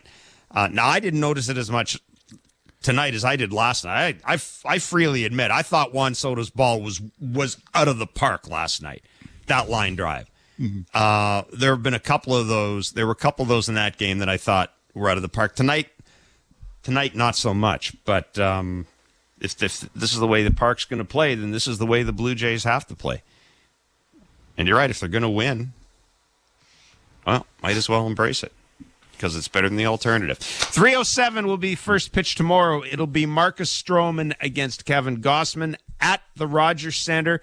Blair and Barker will be on from 2 to 3 on Sportsnet 590 The Fan and Sportsnet. Then we're going to skedaddle down to the Rogers Center, and we will be doing Blue Jays talk following the game, radio only tomorrow. We'll be doing Blue Jays talk following the game, and,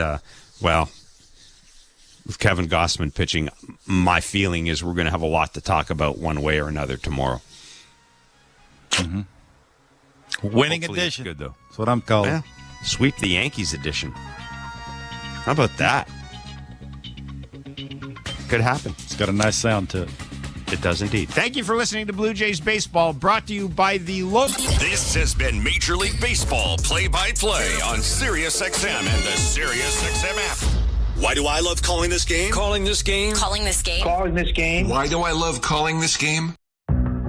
It's because I get a chance to bring some joy into people's lives. Anything can happen on a baseball field. We've got a new game! It's perfectly unscripted theater. Everybody on their feet! Because you never know what you're going to see on a given day. It is bedlam in the bank as Bryce Harper has put the Phillies on top! There's just something about baseball on the radio. Something about the way wood hits leather. A swing and a drive to deep left center! The way leather hits dirt. And he made the play! The way a deep fly ball sounds like it's about to change history. High fly ball to center field. It's hit pretty well toward the wall. Until the cleats hit the grass, hit the crushed brick, and then nothing but sky and a silent crowd. That ball's high. Until leather hits leather and 40,000 fans lose their collective minds. In a perfect symphony of chaos. He jumped up on top of the wall, balanced himself, and caught it. The way nothing triumphs a perfectly honest call. The way the right voice can make a moment live forever. Touch 'em all, Joe. You'll never hit a bigger home run in your life. Outsiders may think this is just two teams. The ball, a bat, and a microphone. But no. For over 100 years, this has been the soundtrack of the American pastime. He struck it out looking. It's over. It's over. The Rangers have won the World Series. The soundtrack of summer. This is Major League Baseball on the radio. Right now on SiriusXM. All rise. Coming in 5. Get ready to play. 4. Get up! Get up! 3. Can you believe it? Put your seatbelt on. Wow. Talk about the game and all the stories on MLB Network Radio. SiriusXM 89 and the SiriusXM app. And internet channels 864 and 8 846. That's followed also at 9:40 p.m. Eastern with the St. Louis Cardinals, the away team against the home team, the Oakland Athletics. You can catch that on Sirius 162, XM 186, and Internet channels 859 and 865. At 9:40 p.m. Eastern, the Arizona Diamondbacks play host to the Chicago Cubs, Sirius 161, XM 185, Internet channels 840 and 844. And at 10:10 p.m. Eastern, the Los Angeles Dodgers are at home against the Washington Nationals, Sirius 85, and in Spanish, Sirius 160, XM 188, and in Spanish, XM 187, and on Internet channels 853, 869, and in Spanish, 871. And that's your Major League Baseball schedule for Tuesday, April 16th, 2024. Mad Dog Sports Radio has the best sports talk in the business, covering sports with a passion and knowledge you need. Mad Dog Sports Radio, Sirius XM 86, and the SXM app. Host on MLB Network Radio, Xavier Scruggs, talks about the young phenom Jackson Holliday of the Baltimore Orioles. Jackson Holliday is an example of a meteoric rise to get to the big league level with such a great head on his shoulders. We've had the opportunity to talk to him during spring training, and you just get a sense of the maturity, right? Everything, the tools, the ability, the excitement he brings to the field, the athleticism, all that stuff you can immediately see when he plays. But it's the maturity to me that really stands out in his ability to understand the game. When you look at a guy's plate discipline, when you look at a guy's pitch recognition, his ability to be patient at the plate and wait for his right pitch and the right approach, that stands out to me in a major way, and it shows me that he's major league ready, right? You think about Baltimore and their ability to rely on Jordan Westburg hasn't really worked out the way this early, right? Still early at second base, but you're easily able to slot him in, Jackson Holliday into second base. Westburg can do some things by moving over to third as well. You have so many options because of the depth of this team, and now you bring a future superstar into the mix, into a team that won 101 games last year. The sky is the limit for the Orioles at this point. And I'm excited for the things that Jackson Holliday is going to do while competing at the big league level, because he's already shown us how he can dominate the minor league level. MLB Network Radio is your home for 24/7 baseball talk, featuring on-site coverage of every major event from spring training through the World Series and expert analysis from former general managers and players. Sirius XM, Channel 89. I'm Peter Burst with your Major League Baseball schedule for Tuesday, April 16th, all times Eastern. Click to SiriusXM.com/MLB schedule for all the date information. We begin with afternoon action at 1:10 p.m. Eastern. It is the Detroit Tigers taking on the Texas Rangers, Sirius 208, XM 175, Internet channel 849, 867, and in Spanish, channel 870. At 6:35 p.m. Eastern, it is the Baltimore Orioles taking on the Minnesota Twins, Sirius 208, XM 175, Internet channel 842 and 856. 6:40 p.m. Eastern, the Philadelphia Phillies battle the Colorado Rockies, Sirius 210, XM 177, and Internet channel 860 and 848. Also at